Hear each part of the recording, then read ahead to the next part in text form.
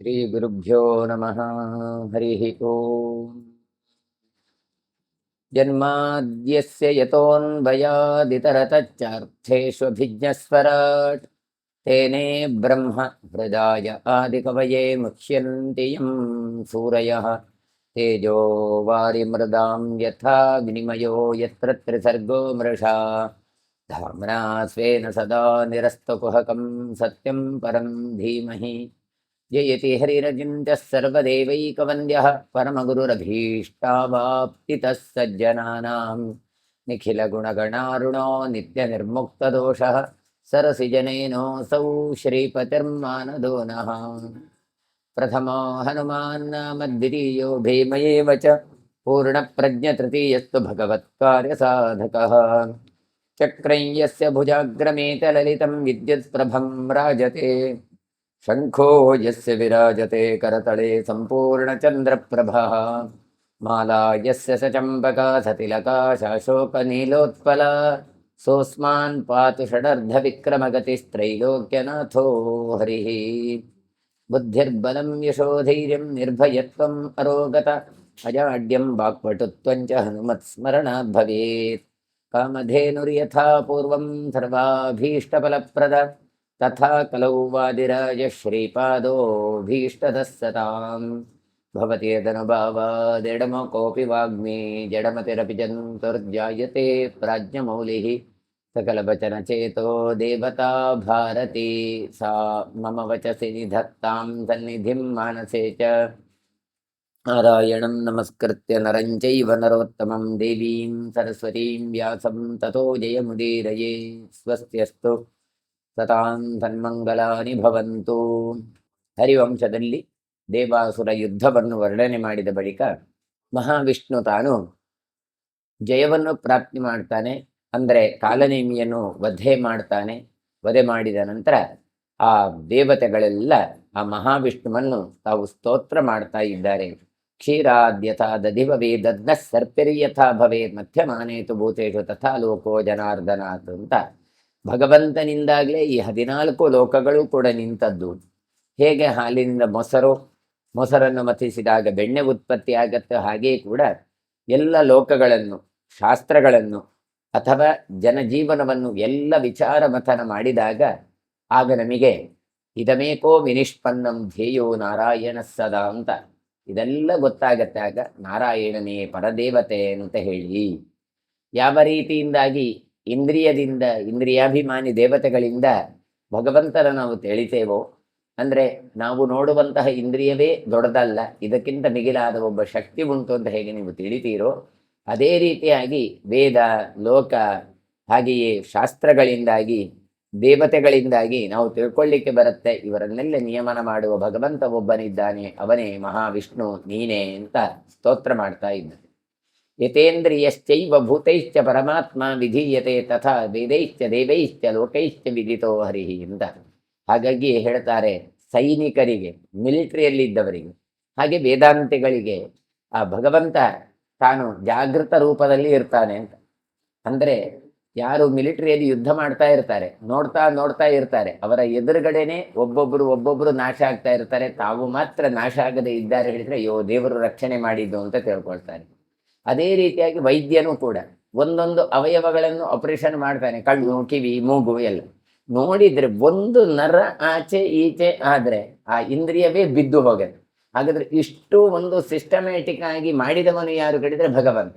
ನಾವು ಹೇಳುವಾಗ ಹೇಳ್ತೇವೆ ಕಣ್ಣೆಲ್ಲ ಹೀಗೆ ಇರ್ತದೆ, ರೈಟಲ್ಲಿ ಇದಿರ್ತದೆ, ಲೆಫ್ಟಲ್ಲಿ ಹೀಗೆ ಇರ್ತದೆ ಅಂತ. ಆದರೆ ಆ ವೈದ್ಯರ ಹತ್ರ ಕೇಳಿ ಒಂದೊಂದು ಇಂದ್ರಿಯಗಳು, ಒಂದೊಂದು ದೇಹದ ಒಳಗಿರುವ ಅಂಗಾಂಗಗಳು ಒಂದೊಂದು ಕೂಡ ವಿಚಿತ್ರವಾದದ್ದು. ನೀವೇ ಆಲೋಚನೆ ಮಾಡಿ, ಇಷ್ಟರವರೆಗೆ ಸರಿ ಇದ್ರು, ಒಂದು ನರ ಆಚೆ ಈಚೆ ಆಯ್ತು ಅಂತ ಇಟ್ಟುಕೊಳ್ಳೋ, ಮತ್ತೆ ಹುಚ್ಚರಾಗಿ ಕುಣಿತಾ ಇರ್ತಾರೆ. ಹಾಗಾದ್ರೆ ಅಷ್ಟು ಚೆನ್ನಾಗಿ ಇಟ್ಟವ ಯಾರು ಕೇಳಿದರೆ ಅದು ಭಗವಂತ. ಹೀಗೆ ಎಲ್ಲದರನ್ನೂ ಕೂಡ ನಾವು ಕ್ರಾಸ್ ಚೆಕ್ ಮಾಡಿದ್ರೆ, ಎಲ್ಲ ಕೂಡ ವಿಮರ್ಶೆ ಮಾಡಿದ್ರೆ ನಮ್ಮನ್ನೆಲ್ಲ ಮಿಗಿಲಾದಂತಹ ಒಬ್ಬ ನಿಯಾಮಕ ಶಕ್ತಿ ಇದ್ದಾನೆ, ಆತನೇ ಮಹಾವಿಷ್ಣು ಅಂತ ಸ್ತೋತ್ರ ಮಾಡ್ತಾ ಇದ್ದಾರೆ. ಯಥಾ ಭೂತೇಂದ್ರಿಯ ವಾಪ್ತಿ ವಿಹಿತ ಭುವಿ ದೇಹಿನಾಂ ತಥಾ ಪ್ರಾಣೇಶ್ವರ ವಾಪ್ತಿರ್ದೇವಾನಾಂ ದಿವಿ ವೈಷ್ಣವಿ.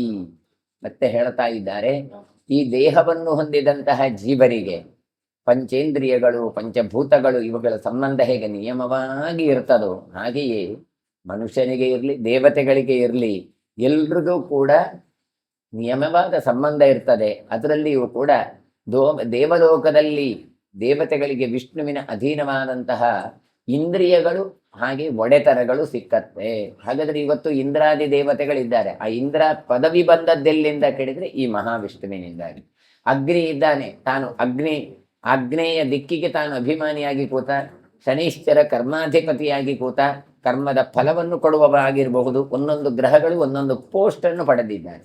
ಈ ಪದವಿಗಳು ಎಲ್ಲಿಂದ ಸಿಕ್ಕಿದ್ದು ಕೇಳಿದ್ರೆ ಭಗವಂತನ ಆರಾಧನೆಯಿಂದ ಸಿಕ್ಕಿತ್ತು. ನೋಡಿ, ಯಥಾ ಭೂತೇಂದ್ರಿಯಾವಾಪ್ತಿ ವಿಹಿತ ಭುಹಿ ದೇಹಿನಾಂ, ಹೇಗೆ ಪಂಚಭೂತಗಳು ಇಂದ್ರಿಯಗಳು ಎಲ್ಲ ಸಂಬಂಧಗಳು ಇರುತ್ತೋ ಅದೇ ರೀತಿಯಾಗಿ ತಥಾ ಪ್ರಾಣೇಶ್ವರಾವಾಪ್ತಿ ದೇವಾನಾಂ ದಿವಿ ವೈಷ್ಣವಿ. ಹಾಗಾಗಿ ಎಲ್ಲ ವಿಷ್ಣುವಿನ ಒಡೆತನದಿಂದ ಬಂದದ್ದು. ಹಾಗಾಗಿ ಆಲೋಚನೆ ಮಾಡಿ, ಬುಧ ತಾನು ಒಂದು ಬುಧ ಲೋಕಕ್ಕೆ ಅಥವಾ ಬುಧ ಗ್ರಹಾಧಿಪತಿ ಆಗ್ತಾ ಹೇಳಿದ್ರೆ ಸುಮ್ಮನೆ ಬರಲಿಲ್ಲ. ಬಹಳಷ್ಟು ತಪಸ್ಸನ್ನು ಮಾಡ್ತಾನೆ, ಬಹಳಷ್ಟು ಕಾಲ ಸಾಧನೆಯನ್ನು ಮಾಡ್ತಾನೆ. ಮುಂದೆ ಆತ ಆ ಪದವಿಯನ್ನು ಪಡ್ತಾನೆ. ಚಂದ್ರ ಹೇಗೆ ಪಡೆದ ಅಂತ ನೋಡಿದ್ದೇವೆ. ರಾಜಸೂಯ ಯಾಗ ಎಲ್ಲ ಮಾಡಿದ, ಬಹಳಷ್ಟು ಕಾಲ ತಪಸ್ಸು ಮಾಡಿದ, ಅತ್ರಿಯ ಕಣ್ಣಿನಿಂದ ಹುಟ್ಟಿಕೊಂಡವ ಅಂತ ನಾವು ಹರಿವಂಶದಲ್ಲಿ ನೋಡಿದ ಹಾಗೆ ಒಂದೊಂದು ಪದವಿ ಬರಬೇಕಾದ್ರೂ ಅದರ ಹಿಂದೆ ತುಂಬಾ ಸಾಧನೆ ಇದೆ ಅಂತ ತೋರಿಸ್ತಾ ಇದ್ದಾನೆ.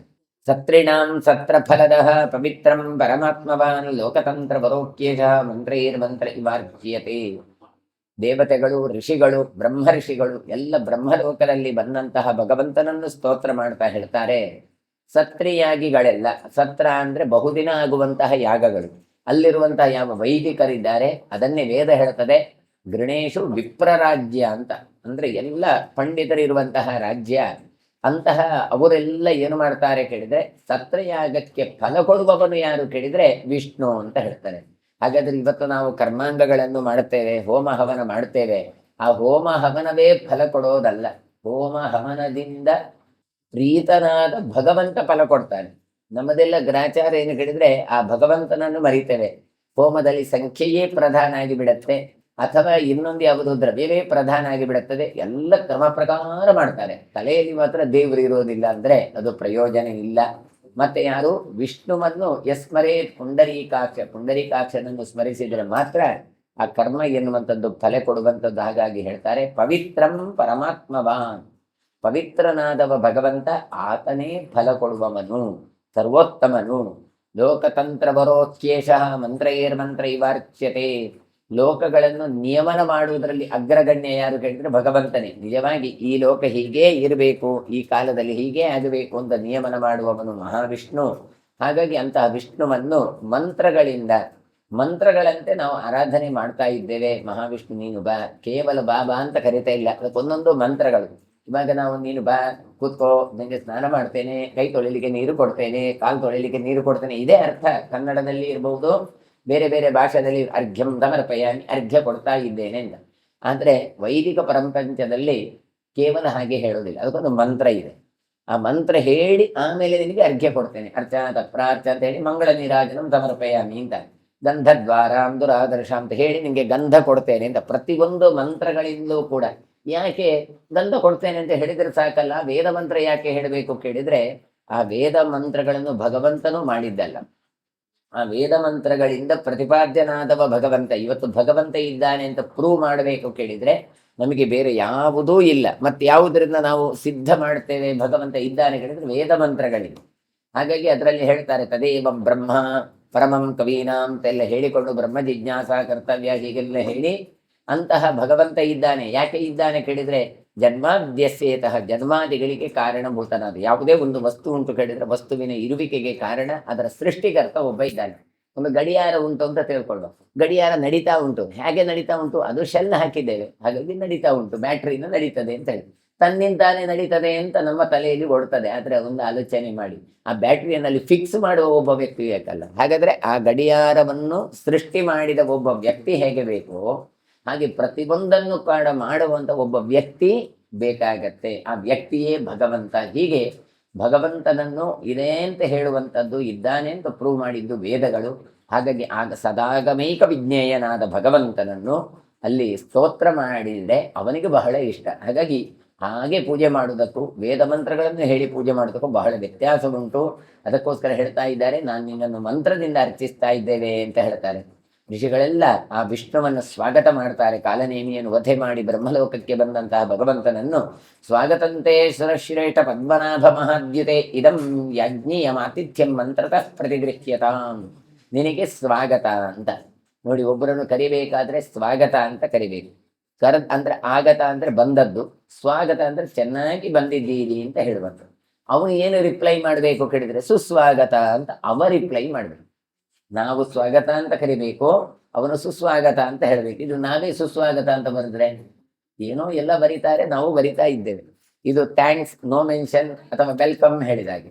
ಆ ವೆಲ್ಕಮ್ ನೋ ಮೆನ್ಷನ್ ಎನ್ನುವಂಥದ್ದೆಲ್ಲ ಪ್ರತಿವಾಕ್ಯಗಳು. ಹಾಗಾಗಿ ಇಲ್ಲಿ ಕೂಡ ಇಲ್ಲಿ ಸ್ವಾಗತ ಅಂತ ಹೇಳಿದ್ರೆ ಸುಸ್ವಾಗತ ಅಂತ ಆತ ಹೇಳ್ತಾನೆ. ಹಾಗಾಗಿ ಇವರು ಹೇಳ್ತಾರೆ ಸ್ವಾಗತಂತು ಸ್ವಾಗತಂತೆ ಶಿರಶ್ರೇಷ್ಠ, ದೇವತೆಗಳಲ್ಲಿ ಶ್ರೇಷ್ಠನಾದವ. ಮತ್ತೆ ಹೇಳ್ತಾರೆ ಪದ್ಮನಾಭ ಮಹಾದ್ಯುತೆ. ಯಾಕೆ ಪದ್ಮನಾಭ ಅಂತ ಶಬ್ದ ಹಾಕಿದ್ರು? ಚತುರ್ಮುಖ ಲೋಕ. ಚತುರ್ಮುಖ ಲೋಕದಲ್ಲಿ ಯಾರು ದೊಡ್ಡವ ಅಂತ ಹೇಳಿದ್ರೆ ಬ್ರಹ್ಮದೇವರೇ ದೊಡ್ಡವರು ಅಂತ. ಆದ್ರೆ ಆ ಬ್ರಹ್ಮನಿಗೂ ಅಪ್ಪನಾಗಿ ನಿಂತವ. ಹಾಗಾಗಿ ಅಜಸ್ತ್ಯನಾಭವು ಮಧ್ಯೇಕಮರ್ಪಿತಂ ಅಂತ ವೇದ ಮಂತ್ರ ಹೇಳುತ್ತೆ.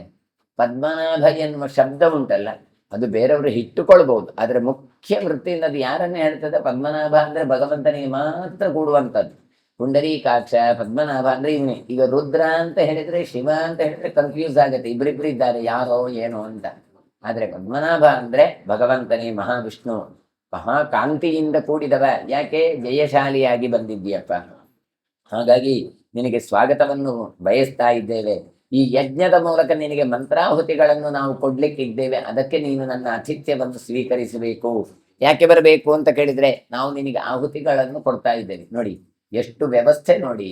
ನಾವು ಇವತ್ತು ದೇವರು ಬಂದ್ರ ತಕೊಂಡು ಹೋದ್ರ ಅಂತ ಇಮ್ಯಾಜಿನ್ ಮಾಡಬಹುದು, ಆದ್ರೆ ಇಲ್ಲಿ ಹಾಗಲ್ಲ. ಸಾಕ್ಷಾತ್ ಭಗವಂತ ಬಂದಿದ್ದಾನೆ.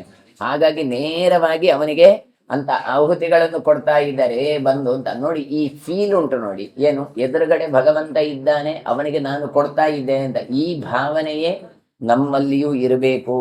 ಜಪ ಪೂಜೆ ಹೋಮ ಹವನ ಮಾಡುವಾಗ ಏನೋ ಮುಗಿದ್ರೆ ಸಾಕು ಅಂತ ಎತ್ತಿ ಎತ್ತಿ ಬಿಸಾಡ್ತದೆ, ಎಲ್ಲಿಯೋ ಹೋಗಿ ಬೀಳ್ತಾ ಇರ್ತದೆ, ಲೆಕ್ಕ ಮಾತಾಡ್ತಾ ಇರ್ತವೆ, ಅದು ಕೈ ಮಾತ್ರ ತಿರುಗುತ್ತಾ ಇರ್ತದೆ, ಪ್ರಯೋಜನ ಇಲ್ಲ.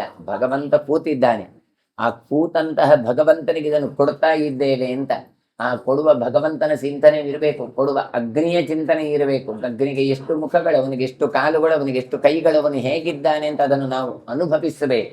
ಹೀಗೆ ಅನುಭವಿಸಿಕೊಟ್ಟಾಗ ಭಗವಂತ ಖಂಡಿತ ತಾನು ಸ್ವೀಕಾರ ಮಾಡ್ತಾನೆ. ಯಾಕೆ ಕೇಳಿದ್ರೆ ಭಗವಂತ ಎಲ್ಲಿಂದ ಬರ್ಲಿಕ್ಕಿಲ್ಲ. ಇವತ್ತು ನೀವು ಯಾವುದಾದ್ರೂ ಪ್ರೇತ ಬಂತೋ ಭೂತ ಬಂತೋ ಇನ್ನೊಬ್ಬ ವ್ಯಕ್ತಿ ಬಂದು ಅಂತ ನೀವು ರಾಶಿ ಇಟ್ಟು ನೋಡ್ಬೇಕಾದಿತ್ತು. ದೇವರು ಬಂದ್ರಾಗಿಲ್ವಾ ಅಂತ ನೀವು ಜ್ಯೋತಿಷವೂ ಕೇಳಬೇಕಾಗಿಲ್ಲ. ಯಾಕೆ? ಆಮ್ನಿ ಪ್ರೆಸೆಂಟ್, ಎಲ್ಲ ಕಡೆ ಇರುವ ಭಗವಂತ ಬರೋದಿಲ್ಲ. ಹಾಗಾದ್ರೆ ಭಗವಂತ ಇದ್ದೇ ಇದ್ದಾನೆ. ನಾವು ಅವನನ್ನು ಇದ್ದಾನೆ ಅಂತ ಭಾವಿಸಿದಾಗ, ಇದ್ದಾನೆ ಅಂತ ಜಪ ಮಾಡಿದಾಗ, ಇದ್ದಾನೆ ಅಂತ ಅವನನ್ನು ಕರೆದಾಗ ಇದ್ದವನೇ ಅಭಿವ್ಯಕ್ತನಾಗ್ತಾನೆ, ಜಾಸ್ತಿಯಾಗಿ ತೋರಿಸಿಕೊಳ್ತಾನೆ ಅಂತ ಅರ್ಥ. ಹಾಗಾದ್ರೆ ಇದ್ದ ವಸ್ತುವೇ ತೋರಿಸಿಕೊಳ್ಳುವುದು, ಇದು ಭಗವಂತ ಮಾಡುವಂಥದ್ದು. ಹಾಗಾಗಿ ಅವನನ್ನು ಹೇಳ್ತಾ ಇದ್ದಾರೆ, ನಾವು ಕೊಟ್ಟಂತಹ ಈ ಪೂಜೆಯನ್ನು ಮಂತ್ರತಃ ಪ್ರತಿಗೃಹ್ಯತ, ಮಂತ್ರದಿಂದ ನೀವು ಸ್ವೀಕರಿಸಿಕೊಳ್ಳಬೇಕು ಅಂತ. ಆಮೇಲೆ ತ್ವಮಸ್ಯ ಮಂತ್ರಂ ಪೂತಸ್ಯ ಪಾದ್ಯಂ ಪದ್ಯಸ್ಯ ಭಾಜನಂ ಅತಿಥಿಸ್ತ್ವಂ ಹಿ ಮಂತ್ರೋಕ್ತಃ ಸದಸ್ಯದ್ಯ ಆಗತಃ. ಪವಿತ್ರವಾದ ಮಂತ್ರಗಳಿಗೆ ನಿಯಾಮಕ ಯಾರು? ಈ ಮಂತ್ರಗಳು ಹೀಗೆ ಇದೆ ಅಂತ ಹೇಳಿದವರು ಯಾರು ಅಂದರೆ ಮೊದಲು ಹೇಳಿದವರು ಇವನೇ. ಚತುರ್ಮುಖ ಬ್ರಹ್ಮನಿಗೆ ಆ ವೇದವನ್ನು ಉಪದೇಶ ಕೊಟ್ಟು ಮಂತ್ರಗಳನ್ನು, ಒಂದು ಗಾಯತ್ರಿಯನ್ನು ಜಪ ಮಾಡಿದ್ರೆ ಹೇಗೆ ಬ್ರಾಹ್ಮಣ ಅಂತ ನಾವು ಹೇಳ್ತೇವೋ, ಅಂತಹ ಒಂದು ಮಂತ್ರದ ಹಾಗೆ 10,552 ಶಾಕಲ ಋಗ್ವೇದದಲ್ಲಿ ಇದೆ ಮಂತ್ರಗಳು. ಅದು ವೇದ ಅಂತ ಹೇಳ್ತದೆ. ಹೀಗೆಯೇ ಯಜುರ್ವೇದ, ಸಾಮವೇದ, ಅಥರ್ವವೇದ, ಅದು ಅನಂತವಾದ ವೇದಗಳು ಅಂತ ಹೇಳ್ತಾರೆ. ಯಾಕೆ? ಭಗವಂತ ಶ್ವಾಸೋಚ್ಛ್ವಾಸ ಮಾಡುವಾಗ ಮಂತ್ರಗಳು ಹೊರಬರುತ್ತೆ. ಭಗವಂತ ಬ್ರೀದಿಂಗ್ ನಿಲ್ಲಿಸ್ಲಿಕ್ಕೆ ಇಲ್ಲ, ವೇದಗಳು ನಿಲ್ಲಿಕ್ಕೆ ಇಲ್ಲ. ಹಾಗಾಗಿ ನಿತ್ಯ ಹೊರಹೊಮ್ಮುತ್ತಾ ಇರ್ತದೆ. ಅಂತಹ ಮಂತ್ರಗಳಿಗೆ ಯಾರು ನಿಯಾಮಕ ಅಂದ್ರೆ ಭಗವಂತನೇ ನಿಯಾಮಕ, ಭಗವಂತನೇ ಅದನ್ನು ನಿಯಮನ ಮಾಡುವವ. ಹಾಗಾಗಿ ನಾವು ಕೊಡುವ ಪಾದ್ಯಸ್ಯ ಭಾಜನಂ, ಕಾಲು ತೊಳಿಲಿಕ್ಕೆ ನೀರು ಕೊಡ್ತಾ ಇದ್ದೇವಲ್ಲ, ಅದಕ್ಕೆ ನೀನು ಫಿಟ್ ಪರ್ಸನ್, ನೀನು ಯೋಗ್ಯನಾದ ವ್ಯಕ್ತಿ. ಯಾಕೆ? ನಾವು ಕೊಡುವ ಪಾದ್ಯ ಹಾಗೆ ಅಲ್ಲ. ನೋಡಿ, ಇವತ್ತೊಂದು ಕಾಲು ತೊಳಿಲಿಕ್ಕೆ ನೀರು, ಕೈ ತೊಳಿಲಿಕ್ಕೆ ನೀರು ಅಂತ ಒಂದು ಸ್ಪೂನಿನಲ್ಲಿ ಅಂದ್ರೆ ಕವಳಿಗೆ ಸೌಟಿನಲ್ಲಿ ನಾವು ಕೊಡ್ತೇವೆ. ಅರ್ಘ್ಯಂ ತವರ್ಪಯಾಮಿ ಪಾದ್ಯಂ ತವರ್ಪಯಾಮಿ ಅಂತ. ಒಂದು ಆಲೋಚನೆ ಮಾಡಿ, ಭಗವಂತ ಎಲ್ಲಿದ್ದಾನೆ? ಮತ್ಸ್ಯ ಕೂರ್ಮನಾಗಿ ನೀರಿನೊಳಗೆ ಸಮುದ್ರದಲ್ಲಿ ಇದ್ದಾನೆ. ಅವನಿಗೆ ನೀವೇನು ಕಾಲು ತೊಳೆಯೋದು ಸ್ವಾಮಿ?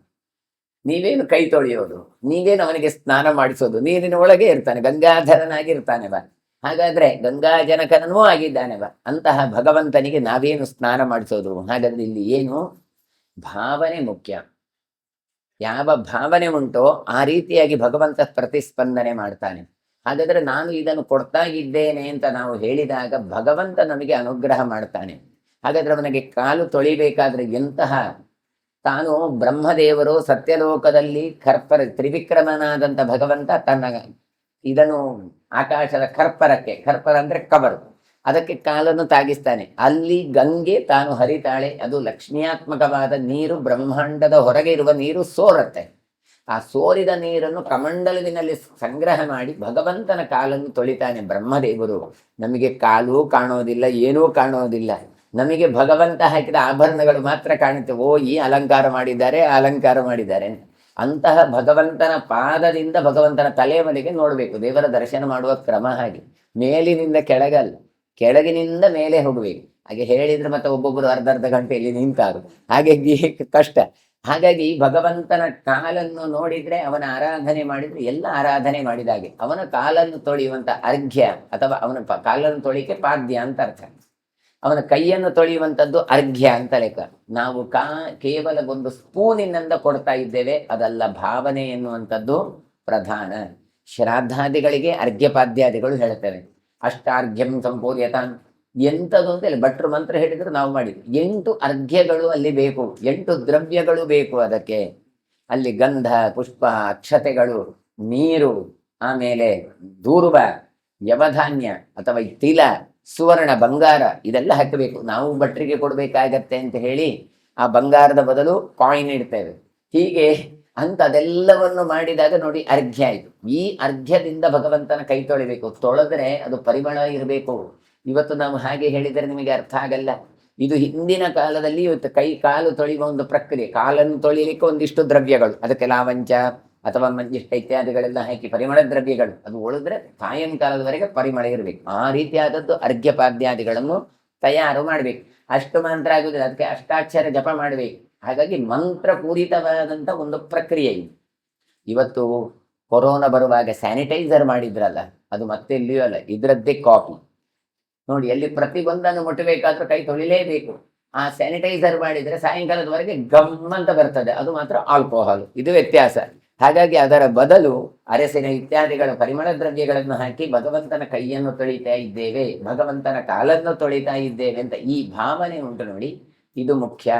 ಹಾಗಾಗಿ ಹೇಳ್ತಾರೆ, ಅತಿಥಿಸ್ತ್ವಂ ಹಿ ಮಂತ್ರೋಕ್ತಃ ಸದಸ್ಯ ಆಗತಃ. ಹಾಗಾಗಿ ಯಜ್ಞದಲ್ಲಿ ಭಾಗವಹಿಸಿದ ಯಾವೆಲ್ಲ ಸದಸ್ಯರು ಇದ್ದೇವೆ ನಾವೆಲ್ಲ, ನಮ್ಮಲ್ಲಿಯೂ ಸನ್ನಿಹಿತನಾದವ ಯಾರು ಕೇಳಿದ್ರೆ ಅದು ನೀನೇ. ಆದ್ರೆ ಎಲ್ಲ ಕಡೆ ಇರ್ತದೆ ಅಂತ ಭಾವಿಸ್ತೇವೆ, ಆದ್ರೆ ಇಲ್ಲಿ ನೀನು ಮಾತ್ರ ಹಾಗಲ್ಲ. ಮತ್ತೇನು ಕೇಳಿದ್ರೆ, ನಮ್ಮ ಮೇಲಿನ ದಯೆಯಿಂದ ನೀನು ಬಂದಿದ್ದೀಯಪ್ಪ, ನೀನು ಬಂದಿದ್ದೀ ಅಂತ ನಾವು ಅನುಭವಿಸ್ತಾ ಇದ್ದೇವೆ. ತ್ವಯಿಯೋದ್ಧುಂ ಗತೆ ವಿಷ್ಣೋ ನ ಪ್ರಾವರ್ತಂತನಃ ಕ್ರಿಯಾ ಅವೈಷ್ಟವಸ್ಯ ಯಜ್ಞಸ್ಯ ನಹಿ ಕರ್ಮ ವಿಧೀಯತೆ. ಆಮೇಲೆ ನೀನು ಏನು ಮಾಡಿದ್ದಿ? ಯೋದ್ಧುಂಗತೆ, ನೀನು ಯುದ್ಧಕ್ಕೋಸ್ಕರ ಈ ಲೋಕದಿಂದ ಹೊರಟು ಹೋದಿ. ನೀನು ಹೋದ ಮೇಲೆ ಇಲ್ಲಿ ಯಾವ ಕೆಲಸಗಳನ್ನು ನಾವು ಮಾಡಿದ್ರು ಕೂಡ ಅದು ಸರಿಯಾಗಿ ಆಗ್ತಾ ಇರಲಿಲ್ಲ. ನೋಡಿ, ಅವರು ಹೇಳ್ತಾರೆ, ತ್ವಯಿ ಯೋದ್ಧುಂಗತೆ, ನೀನು ಯುದ್ಧ ಮಾಡ್ಲಿಕ್ಕೆ ಹೋಗ್ತಾ ಇದ್ದಿಲ್ಲ. ನ ಪ್ರಾವರ್ತಂತನ ಕ್ರಿಯ, ದೇವರು ಇಲ್ಲ ಹೇಳಿದ್ರೆ ಅಲ್ಲಿ ಯಾವ ಕೆಲಸವೂ ಸರಿಯಾಗಿ ಆಗೋದಿಲ್ಲ. ನೀನೇನೋ ಯುದ್ಧಕ್ಕೆ ಹೊರಟು ಹೋಗಿದ್ಯಪ್ಪ, ಹಾಗಾಗಿ ಯಾವ ಕ್ರಿಯೆಗಳು ಸರಿಯಾಗಿ ಪ್ರವೃತ್ತಿ ಹೊಂದುತ್ತಾ ಇರಲಿಲ್ಲ, ಆಗ್ತಾ ಇರಲಿಲ್ಲ. ಆದ್ದರಿಂದ ಒಂದು ಗೊತ್ತಾಯಿತು ನಮಗೆ, ಅವೈಷ್ಟವಸ್ಯ ಯಜ್ಞಸ್ಯ ನಹಿ ಕರ್ಮ ವಿಧೀಯತೆ. ವಿಷ್ಣುವಿನ ಸ್ಮರಣೆ ಇಲ್ಲದ, ವಿಷ್ಣುವಿಗೆ ಸ್ಥಾನ ಇಲ್ಲದ, ವಿಷ್ಣುವಿಗೆ ಪೂಜೆ ಇಲ್ಲದ ಯಜ್ಞ ಅದು ಸರಿಯಾಗಿ ಕರ್ಮ ಆಗೋದಿಲ್ಲ. ಇದು ಎಲ್ಲಿ ಗೊತ್ತಾಗತ್ತೆ ಅಂತ ಕೇಳಿದರೆ ನಮಗೆ ದಕ್ಷಾಧ್ವರದಲ್ಲಿ ಗೊತ್ತಾಗುತ್ತೆ. ದಕ್ಷ ಪ್ರಜಾಪತಿ ತಾನು ರುದ್ರದೇವರಿಗೆ ಅವಮಾನವನ್ನು ಮಾಡಿಕೊಂಡು ಯಾಗವನ್ನು ಮಾಡ್ಲಿಕ್ಕೆ ಹೊರಟ, ಎಲ್ರಿಗೆ ಆಹುತಿ ಕೊಟ್ಟ. ರುದ್ರದೇವರಿಗೆ ಅವನು ಕೊಡೋದಿಲ್ಲ, ಅವನು ನನಗೆ ಅವಮಾನ ಮಾಡಿದ್ದಾನೆ. ನೋಡಿ, ಇದು ಪರ್ಸನಲ್ ಗ್ರಜ್ ಅಂತ ಹೇಳ್ತೇವಲ್ಲ ಹಾಗೆ. ಹಾಗಾಗಿ ಎಲ್ರಿಗೂ ಆಹುತಿ ಕೊಟ್ಟರು ಕೂಡ ಶಿವನಿಗೆ ಕೊಡ್ಲಿಲ್ಲ, ಎಲ್ರಿಗೂ ಆಮಂತ್ರಣ ಕೊಟ್ಟರೆ ಶಿವನಿಗೂ ಕೊಡ್ಲಿಲ್ಲ, ಅವನ ಹೆಂಡತಿಗೂ ಕೊಡ್ಲಿಲ್ಲ, ತನ್ನ ಮಗಳೇ ಆದರೂ ಕೊಡ್ಲಿಲ್ಲ. ಹೀಗೆ ಅವಮಾನ ಮಾಡುವ ಸಂದರ್ಭದಲ್ಲಿ ಅಲ್ಲಿ ಯಾಗದಲ್ಲಿ ಪ್ರತಿಪಾದ್ಯನಾದವ ನರಸಿಂಹದೇವರು ಬರಬೇಕಿತ್ತು. ಆದರೆ ನರಸಿಂಹದೇವರು ಬರಲಿಲ್ಲ. ಯಾಕೆ ಬರಲಿಲ್ಲ? ತನ್ನ ಮೊಮ್ಮಗನಾದಂತಹ ರುದ್ರದೇವರಿಗೆ ಎಲ್ಲಿ ಗೌರವ ಇಲ್ವೋ, ವೈಷ್ಣವಾನಾಂ ಯಥಾ ಸಂಬಂಧ ಪರಮ ವೈಷ್ಣವನಾದಂಥ ರುದ್ರದೇವರಿಗೆ ಎಲ್ಲಿ ಅವಮಾನ ಆಗತ್ತೋ ಅಲ್ಲಿ ವಿಷ್ಣು ಬರಲೇ ಇಲ್ಲ. ಹಾಗಾಗಿ ಯಜ್ಞ ಏನಾಯಿತು, ಅದು ಪೂರ್ತಿ ಆಗಲೇ ಇಲ್ಲ. ವೀರಭದ್ರ ಮುಂದೆ ಬರ್ತಾನೆ, ದಕ್ಷನ ತಲೆಯನ್ನು ಕಡಿತಾನೆ. ಹೀಗೆ ದಕ್ಷಾಧ್ವರದಲ್ಲಿ ರುದ್ರದೇವರೇ ಮತ್ತೆ ಬಂದು ದಕ್ಷನ ತಲೆಯನ್ನು ಕಡಿದು ತಾನು ದಕ್ಷಿಣಕ್ಕೆ ಕುಳಿತುಕೊಂಡು ಸಪ್ತಕ ಸಂಹತಾದಿಗಳನ್ನು ನಾರದರಿಗೆ ಪಾಠ ಮಾಡ್ತಾ ಕೂತ್ಕೊಳ್ಳೋದು. ಇಲ್ಲಿ ಯಾಗ ಅರ್ಧವೇ. ಮತ್ತೆ ಏನು ಮಾಡ್ತಾರೆ, ಎಲ್ಲ ದೇವಾದಿ ದೇವತೆಗಳು ಹೋಗಿ ಪ್ರಾರ್ಥನೆ ಮಾಡ್ತಾರೆ. ಒಂದು ಯಜ್ಞ ಎನ್ನುವಂಥದ್ದು ಅರ್ಧಂಬರ್ಧ ಆಗಬಾರ್ದು. ನಾವು ಹೇಳೋದುಂಟು, ಒಂದು ದೇವಸ್ಥಾನ ಬಿಚ್ಚಿ ಬಿಟ್ಟಿದ್ದಾರೆ ಮರಿ, ಇನ್ನು ಬ್ರಹ್ಮಕಲಶ ಆಗಲಿಲ್ಲ, ದೇವಸ್ಥಾನ ಕಂಪ್ಲೀಟ್ ಆಗಲಿಲ್ಲ. ಕೇಳಿದ್ರೆ ಅದು ಫಂಡ್ ಬರಲಿಲ್ಲ, ಇವರ ರಾಜಕೀಯದಲ್ಲಿ ಇದು ಮುಗಿಲೇ ಇಲ್ಲ ಅಂತ. ಇದು ಲೋಕಕ್ಕೆ ಒಳ್ಳೆದಲ್ಲ, ಕ್ಷೇಮ ಅಲ್ಲ. ಹಾಗಾಗಿ ದೇವತೆಗಳು ಹೇಳ್ತಾ ಇದ್ದಾರೆ, ಯಾಗ ಆರಂಭ ಆದರೂ ಪೂರ್ತಿಯಾಗಬೇಕು ಅಂತ. ಆಗ ಮತ್ತೆ ಭಗವಂತನ ಹತ್ರ ಸ್ತೋತ್ರ ಮಾಡುವಾಗ, ರುದ್ರಾಂತರ್ಯಾಮಿಯ ನರಸಿಂಹನ ಹತ್ರ ಸ್ತೋತ್ರ ಮಾಡುವಾಗ ಆಗ ರುದ್ರದೇವರು ಹೇಳ್ತಾರೆ, ಏನು ಇನ್ನು ಮುಂದೆ ಆಹುತಿಗಳು ಕೊಡಬೇಕು, ಯಜ್ಞದಲ್ಲಿ ಉಳಿದ ಭಾಗಗಳೆಲ್ಲ ಏಷತೇ ರುದ್ರ ಭಾಗ ಅಂತ. ಹಾಗಾಗಿ ರುದ್ರದೇವರಿಗೆ ಅಂತ ಆಹುತಿಗಳನ್ನು ಕೊಟ್ರೆ, ಗೌರವವನ್ನು ಕೊಟ್ರೆ ನಾನು ಬರ್ತೇನೆ ಅಂತ ನರಸಿಂಹದೇವರು ಬರ್ತಾರೆ. ಯಜ್ಞಕ್ಕೆ ಬಲಿ ಕೊಡಬೇಕಾದಂತಹ ಆಡಿನ ಸ್ಥಾನದಲ್ಲಿ ಆ ದಕ್ಷನ ತಲೆಯನ್ನು ಕಡಿದು ಹೋಮ ಮಾಡ್ತಾರೆ. ಹಾಗಾಗಿ ಅಲ್ಲಿ ಮತ್ತೆ ಭಗವಂತ ಪ್ರಕಟಗೊಂಡು ಯಾಗಕ್ಕೆ ಫಲವನ್ನು ಕೊಡ್ತಾನೆ ಅಂತ. ಹಾಗಾಗಿ ಎಲ್ಲಿ ವಿಷ್ಣುವಿಗೆ ಅವಮಾನವೋ, ವಿಷ್ಣು ಭಕ್ತರಿಗೆ ಅವಮಾನ ಆಗತ್ತೋ ಅಲ್ಲಿ ಯಾಗಗಳು ಪೂರ್ತಿ ಆಗೋದಿಲ್ಲ. ಹಾಗಾಗಿ ಹೇಳ್ತಾರೆ, ವಿಷ್ಣುವಿನ ಸ್ಮರಣೆ ಇಲ್ಲದೆ ಇದ್ದರೆ ಆಯ ಮಂತ್ರತಸ್ತಂತ್ರತಶ್ಚಿದ್ಯಾತ್ ಅಂತ ಹೇಳಿಕೊಂಡು ಭಾಗವತ ಕೊಡೋದು. ನೀವು ಏನೇ ಇರಲಿ ಕೆಲಸ ಮಾಡಿ ಅದು ಪೂರ್ತಿ ಆಗ್ಲಿಕ್ಕೆ ಸಾಧ್ಯವೇ ಇಲ್ಲ. ನಮ್ಮೊಂದು ತಲೆಯಲ್ಲಿ ಕೆಲವೆಲ್ಲ ಫಿಕ್ಸ್ ಆಗಿರ್ತದೆ, ಯಾಕೆ ಪೂಜೆ ಮಾಡಲಿಲ್ಲ ಅಂದ್ರೆ ಅದೆಲ್ಲ ಸರಿ ಕಲ್ತು ಮಾಡ್ಬೇಕು, ಮಾಡಿದ್ಮೇಲೆ 100% ಪರ್ಫೆಕ್ಟ್ ಆಗಬೇಕು ಅಂತ. ಜಪ ಯಾಕೆ ಮಾಡಬೇಕು, ಈಗ ಗಡಿಬಿಡಿಯಲ್ಲಿ ಆಫೀಸಿಗೆ ಹೋಗ್ಲಿಕ್ಕಿತ್ತು, ಆದ್ರೆ ಮಾಡಿದ ನಂತರ ಅದು ಪರ್ಫೆಕ್ಟ್ ಮಾಡಬೇಕು ಅಂತ. ಪರ್ಫೆಕ್ಷನ್ ಬರಲಿಕ್ಕೆ ಸಾಧ್ಯವೇ ಇಲ್ಲ. ಯಾಕೆ, ದೋಷ ಪೂರ್ಣನಾಗಿಯೇ ಇರುವವರು ನಾವೆಲ್ಲ. ದೋಷ ದೂರನಾದ ಭಗವಂತ ಒಬ್ಬನೇ. ಮತ್ತೆಷ್ಟು ಕೂಡಿತೋ ಅಷ್ಟು ಮಾಡ್ತಾ ಮಾಡ್ತಾ ಹೋಗುವಾಗ ನಮ್ಮ ದೋಷವನ್ನು ಭಗವಂತ ಕಳೀತಾನೆ. ಹಾಗಾಗಿ ಪೂರ್ತಿ ತಿಳಿದೇ ಮಾಡ್ತೇನೆ ಹೇಳಿದ್ರೆ ಆಗ್ಲಿಕ್ಕೆ ಇಲ್ಲ. ಎಷ್ಟು ತಿಳಿಯಿತೋ ಅಷ್ಟು ಮಾಡ್ತಾ ಮಾಡ್ತಾ ಮುಂದೆ ಹೋಗೋಣ, ಆಗ ಭಗವಂತ ಅನುಗ್ರಹ ಮಾಡ್ತಾನೆ. ಹಾಗೆ ಇಲ್ಲಿ ಕೂಡ ನಾವೆಲ್ಲ ಮಾಡುವ ಕರ್ಮಗಳಲ್ಲಿ ದೋಷಗಳು ಇದ್ದೇ ಇರುತ್ತೆ. ಹಾಗಾದ್ರೆ ಏನು ಮಾಡೋದಾಗ ಆಗ ಹರಿನಾಮ ಸ್ಮರಣೆ ಮಾಡೋದಷ್ಟೇ ನಮ್ಗೆ ಗೊತ್ತಿರೋದು. ಮತ್ತೇನು ಮಾಡ್ಲಿಕ್ಕಿಲ್ಲ. ಒಂದು ಪವಮಾನ ಹೋಮ ಮಾಡಿದ್ರೆ ಪಾಪಗಳೆಲ್ಲ ಪರಿಹಾರ. ಅಮಂತ್ರಮನ್ನ ಯತ್ಕಿಂಚ ಧ್ವಜತೆ ಹುತಾಶನೆ ಅಂತ ಹೇಳಿದ್ರು. ಮಂತ್ರ ಹೇಳುವಾಗ ದೋಷ ಆದ್ರೆ ಪವಮಾನ ಹೋಮ ಮಾಡಿದ್ರೆ ಆಗ ಪರಿಹಾರ ಆಗುತ್ತೆ ಅಂತ. ಆ ಪವಮಾನ ಹೋಮ ಮಾಡುವಾಗಲೇ ಮಂತ್ರ ತಪ್ಪು ಹೇಳಿದ್ರೆ, ದನದ ಹಾಲಿನಿಂದೋ ದನದ ತುಪ್ಪದಿಂದೋ ಹೋಮ ಅಂತ ಇದೆ. ನಾವು ದನದ ಚಿತ್ರದಿಂದ ಇರುವ ತುಪ್ಪದಿಂದ ಹೋಮ ಮಾಡ್ತಾ ಇದ್ದೇವೆ. ಅದು ಯಾವ ಶುದ್ಧವೋ ಗೊತ್ತಿಲ್ಲ. ಹಾಗಾದ್ರೆ ಇಂತಹ ದೋಷಗಳು ಬಹಳಷ್ಟು ಇದ್ದೇ ಇರತ್ತೆ. ಏನು ಮಾಡುವ ಈ ಕಾಲಘಟ್ಟ. ಹಾಗಾದ್ರೆ ಹಾಗೆ ಏನು ಮಾಡಬಹುದು ಕೇಳಿದ್ರೆ, ಕೊನೆ ಪಕ್ಷ ಅಚ್ಯುತಾಯ ನಮಃ, ಅನಂತಾಯ ನಮಃ, ಗೋವಿಂದಾಯ ನಮಃ ಅಂತ ನಾಮಸ್ಮರಣೆ ಮಾಡ್ಬೋದು. ಹಾಗಾಗಿ ಅದನ್ನು ಕಂಪಲ್ಸರಿ ಇಟ್ಟಿದ್ದಾರೆ. ಮಂತ್ರ ತಂತ್ರ ಸರ್ವರ್ಣ ಅಕ್ಷರ ಸರ್ವಲೋಕ ಪ್ರಾಯಶ್ಚಿತ್ತಾರ್ಥಂ ಅಂತ. ಅದನ್ನು ಹೇಳಲಿಕ್ಕೆ ನಾವು ಗಡಿಬಿಡಿ ಮಾಡ್ತೇವೆ. ಕೊನೆಗೆ ಅಚ್ಯುತಾನಂದ ಗೋವಿಂದಾಯ ನಮಃ ಒಂದೇ ಸಲ ಮುಗಿಸ್ತೇವೆ. ಅದು ಕೊನೆ ಪಕ್ಷ 10 ಸಲ ಜಪ ಮಾಡಬೇಕು. ಅಚ್ಯುತಾಯ ನಮಃ, ಅನಂತಾಯ ನಮಃ, ಗೋವಿಂದಾಯ ನಮಃ ಅಂತ 3 ಸಲಕ್ಕೆ ನಿಲ್ಲಿಸೋದಲ್ಲ. ಮತ್ತೆ ಪುರುಷೋತ್ತಿಲ್ಲದಕ್ಕೆ 3ಕ್ಕೆ ನಿಲ್ಲಿಸ್ತಾ ಇದ್ದೇವೆ. ನಾಮತ್ರಯ ಜಪ ಅಂತ ಕೇಳಿದ್ರೆ ಆ ಜಪದಲ್ಲಿ 3 ಹೆಸರು ಉಂಟು, ಅಚ್ಯುತ, ಅನಂತ, ಗೋವಿಂದ. ಮಿನಿಮಮ್ 10 ಆದ್ರೂ ಮಾಡಬೇಕು. ಆದ್ರೆ ನಮ್ಮ ಸಂಪ್ರದಾಯಗಳಲ್ಲಿ ಅದು 3ಕ್ಕೆ ನಿಂತಿದೆ. ಅಂತೂ ಇಡೀ ದಿನ ಹರಿನಾಮ ಸ್ಮರಣೆಯನ್ನು ಮಾಡಬೇಕು. ಮಾಡಿದಾಗ ದೋಷಗಳು ಪರಿಹಾರ ಆಗತ್ತೆ. ಹಾಗಾಗಿ ಅವೈಷ್ಣವಾದಂತಹ ಯಜ್ಞ ಅದು ಕರ್ಮಕ್ಕೆ ಫಲ ಕೊಡೋದಿಲ್ಲ. ಯಾಕೆ, ಕರ್ಮಾಧ್ಯಕ್ಷನಾದ ಭಗವಂತ. ಹಾಗಾಗಿ ಅವನನ್ನೇ ನೀವು ನೆನಪಿಸಿಕೊಳ್ಳಿಲ್ಲ ಹೇಳಿದ್ರೆ ಕರ್ಮಕ್ಕೆ ಫಲ ಹೇಗೆ ಬರಲಿಕ್ಕೆ ಸಾಧ್ಯ. ಕರ್ಮ ಜಡ. ಹೋಮವೇ ಮಳೆ ಬರೋದಲ್ಲ. ಹೋಮದಿಂದ ಸುಪ್ರೀತನಾದ ಭಗವಂತ ತಾನು ಮಳೆಯನ್ನು ಕೊಡೋದು ಅಂತ ಚಿಂತನೆ ಮಾಡಬೇಕು. ಹಾಗಾಗಿ ಸಂಧಿ ಶಾಂತಿ ಇತ್ಯಾದಿಗಳೆಲ್ಲ ಮಾಡಿದ್ದರಿಂದ ಗ್ರಹಚಾರ ಪರಿಹಾರ ಆಗೋದಲ್ಲ.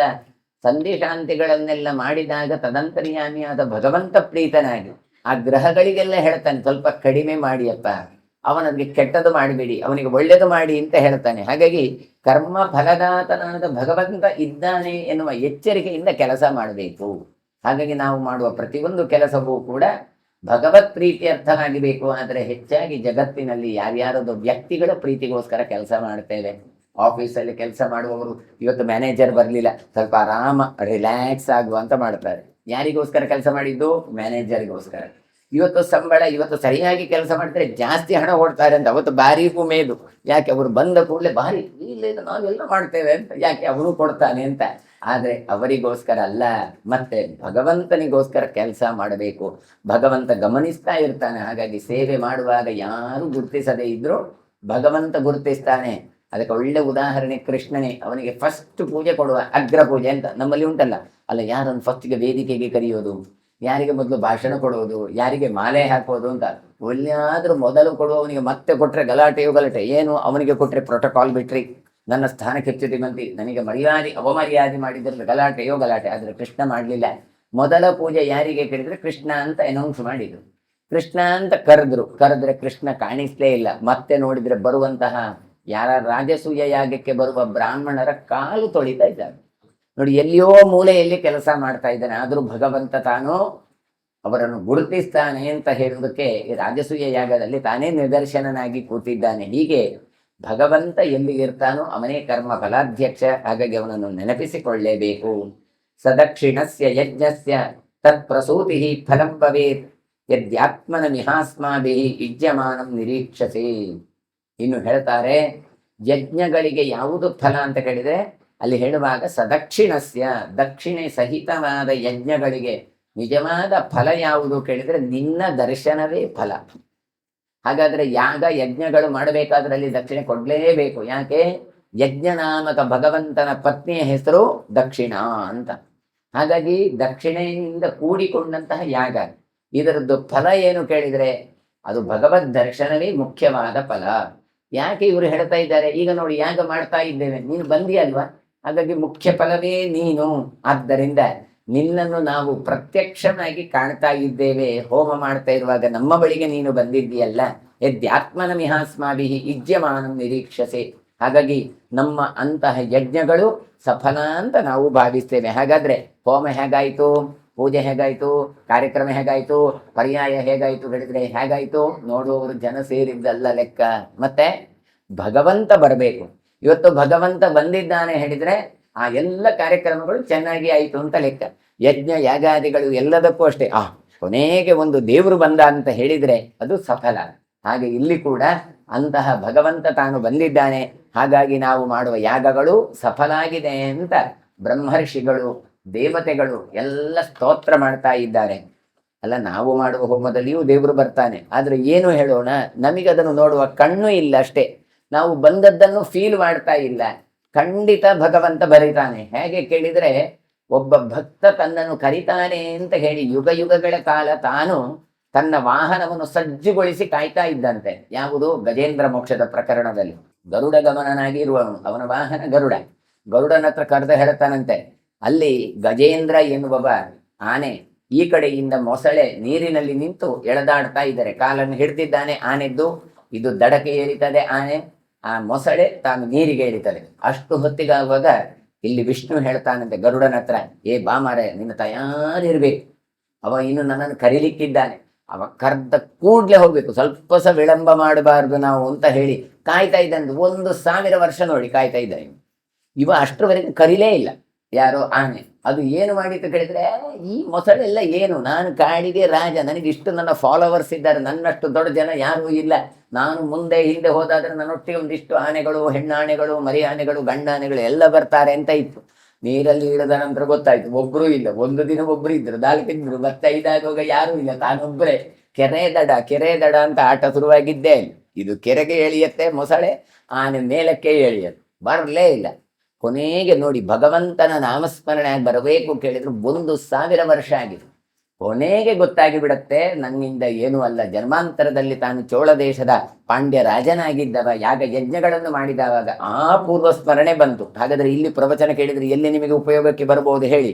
ಇವತ್ತು ಓದಿದ್ದು ಕೇಳಿದ್ದು ನಾಳೆ ಮರ್ತೋಗಬಹುದು, ಆದ್ರೆ ಜನ್ಮ ಜನ್ಮಾಂತರಕ್ಕಾದ್ರೂ ಭಗವಂತನ ಚಿಂತನೆ ಬಂತು ಹೇಳಿದ್ರೆ ಈ ಪ್ರವಚನ ಕೇಳಿದ್ದಕ್ಕೆ ಸಾರ್ಥಕ.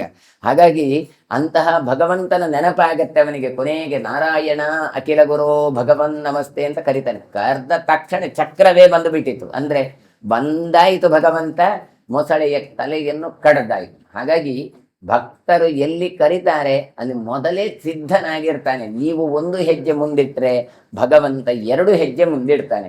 ಹಾಗಾಗಿ ಅಂತಹ ಭಗವಂತ ತಾನು ಯಾಗದಲ್ಲಿ ಬಂದಿರ್ತಾನೆ, ಖಂಡಿತ ಬರ್ತಾನೆ. ಏಷ್ಯಗ್ನೋ ಅಂತ ಹೇಳಿ ಕರೆಯುವಾಗಲೇ ಅಗ್ನಿ ಬಂದ. ಅಗ್ನಿಯ ಒಳಗೆ ಭಗವಂತ ಇದ್ದೇ ಇದ್ದಾನೆ, ಇಲ್ಲದ್ರೆ ಸುಡುವ ಶಕ್ತಿ ಬರ್ತಾ ಇರಲಿಲ್ಲ. ನಿಮಗೆ ನೀರು ಆಕಾಶದಲ್ಲಿ, ಗಾಳಿ ಆಕಾಶದಲ್ಲಿ ಭಗವಂತ ಕಾಣುತ್ತಾ ಇರಬಹುದು, ಕಾಣದೇ ಇರಬಹುದು, ಆದರೆ ಅಗ್ನಿ, ಮಣ್ಣು, ನೀರಿನಲ್ಲಿ ಖಂಡಿತ ನಮಗೆ ಕಾಣ್ತದೆ. ಹಾಗಾಗಿ ಅಂತಹ ಆ ಮೂರ್ತ ಪದಾರ್ಥದ ಒಳಗೆ ಇರುವ ಭಗವಂತ ಇದ್ದದ್ದಕ್ಕೆ ಅದೆಲ್ಲ ಕೆಲಸ ಮಾಡತ್ತೆ.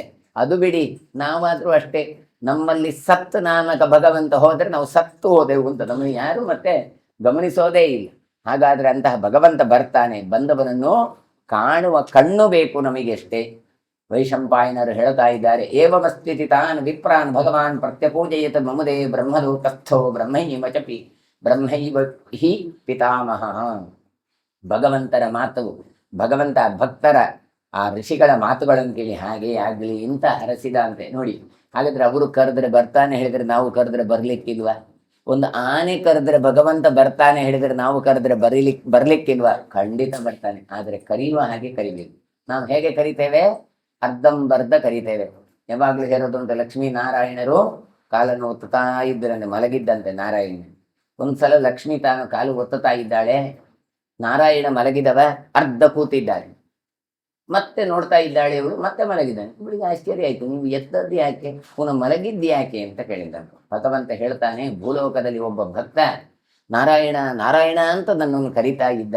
ಯಾಕೆ ಕೇಳಿದ್ರೆ ಅವನಿಗೆ ಅಲ್ಲಿದ್ದಂತಹ ಯಾವ ಪುಂಡ ಪೋಖರಿಗಳು ರೌಡಿಗಳು ಬಂದು ಬಡಿತಾ ಇದ್ದಾರೆ. ಅವನಿಗೆ ಏನು ಮಾಡೋದು ಅಂತ ಗೊತ್ತಾಗ್ಲಿಲ್ಲ. ಅವನು ನಾರಾಯಣ ನೀನೇ ಕಾಪಾಡು ನೀನೇ ಕಾಪಾಡು ನಾರಾಯಣ ನಾರಾಯಣ ಅಂತ ಕರೆದ. ಹಾಗಾಗಿ ಪಾಪ ಅವನಿಗೆ ರಕ್ಷಣೆ ಕೊಡುವ ಅಂತ ಎದ್ದೆ. ಆಗ ಇವಳು ಹೇಳಿದ, ಮತ್ತೆ ಹೋಗ್ಬೇಕಿತ್ತಲ್ಲ, ವಾಪಸ್ ಮತ್ತೆ ಮಲಗಿದ್ದು ಯಾಕೆ ಅಂತ ಕೇಳಿದ್ರು. ಆಗ ಅವ ಹೇಳಿದಂತೆ ನಾರಾಯಣ, ಮತ್ತೇನಿಲ್ಲ, ನಾನು ಅವನಿಗೆ ರಕ್ಷಣೆ ಮಾಡುವ ಅಂತ ಎದ್ದು ಹೊರಟೆ. ಆದ್ರೆ ಅಲ್ಲಿ ಏನಾಯ್ತು ಗೊತ್ತಾ, ಆ ವ್ಯಕ್ತಿ ತನ್ನ ಭಕ್ತ ತಾನೇನು ಮಾಡಿದ ಕೇಳಿದರೆ, ದೇವರು ಇಲ್ಲ ದಿಂಡ್ರು ಇಲ್ಲ ಯಾರೂ ಬರೋದಿಲ್ಲ, ನಮ್ಮ ತಲೆಗೆ ನಮ್ಮದೇ ಕೈ ಅಂತ ಹೇಳಿಕೊಂಡು ಆ ರೌಡಿಗಳಿಗೆ ತಾನೇ ಹೊಡಿಲಿಕ್ಕೆ ಆರಂಭ ಮಾಡಿದ. ಇನ್ನು ನನ್ನ ಅಗತ್ಯ ಏನು, ಅವನು ನೋಡ್ಕೊಳ್ತಾನಲ್ಲ ಅಂತ ನಾನು ಮಲಗಿದೆ. ಇದು ನಮ್ಮ ಕಥೆ ಆಗುವಂಥದ್ದು. ಹಾಗೆ ಭಗವಂತನನ್ನು ಕರೆಯೋದೇ ಇಲ್ಲ ಅಂತಲ್ಲ, ಅರ್ಧ ಕರಿತೇವೆ, ಆದ್ರೆ ಪೂರ್ತಿ ವಿಶ್ವಾಸ ಇಲ್ಲ ನಮಗೆ. 50-50 ಅಂತ. ದೇವರು ಇದ್ರೆ ಬರ್ತಾನೆ ಅಂತ, ಇದ್ರೆ ಬರೋದೇನು, ದೇವರು ಇದ್ದಾನೆ ಬರ್ತಾನೆ ಅಂತ ನಾವಿರ್ಬೇಕು. ಹೇಗೆ ಕೇಳಿದ್ರೆ, ಚಿಕ್ಕ ಮಕ್ಕಳು ನೋಡಿ, ಅವುಗಳನ್ನು ನಾವು ಹಾರಿಸಿ ಹಿಡಿತೇವೆ ನೋಡಿ. ಯಾವುದಾದ್ರೂ ಚಿಕ್ಕ ಮಕ್ಕಳನ್ನು ಹಾರಿಸುವಾಗ ಅವಳು ಖುಷಿ ಪಡ್ತಾವೆ. ಅಂದ್ರೆ ಒಂದು 6 ತಿಂಗಳ 1 ವರ್ಷದ ಮಗುವನ್ನು ನೀವು ಮೇಲಕ್ಕೆ ಎತ್ತಿ ಮತ್ತೆ ಹಿಡಿತೀರಿ ನೋಡಿ, ಕ್ಯಾಚ್. ಅದು ಎಂದಾದ್ರೂ ಆಲೋಚನೆ ಮಾಡ್ತದ ಇವನು ಕೈ ಬಿಟ್ರೆ ಅಂತ? ಇಲ್ಲ, ಮೇಲೆ ಎತ್ತಿದವ ಖಂಡಿತ ಕೈ ಹಿಡಿತಾನೆ ಅಂತ ಗ್ಯಾರಂಟಿ. ಅದು ಆನಂದ ಪಡತ್ತೆ. ಯಾವಾಗ ಬುದ್ಧಿ ಬೆಳೆಯತ್ತೆ? 5 ವರ್ಷ 6 ವರ್ಷ. ಈಗ ದೊಡ್ಡವರನ್ನ ಎತ್ತಿದ್ದು ಜನ್ಮಾರೆ ನನ್ನ ಕೆಳಗಾಗ್ತಿ ಅಂತ ನನ್ನ ಕೊಲ್ತಿ ಅಂತ ಬೊಬ್ಬೆ ಹಿಡಿತೆ.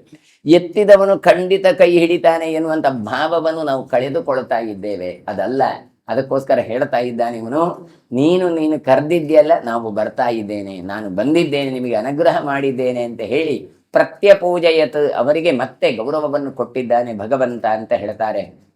ಮುಮುದೇ ಬ್ರಹ್ಮಲೋಕಸ್ಥಃ. ಹಾಗಾಗಿ ಚತುರ್ಮುಖ ಲೋಕದಲ್ಲಿ ಇದ್ದವರೆಲ್ಲರೂ ಕೂಡ ಗುಣಪರಿಪೂರ್ಣನಾದ ಭಗವಂತನ ಆರಾಧನೆ ಮಾಡಿಕೊಂಡು ಯಜ್ಞ ಯಾಗಾದಿಗಳನ್ನು ಮಾಡಿ ಸಂತೋಷವನ್ನು ಪಡೆದಿದ್ದಾರೆ.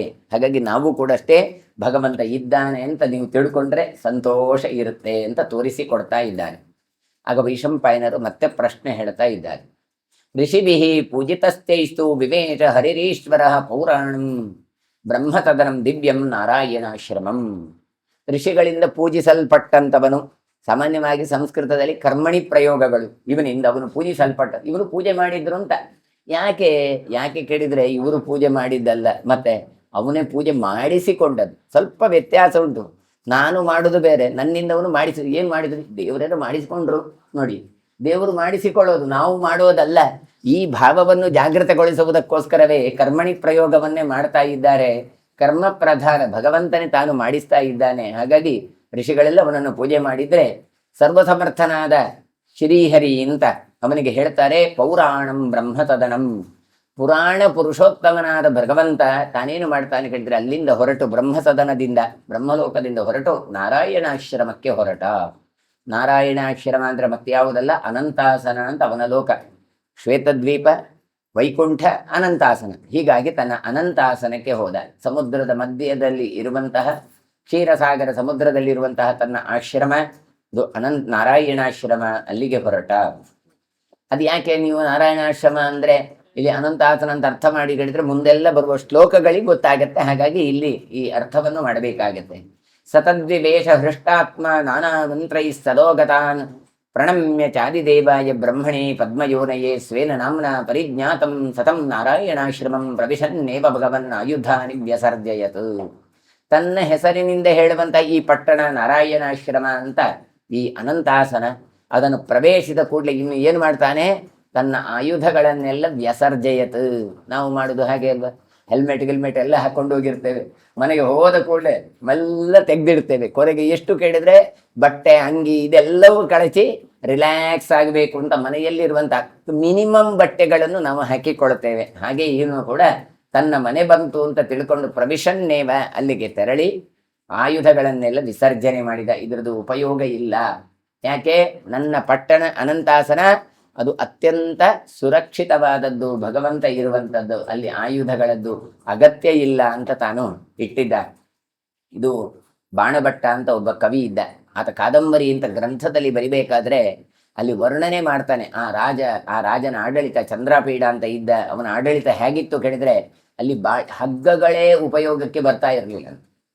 ಯಾಕೆ ಹೇಳಿದ್ರೆ ಯಾರನ್ನು ಕಟ್ಟುವ ಪ್ರಮೇಯವೇ ಇಲ್ಲ, ಎಲ್ಲ ಸುಸ್ಥಿರವಾಗಿದ್ರಂತೆ. ಮತ್ತೆ 2 ಕಡೆ ಹಗ್ಗ ಉಪಯೋಗ ಮಾಡ್ತಾ ಇದ್ರಂತೆ. ಎಲ್ಲಿಕ್ಕೆ ಅಂದ್ರೆ ಒಂದು ಬಾವಿಯ ನೀರು ಎಳಿಲಿಕ್ಕೆ, ಇನ್ನೊಂದು ಹೂ ಕಟ್ಟಲಿಕ್ಕೆ, ಬೇರೆ ಎಲ್ಲಿಯೂ ಉಪಯೋಗ ಮಾಡ್ತಾ ಇರಲಿಲ್ಲ ಅಂತ. ಹಾಗೆ ಆಯುಧಗಳಿಗೆ ಏನು ಉಪಯೋಗವೇ ಇಲ್ಲ, ಯಾರು ಯುದ್ಧಕ್ಕೆ ಬರೋರೇ ಇಲ್ಲ. ಹಾಗಾಗಿ ಆಯುಧಗಳು ಉಪಯೋಗಕ್ಕೆ ಇಲ್ಲ ಅಂತ ತಾನು ವಿಸರ್ಜನೆಯನ್ನು ಮಾಡಿದ್ದಾನೆ. ಸತತ್ರಾಂಬ ಪತಿಪ್ರಖ್ಯಂ ದದರ್ಶಾಲಯಂ ಆತ್ಮನಃ ಸ್ವಧಿಷ್ಠಿತಂ ದೇವಗಣೈ ಶಾಶ್ವತೈ ಪರಮರ್ಷಿಭಿ.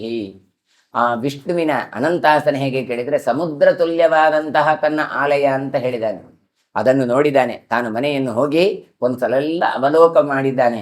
ಯಾರೆಲ್ಲ ಇದ್ದಾರೆ ಅಲ್ಲಿ, ಸ್ವಧಿಷ್ಠಿತಂ ದೇವಗಣೈ, ನಿತ್ಯ ಮುಕ್ತರಾದಂಥ ದೇವತೆಗಳು ಋಷಿಗಳು ಎಲ್ಲ ಕಂಗೊಳಿಸ್ತಾ ಇದ್ದಾರೆ. ತಾನು ಮಾತ್ರ ಇರೋದಲ್ಲ, ಅನಂತಾಸನದಲ್ಲಿ ನಿತ್ಯ ಮುಕ್ತರಾದವರು ಅಲ್ಲಿ ತಮ್ಮ ತಮ್ಮ ಸಾಧನೆಗಳನ್ನು ಮಾಡ್ತಾ ಇದ್ದಾರೆ. ಹಾಗಾಗಿ ಆಲೋಚನೆ ಮಾಡಿ, ಮೋಕ್ಷಕ್ಕೆ ಹೋದ ನಂತರ ಏನೂ ಇಲ್ಲ, ಕೆಲಸ ಇಲ್ಲ ಅಂತ ಆರಾಮ ಅಂತ ಹೇಳಿದ್ರೆ ಆರಾಮವೇ ಅಲ್ಲ ಅಂತಲ್ಲ, ಆದರೆ ಅಲ್ಲಿ ಕೂಡ ಭಗವಂತನ ಚಿಂತನೆ ಇತ್ಯಾದಿಗಳು ಇರುತ್ತೆ. ಅದು ಅಭ್ಯಾಸ ಆದರೆ, ಅದು ಮಾಡದೇ ಇದ್ರೆ ಏನೋ ಕಳ್ಕೊಳ್ತೇವೆ ನಾವು. ನಮ್ಮ ತಲೆಯಲ್ಲಿ ಏನು ಕೇಳಿದ್ರೆ ಏನು ಮಾಡಬಾರ್ದು, ಸುಮ್ಮನೆ ಕೂತ್ಕೊಳ್ಬೇಕು ಅಂತ. ಸುಮ್ಮನೆ ಕೂತ್ಕೊಳ್ಳೋದಾದ್ರೆ ಬಹಳ ಕಷ್ಟ ಆಗಿಬಿಡುತ್ತೆ. ನಿಮಗೆ ಆಸ್ಪತ್ರೆಯಲ್ಲಿ ಗೊತ್ತವರಿಗೆ ಗೊತ್ತಿರ್ಬೋದು. ಆಸ್ಪತ್ರೆಯಲ್ಲಿ ಕೂತ್ರೆ ಅಲ್ಲಿ ಹಗಲು ಯಾವುದು ರಾತ್ರಿ ಯಾವುದು ಗೊತ್ತಾಗುದಿಲ್ಲ. 24 ಗಂಟೆ ಬೆಳಕು ಉರಿತಾ ಇರ್ತದೆ. ಆಮೇಲೆ ಅಲ್ಲಿ ಏನೂ ಕೆಲಸ ಇರೋದು, ಸುಮ್ಮನೆ ಮಲಗ್ತಾ ಇರಬೇಕು, ಒಂದು ಸಲ ಬಿಟ್ರೆ ಸಾಕು ಅಂತ. ಇದೆಲ್ಲ ಅನುಭವ ಎಲ್ರಿಗೂ ಲಾಕ್ಡೌನ್ ಅಲ್ಲಿ ಆಗಿದೆ. ಊರು ತಿರುಗಬೇಡಿ, ಮನೆಯಲ್ಲೇ ಕೂತ್ಕೊಳ್ಳಿದ್ರೆ ಎಲ್ಲ ತಿರುಗಾಡ್ಲಿಕ್ಕೆ ಹೋಗುದು. ಅಷ್ಟರವರೆಗೆ ಏನು ಆಲೋಚನೆ ಮಾಡ್ತಾ ಇದ್ರು, ಆ ಬೆಕ್ಕಿಗೆ ಎಷ್ಟು ಚಂದ, ಮನೆಯಲ್ಲಿರುವ ನಾಯಿಗೆ ಎಷ್ಟು ಚಂದ, ಏನು ಕೆಲಸ ಮಾಡುವ ಅಗತ್ಯ ಇಲ್ಲ. ಮಲಗಿದ್ರೆ ಆಯ್ತು, ಯಜಮಾನಿಗೆ ಮ್ಯಾವ್ ಮ್ಯಾವ್ ಹೇಳಿದ್ರೆ ಆಯ್ತು, ಬೌ ಹೇಳಿದ್ರೆ ಆಯ್ತು, ಅವ ಬಂದು ಊಟ ಹಾಕ್ತಾನೆ, ಆರಾಮ. ಅದಕ್ಕೆ ನಮ್ಮ ಹಾಗೆ ಕಷ್ಟ ಉಂಟ ಅಂತ ಆಗ ಗೊತ್ತಾಯ್ತು, ಎಷ್ಟು ಸುಮ್ಮನೆ ಇರುವುದು ಹೇಳಿದ್ರೆ ಕಷ್ಟ ಅಂತ. ಎಲ್ಲಿಗೂ ಹೊರಗೆ ಹೋಗಬೇಡಿ, ಸುಮ್ಮನೆ ಊಟ ಮಾಡ್ತಾ ಮನೆಯಲ್ಲಿ ಕುತ್ಕೊಳ್ಳಿ ಹೇಳಿದ್ರು ಕೂಡ ಇಲ್ವೇ ಇಲ್ಲ. ಮತ್ತೆ ಕೊತ್ತಂಬರಿ ಸೊಪ್ಪು ತರಲಿಕ್ಕಾದ್ರೂ ರಾತ್ರಿ ಎದ್ದುಕೊಂಡು ಓಡುವಂತ ಪರಿಸ್ಥಿತಿ ಬಂತು. ಹೀಗೆ ಭಗವಂತ ಎಲ್ರಿಗೂ ಎಲ್ಲ ಅನುಭವವನ್ನು ಕೊಟ್ಟಿದ್ದಾನೆ, ನಾವದನ್ನು ಅನುಭವಿಸ್ಲಿಲ್ಲ. ಹಾಗೆ ಇಲ್ಲಿ ಕೂಡ ಹೇಳ್ತಾ ಇದ್ದಾನೆ, ತನ್ನ ಗಣದಲ್ಲಿ ಎಲ್ಲರೂ ಕೂಡ ಅನುಷ್ಠಾನವನ್ನು ಮಾಡ್ತಾ ಇರುವಂತ ಋಷಿಗಳೆಲ್ಲ ಇದ್ದಾರೆ, ಮುಕ್ತರಾದವರು ಇದ್ದಾರೆ. ಅವರೆಲ್ಲರೂ ಕೂಡ ಋತಾಂತಃ ಪೋಷಮಾಸ್ತೇಪ ಪುಷ್ಪಾಂಗ ಯತ್ರಂತೋ ಗಾಯತಿ ಶಕ್ವರೀಶು ಅಂತ ಎಲ್ಲ ವರ್ಣನೆ ಮಾಡುವಂಥದ್ದು ಹೇಳ್ತಾರೆ. ಋಗ್ವೇದ ಕಲ್ತವರು ಋಗ್ವೇದ ಓದ್ತಾರೆ, ಅಂದ್ರೆ ಇಷ್ಟರವರೆಗೆ ಜಪ ಪೂಜೆ ಅನುಷ್ಠಾನ ಮಾಡಿದ್ರೆ ಅದನ್ನು ಬಿಡ್ಲಿಕ್ಕೆ ಬರೋದೇ ಇಲ್ಲ. ಆ ಮಾಡುವುದೇ ಸುಖ ಆಗಿರತ್ತೆ. ಅದು ಕೂಡ ಭಗವಂತನನ್ನು ಕಂಡಾಗ. ಈಗ ಭಗವಂತ ಬರ್ತಾನೆ, ಭಗವಂತ ಇದ್ದಾನೆ ಅಂತ ಇಟ್ಕೊಂಡು ನಾವು ಮಾಡ್ತೇವೆ. ಅದೇ ಒಂದು ವೇಳೆ ಭಗವಂತ ಕಂಡ್ರೆ, ಭಗವಂತ ಬಂದ್ರೆ ಎಲ್ಲ ಮಂತ್ರಗಳು ಬರೋದೇ. ಕೊನೆಗೆ ಯಾವುದು ಬರುತ್ತೋ, ತಪ್ಪಿದ್ರೂ ತೊಂದರೆ ಇಲ್ಲ, ಸರಿ ಇದ್ರೂ ತೊಂದರೆ ಇಲ್ಲ, ಪೂರ್ತಿ ಬರ್ತದೋ ಗೊತ್ತಿಲ್ಲ, ಎಲ್ಲವನ್ನು ಹೇಳ್ತಾ ಇರ್ತೇವೆ. ಹಾಗಾಗಿ ಅಲ್ಲೆಲ್ಲ ವೇದ ಮಂತ್ರಗಳನ್ನು, ಕಾಂಡಗಳ ಮಂತ್ರಗಳನ್ನೆಲ್ಲ ಹೇಳ್ತಾ ಇದ್ರಂತೆ. ಅಂತಹ ಋಷಿಗಳಿಂದ ಅದು ಒಳ್ಳೆ ರೀತಿಯಾಗಿ ಕಂಗೊಳಿಸ್ತಾ ಇತ್ತು ಅವನ ಆ ಅನಂತಾಸನ. ಇದು ಪೂರ್ತಿ ಅನಂತಾಸನ ಹೇಗಿದೆ ಅಂತ ಯಾಕೆ ಕೇಳಿದ್ರೆ, ನಾವು ಅಲ್ಲಿಗೆ ಹೋಗ್ಲಿಕ್ಕೆ ಪ್ರಯತ್ನ ಮಾಡ್ಬೇಕು. ಅಲ್ಲಿದೆ ನಮ್ಮ ಮನೆ, ಇಲ್ಲಿರುವುದು ಸುಮ್ಮನೆ. ನಾವು ಇಲ್ಲಿದ್ದದ್ದೇ ನಮ್ಮ ಮನೆ ಭಾರೀ ಚಂದ ಅಂತ ತಿಳ್ಕೊಂಡಿದ್ದೇವೆ. ಯಾಕೆ, ಸಾಲ ಸೋಲ ಮಾಡಿ ಬಹಳ ಕಷ್ಟಪಟ್ಟು ದೊಡ್ಡ ಮನೆ ಮಾಡಿದ್ದೇವೆ. ಆ ಮನೆ ಬಿಡಿ ಹೇಳಿದ್ರೆ ಬಿಡ್ಲಿಕ್ಕೆ ಕೇಳೋದಿಲ್ಲ ನಾವು. ಅದಕ್ಕೋಸ್ಕರ ಅಲ್ಲಿದ್ದನ್ನು ತೋರಿಸ್ತಾ ಇದ್ದಾರೆ. ಆಗ ಇದು ಬೇಡ ಮಾಡಿ, ಅದು ಒಳ್ಳೇದಾಗುದು, ಅಲ್ಲೇ ಹೋಗುವ ಅಂತ ಅನ್ನಿಸ್ಬೇಕು. ಅದಕ್ಕೋಸ್ಕರ ವರ್ಣನೆ ಮಾಡ್ತಾ ಇದ್ದಾರೆ ವೇದವ್ಯಾಸರು. ಸಂವರ್ತಕಾಂಬುದೋಪೇತಂ ನಕ್ಷತ್ರ ಸ್ಥಾನ ಸಂಕುಲಂ ತಿಮಿರೌಘ ಪರಿಕ್ಷಿಪ್ತಂ ಅದೃಶ್ಯಂಚ ಪುತುರಾಸುರೈಹಿ. ನೋಡಿ ಇಲ್ಲಿ ಹೇಗಿತ್ತು ಈ ಅನಂತಾಸನ ಅಂತ ಕೇಳಿದ್ರೆ, ಪ್ರಳಯ ಕಾಲದಲ್ಲಿ ಮೇಘಗಳಿಂದ ಅದು ಕೂಡಿಕೊಂಡ ಹಾಗೆ ಇತ್ತು. ಎಲ್ಲ ಕಡೆ ಮೋಡಗಳು. ಇವತ್ತು ನಮ್ಮ ಕಲ್ಪನೆ ಹಾಗೆಲ್ಲ, ಮೋಡದ ಮೇಲೆ ವಿಹಾರ ಮಾಡಿದ ಹಾಗೆ ಅಂತ ಇರ್ತದಲ್ಲ, ಆ ರೀತಿಯಾಗಿತ್ತು. ಅಲ್ಲಿ ಎಲ್ಲ ಅದು ಮಾತ್ರ ಅಲ್ಲ, ನಕ್ಷತ್ರಗಳೆಲ್ಲ ಇತ್ತು, ಬಹಳ ಚಂದ ಡಿಸೈನ್ ಇತ್ತು. ಇವತ್ತೀಗ ಬೆಡ್ರೂಮ್ಗಳಲ್ಲೆಲ್ಲ ಮಾಡಿಕೊಳ್ತವೆ, ಮೇಲೆಲ್ಲ ಹಾಕಿಕೊಂಡು ಲೈಟ್ ತೆಗೆದ್ರು ನಕ್ಷತ್ರ ಕಾಣಬೇಕು ಅಂತ. ಇದು ನಿಜವಾದ ನಕ್ಷತ್ರ ಪುಂಜಗಳೇ ಅಲ್ಲಿ ಇತ್ತು ಅಂತ ಹೇಳ್ತಾರೆ. ಕತ್ತಲೆ ಎನ್ನುವಂಥದ್ದು ಆ ಲೋಕದಲ್ಲಿ ಇರಲಿಲ್ಲ. ದೇವದಾನವರಿಂದ ಯಾರೂ ಕೂಡ ಇಲ್ಲಿ ಬಲಾತ್ಕಾರ ಮಾಡಲಿಕ್ಕೆ ಸಾಧ್ಯ ಇಲ್ಲ. ಅಂತಹ ಬಹಳ ಪವಿತ್ರವಾದಂತಹ ಕ್ಷೇತ್ರ ನಾರಾಯಣಾಶ್ರಮ ಅನಂತಾಸನ. ನನತ್ರ ವಿಷಯೋ ವಾಯೋ ನೇಂದ್ರೋರ್ನ ಚ ವಿವಸ್ವತಃ ವಪುಷಾ ಪದ್ಮನಾಭಸ್ಯ ನ ದೇಶಸ್ತೇಜಸಾವೃತಃ. ಆ ಭಗವಂತನ ಮನೆ ಉಂಟಲ್ಲ ಅನಂತಾಸನ, ಅಲ್ಲಿ ವಾಯು, ಚಂದ್ರ, ಸೂರ್ಯ, ದಿಕ್ಪಾಲಕರು ಯಾರಿಂದಲೂ ಬೆಳಗಾಗ್ತಾ ಇರಲಿಲ್ಲ ಅಂತೆ. ಮತ್ತೆ ಅಲ್ಲಿ ಬೆಳಕಿತ್ತಲ್ಲ, ಯಾವುದು LED ಬಲ್ಬ್ ಹಾಕಿದ್ದ ಕೇಳಿದ್ರೆ ಅಲ್ಲ, ಮತ್ತೆ ಪದ್ಮನಾಭನ ದೇಹದ ಕಾಂತಿಯಿಂದಲೇ ಆ ಬೆಳಕು ಬರ್ತಾ ಇತ್ತಂತ. ಇಲ್ಲಿ ಬೆಳಕು ಬರಬೇಕು ಕೇಳಿದ್ರೆ ಇನ್ನೊಂದು ಮಣಿಗಳು, ಸೂರ್ಯನೋ, ಚಂದ್ರನೋ, ನಕ್ಷತ್ರಗಳು ಯಾರೂ ಬೇಡ, ಸ್ವಯಂ ಭಗವಂತನ ದೇಹದಿಂದಲೇ ಬೆಳಕು ಬರ್ತಾ ಇತ್ತು. ಹಾಗಾಗಿ ಇದು ಹಿರಣ್ಯಾತ್ಮಕವಾದದ್ದು, ಲಕ್ಷ್ಮಿಯಾತ್ಮಕವಾದ ಪಟ್ಟಣವೇ ಹೊರತು ನಾವೆಲ್ಲ ಆಲೋಚನೆ ಮಾಡಿದಂತಹ ನಗರ ಆಗ್ಲಿ ಪಟ್ಟಣ ಆಗ್ಲಿ ಅಲ್ಲ. ವಪುಷ ಪದ್ಮನಾಭಸ್ಯ, ಭಗವಂತನ ದೇಹದಿಂದ ಅಂತ ಕಾಂತಿ ಬರ್ತಾ ಇತ್ತು. ಹಾಗಾಗಿ ಅಂತಹ ಶ್ರೇಷ್ಠ ಲೋಕ ಆಗಿತ್ತು. ಯಾಕೆ? ಈ ವಿದ್ಯುತ್ ದೀಪದಿಂದ ಬರ್ತಾ ಇತ್ತು ಹೇಳಿದ್ರೆ ಕರೆಂಟ್ ಹೋದ್ರೆ ಕತ್ಲಾಗಿ ಬಿಡುತ್ತೆ. ಆದ್ರೆ ಭಗವಂತನದ್ದು ಹಾಗೆ ಅಲ್ವೇ ಅಲ್ಲ, ನಿತ್ಯ ವಪುಷ, ನಿತ್ಯವನದ್ದು ದೇಹ ಚಿನ್ಮಯಾಕೃತಿವಾದದ್ದು. ಹಾಗಾಗಿ ಅಲ್ಲಿ ಎಂದು ಕೂಡ ಕತ್ತಲೆ ಆವರಿಸಲಿಕ್ಕೆ ಸಾಧ್ಯವೇ ಇಲ್ಲ. ಸತತ್ರ ಪ್ರವಿಶನ್ನೇವ ಜಟಾಭಾರ ಮಥೋದ್ವಹನ್ ಸಹಸ್ರ ಶಿರಾ ಭೂತ್ವಾ ಶಯನಾಯೋಪಚಕ್ರಮೇ. ವಿಷ್ಣು ತಾನು ಪ್ರವೇಶ ಮಾಡಿದ್ದೇ ತಡ. ಎಲ್ಲಿ? ಅವನ ಆ ಇದು ಅನಂತಾಸನಕ್ಕೆ ಪ್ರವೇಶ ಮಾಡಿದ್ದೇ ತಡ. ಆಗ ಜಟಾಧಾರಿಯಾಗಿ ತಾನು ತಲೆಯನ್ನು ಧಾರಣೆಯನ್ನು ಮಾಡಿದ ಅಂತವ. ಆಮೇಲೆ 1000 ತಲೆಯನ್ನು ಮಾಡಿದ್ದು ಮತ್ತೆ ಮಲಗಲಿಕ್ಕೆ ರೆಡಿಯಾದ ಅಂತ ಹೇಳ್ತಾರೆ. ಮಲಗಲಿಕ್ಕೆ ಶಯನಾಯೋಪಚಕ್ರಮೇ, ಮಲಗಲಿಕ್ಕೆ ತಯಾರಾದ. ಅವನಿಗೆ ಎಷ್ಟು ತಲೆ? ಸಹಸ್ರಾಶೀರ್ಷ ಪುರುಷ ಅಂತ ಹೇಳ್ತೇವೆ. ಹಾಗಾದ್ರೆ ಎಷ್ಟೊತ್ತಿಗೂ ಇತ್ತು ಅಂತಲ್ಲ. ಈಗ ಮಲಗ್ಲಿಕ್ಕೆ ಹೋಗುವಾಗ ತಾನು 1000 ತಲೆಯನ್ನು ಮಾಡಿಕೊಂಡು ತಾನು ಮಲಗ್ಲಿಕ್ಕೆ ತಯಾರಾಗಿದ್ದಾನೆ. ಲೋಕಾನಾಂ ಅಂತಕಾಲಜ್ಞಾ ಕಾಳೀ ಶಯನಶಾಲಿನಿ ಉಪತಸ್ಥೆ ಮಹಾತ್ಮಾನಂ ನಿದ್ರಾ ತಂ ಕಾಲರೂಪಿಣಿ. ಅಂತಹ ಭಗವಂತ ತಾನೇನು ಮಾಡಿದ್ದಾನೆ? ನಿದ್ರೆಯನ್ನು ತಾನು ಕರೆದಿದ್ದಾನೆ, ನಿದ್ರೆಯನ್ನು ಆವರಿಸಿದ್ದಾನೆ.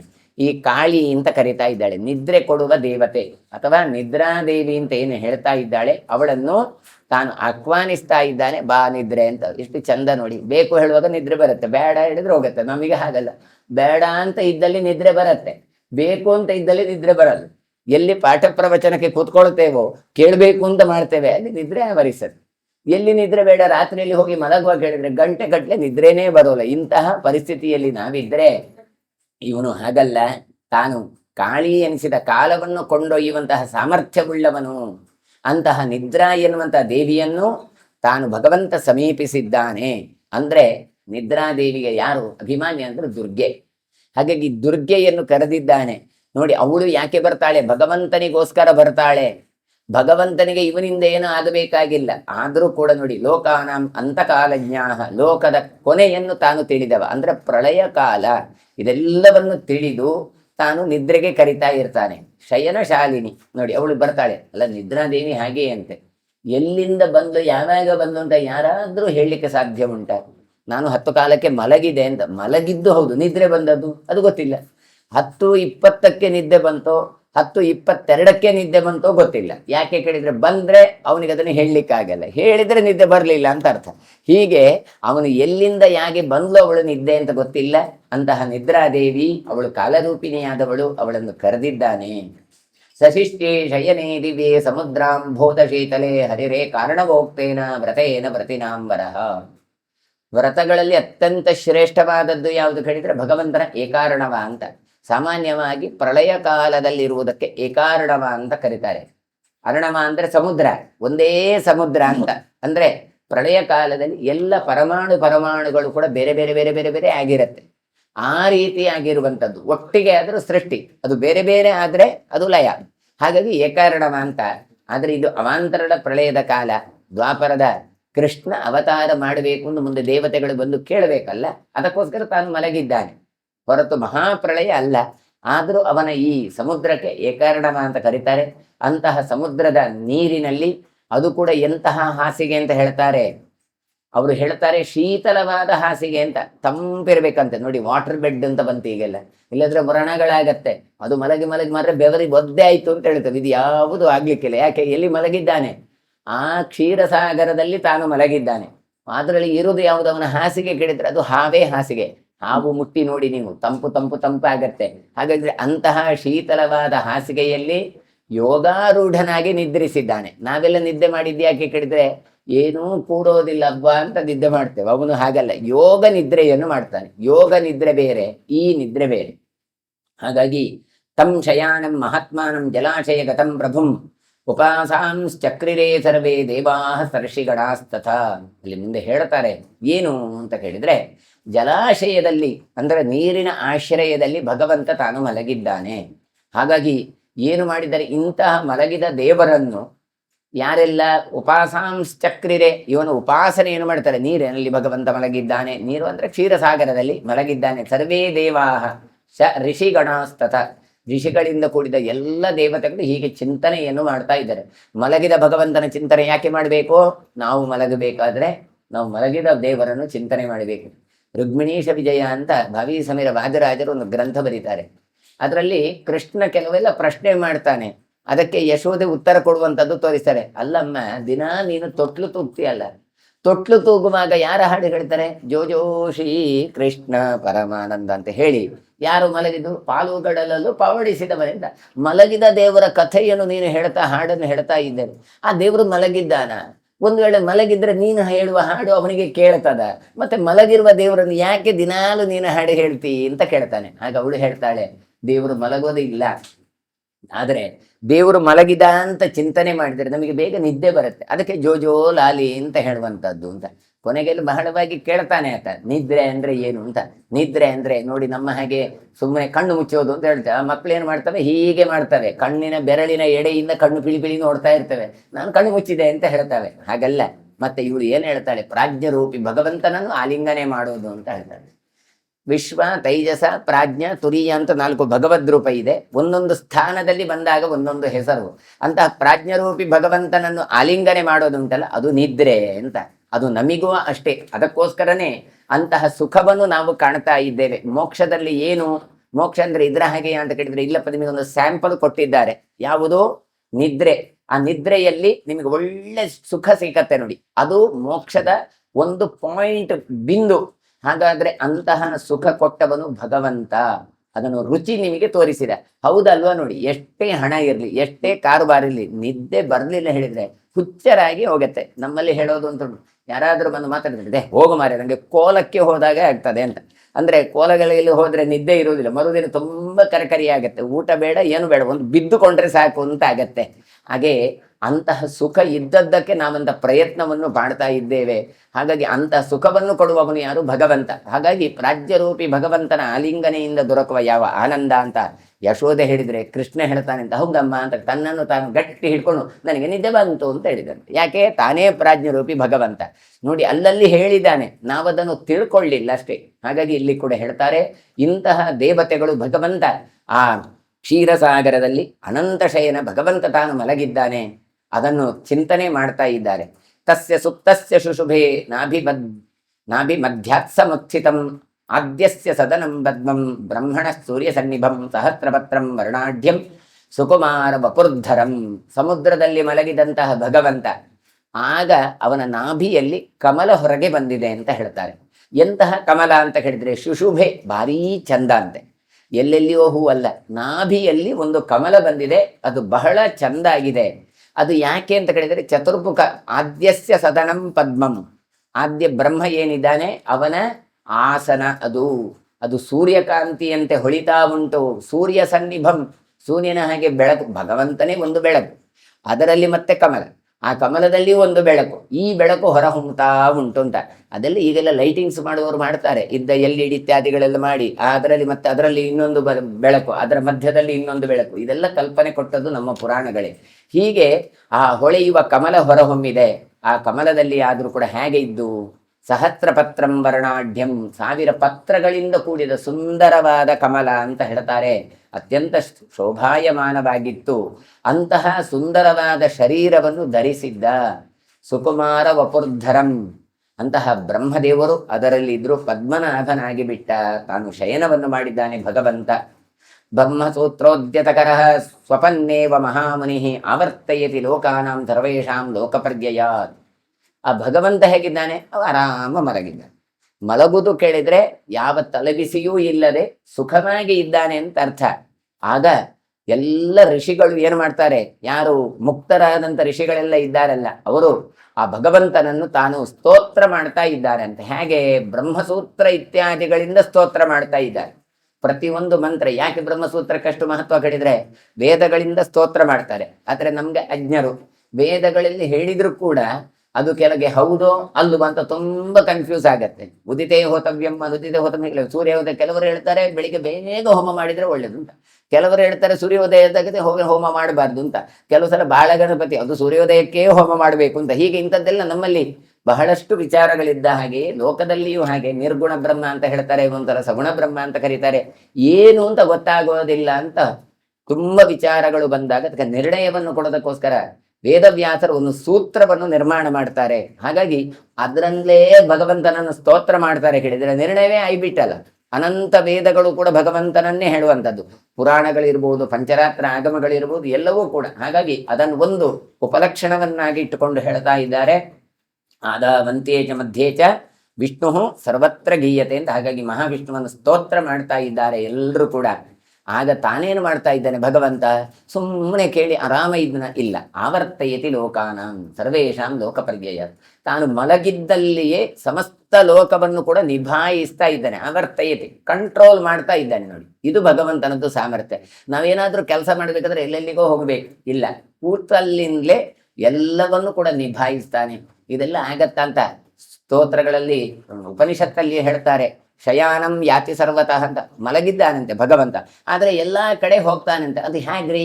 ಆವಾಗ ಅರ್ಥ ಆಗ್ತಾ ಇರಲಿಲ್ಲ ನಮಗೆ, ಇವಾಗ ಗೊತ್ತಾಗತ್ತೆ. ಸ್ಲೀಪಿಂಗ್ ಕೋಚ್ ಬಸ್ಸಲ್ಲಿ ಹೋಗಿ ಗೊತ್ತಾಗತ್ತೆ.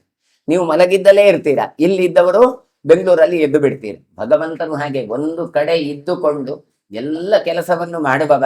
ಹಾಗಾಗಿ ಲೋಕ ಸಂಚಾರವನ್ನು ಮಾಡ್ತಾನೆ. ಆದ್ರೆ ಎಲ್ಲಿದ್ದಾನೆ? ತಾನು ಅನಂತಾಸನದಲ್ಲಿ ತನ್ನ ನಾರಾಯಣ ಆಶ್ರಮದಲ್ಲೇ ಇದ್ದಾನೆ. ವಿವೃತ ತಸ್ಯ ವದನ ನಿಶ್ವಾಸ ಪವನೇರಿತಾ ಮೇಘಾನಂ ಪಂಕ್ತಯೋ ವ್ಯೋಮ್ನಿ ನಿಷ್ಪತಂತಿ ಸಹಸ್ರಶಃ. ಈ ಮಲಗುವಾಗ ಏನಾಗತ್ತೆ? ಸಾಮಾನ್ಯವಾಗಿ ನಿದ್ದೆ ಮಾಡ್ಲಿಕ್ಕೆ ಹೊರಟಿದ್ದಾನೆ ಯೋಗ ನಿದ್ರೆಯನ್ನು.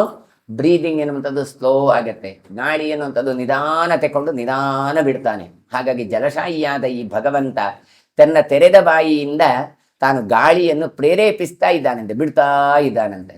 ಹಾಗಾಗಿ ಎಷ್ಟು ಆಯಿತು ಹೊರಗೆ ಬಂದಾಗ ಕೇಳಿದರೆ ಸಾವಿರಾರು ಸಾವಿರಾರು ಸಂಖ್ಯೆಯ ಮೋಡಗಳ ಸಮುದಾಯ ಆಕಾಶದಲ್ಲಿ ಸೃಷ್ಟಿಯಾಯಿತು ಅಂತ ಹೇಳ್ತಾರೆ. ಮೇಘಾನಂ ಪಂಕ್ತಯೋ ವ್ಯೋಮ್ನಿ. ಅಷ್ಟು ನಿಧಾನ ತಾನು ಗಾಳಿ ತೆಕೊಂಡು ಗಾಳಿ ಬಿಟ್ಟಿದ್ದಾನೆ.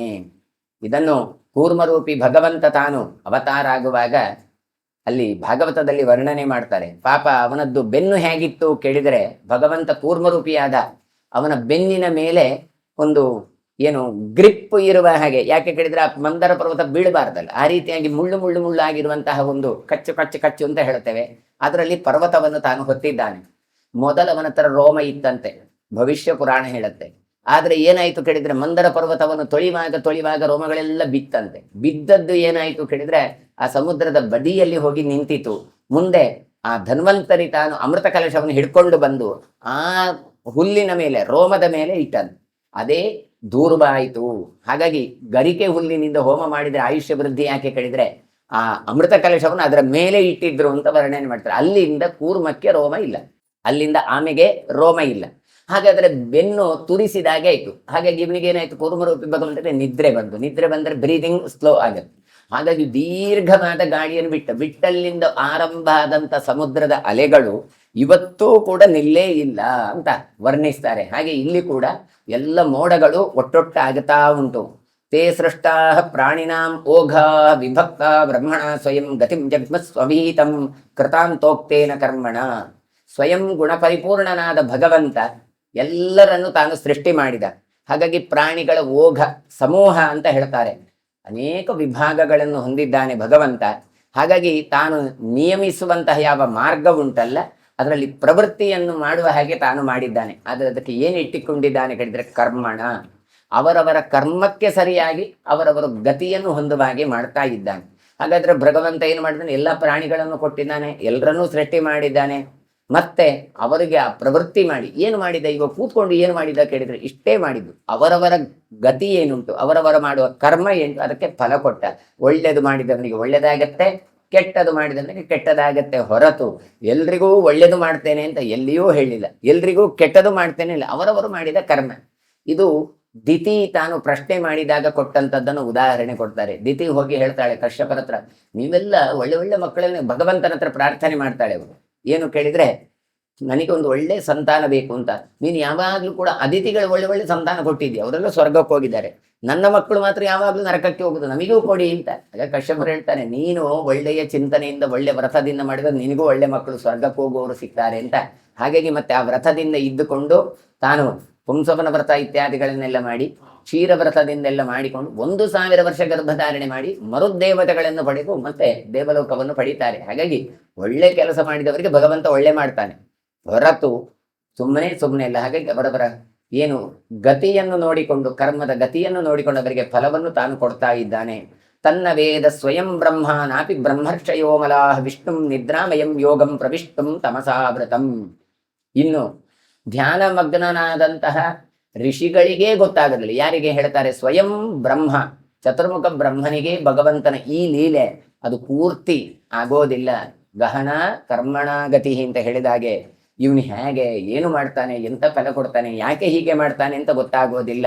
ಭಗವಂತ ಏನು ಮಾಡಿದ್ದಾನೆ? ವಿಷ್ಣುಂ ನಿದ್ರಾಮಯಂ ಯೋಗಂ, ನಿದ್ರಾಮಯನಾಗಿ ಯೋಗಾರೂಢನಾಥ ಈತ ಕತ್ತಲಿನಿಂದ ಕೂಡಿದ ಆ ಜಲಾಶಯದಲ್ಲಿ ಮಲಗಿದ್ದಾನೆ. ಆ ಕತ್ತಲು ಹೇಗೆ ಕೇಳಿದ್ರೆ ದುರ್ಗಾತ್ಮಕವಾದ ಕತ್ತಲು ಅಂತ ಹೇಳ್ತಾ ಇದ್ದಾರೆ. ಹಾಗಾಗಿ ಯಾರಿಗೂ ಕೂಡ ಇವನ ಪೂರ್ತಿ ಲೀಲೆ ಏನು ಅಂತಲೇ ಗೊತ್ತಾಗೋದಿಲ್ಲ. ನಿರ್ಮಲ ಮನಸ್ಸಿನಿಂದ ಧ್ಯಾನ ಮಾಡುವವರು ಈ ದೇವತೆಗಳು, ಋಷಿಗಳು, ಅವರಿಗೂ ಪೂರ್ತಿ ಇವನನ್ನು ತಿಳ್ಕೊಳ್ಳಿಕ್ಕೆ ಬರೋದಿಲ್ಲ.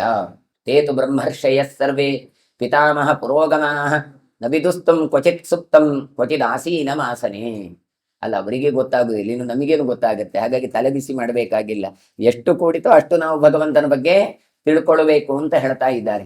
ಆಮೇಲೆ ಯೋಗಾರೂಢನಾಗಿ ತಾನು ಆಸನದಲ್ಲಿ ಕುಳಿತುಕೊಂಡಿದ್ದಾನೆ ಭಗವಂತ. ಅಂಥವನನ್ನು ಪಿತಾಮಹ ಅಜ್ಜ ಯಾರು? ಚತುರ್ಮುಖ ಬ್ರಹ್ಮ, ಅವನೇ. ಹಾಗೆ ಬ್ರಹ್ಮರ್ಷಿಗಳೇ ಪೂರ್ತಿ ತಿಳ್ಕೊಳ್ಳಿಲ್ಲ. ಅದರಿಂದ ಏನರ್ಥ? ತಿಳ್ಕೊಳ್ಳಿಕ್ಕೆ ಆಗೋದಿಲ್ಲ ಎನ್ನುವಂಥದ್ದಕ್ಕಿಂತಲೂ ತಿಳ್ಕೊಳ್ಳಿಕ್ಕೆ ಪ್ರಯತ್ನ ಪಡಬೇಕು. ಅವನನ್ನು ತಿಳಿದು ಪೂರ್ತಿ ಸಾಧ್ಯ ಇಲ್ಲ. ಅಷ್ಟು ಅವನತ್ರ ಜ್ಞಾನ, ಭಗವಂತನ ಹತ್ರ ಅಷ್ಟು ಗುಣಗಳು ಉಂಟು ಅಂತ ಅರ್ಥ.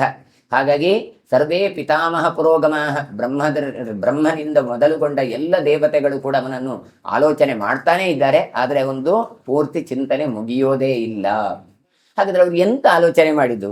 ಈಗ ನಾವಾದ್ರೆ ಹೌದು, ಎಷ್ಟು ಮುಗಿಯುವುದೇ ಇಲ್ವ ನಿಮ್ಮ ಪುರಾಣ ಅಂತ ಕೇಳ್ತಾರೆ. ಆದರೆ ಅವರು ಏನು ಆಲೋಚನೆ ಮಾಡಿದ್ರು ಅಂತ ಹರಿವಂಶ ಕೊಡ್ತಾರೆ. ಯಾರು? ಬ್ರಹ್ಮದೇವರೆಲ್ಲ ಏನು ಆಲೋಚನೆ ಮಾಡಿದ್ರು ಅಂತ. ನಾವು ಆಲೋಚನೆ ಮಾಡೋದೇ ಬೇರೆ, ಅವ್ರ ಆಲೋಚನೆ ಮಾಡೋದು ಬೇರೆ. ಅವ್ರು ಏನು ಆಲೋಚನೆ ಮಾಡ್ತಾರೆ? ಜಾಗರ್ತಿ ಕೋತ್ರ ಕಶ್ಚೇತೆ ಕಶ್ವಸನ್ ಕಶ್ಚನೇಂಗತೆ ಕೋ ಭಗವಾನ್ ಕೋ ದ್ಯುತಿಮಾನ್ ಉತ್ಕೃಷ್ಟತರಶ್ಚಕಃ ವಿಮರ್ಶಂತಿ ಸ್ಮ ತಂ ದೇವಾ ದಿವ್ಯಾಭಿರ ಉಪಪತ್ತಿಭಿಃ ವಾಕ್ಯೈಃ ಬ್ರಹ್ಮಪದೈಶ್ಚಾಪಿ ಪ್ರಮಾಣೈಃ ಸರ್ವಲಕ್ಷಣೈಃ ನಚೈನಂ ಶೇಕುರನ್ವೇಷ್ಟುಂ ಕುರ್ಮತೋ ಕರ್ಮತೋ ಜನ್ಮತೋಪಿವ ಅಂತ ಇಷ್ಟೆಲ್ಲ ಪ್ರಶ್ನೆಗಳನ್ನು ಅವರು ಹಾಕಿ ಕೊಡ್ತಾ ಇದ್ದಾರೆ. ಏನು ಚಿಂತನೆ ಮಾಡ್ತಾ ಇದ್ದಾರೆ? ಅಲ್ಲ, ಈ ನೀರಿನಲ್ಲಿ, ಈ ಪ್ರಳಯ ಜಲಧಿಯಲ್ಲಿ ಎಚ್ಚರ ಇರುವವನು ಯಾರು? ಯಾರಿದ್ದಾನೆ? ಭಗವಂತ ಇದ್ದಾನೆ. ಯೋಗ ನಿದ್ರರಡಾಗಿದ್ದಾನಲ್ಲ, ಅದು ಹೇಗೆ ನೋಡಿ? ಜಾಗರ್ತಿ ಕೋತ್ರ ಅಲ್ಲ, ಎಲ್ಲ ಮಲಗಿದ್ರೆ ರಾತ್ರಿ ಯಾರು ಡ್ಯೂಟಿ ಮಾಡುವುದು ಹೇಳಿದ್ರೆ ಆಗ ಭಗವಂತ ಅಂತ ಹೇಳ್ತಾರೆ. ಮತ್ತೆ ಮಲಗಿದ್ದು ಏನು? ಹಾಗಾದ್ರೆ ರಾತ್ರಿ ಕೆಲಸ ಮಾಡಿದವ ಯಾರು?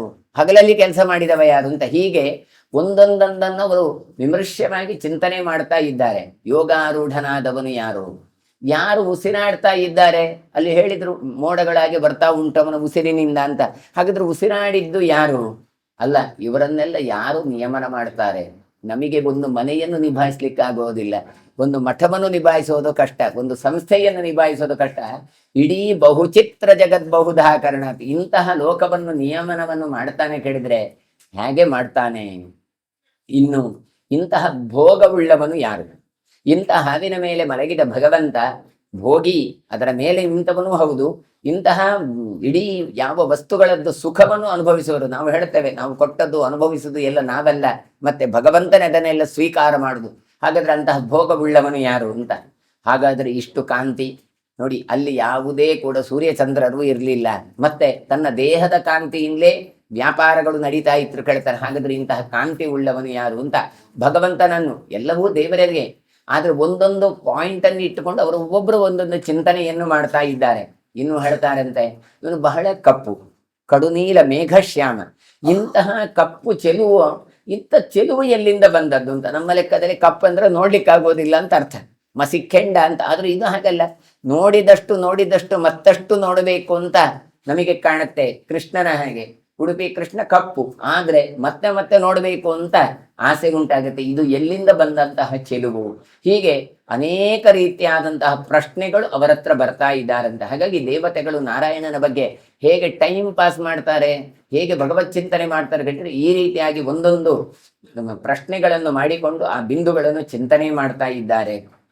ಇನ್ನು ಹೇಳ್ತಾರೆ, ವಿಮರ್ಶಂತೆ ತಂ ದೇವಾಹ ದಿವ್ಯಾಭಿರುಪಪತ್ತಿಭಿ, ಬ್ರಹ್ಮಸೂತ್ರವೇ ಮೊದಲಾದ ಯುಕ್ತಿಗಳಿಂದ, ವೇದದ ಪದಗಳಿಂದ, ವಾಕ್ಯೈ ಬ್ರಹ್ಮಪದೈಶ್ಚಾಪಿ, ವೇದದ ಪದಗಳಿಂದ, ವಾಕ್ಯಗಳಿಂದ, ಸ್ವರಗಳಿಂದ ಪ್ರತಿ ಒಂದರಿಂದಲೂ ಕೂಡ ಭಗವಂತನನ್ನು ಚಿಂತನೆ ಮಾಡ್ತಾ ಇದ್ದಾರೆ ಅಂತ ಹೇಳ್ತಾರೆ.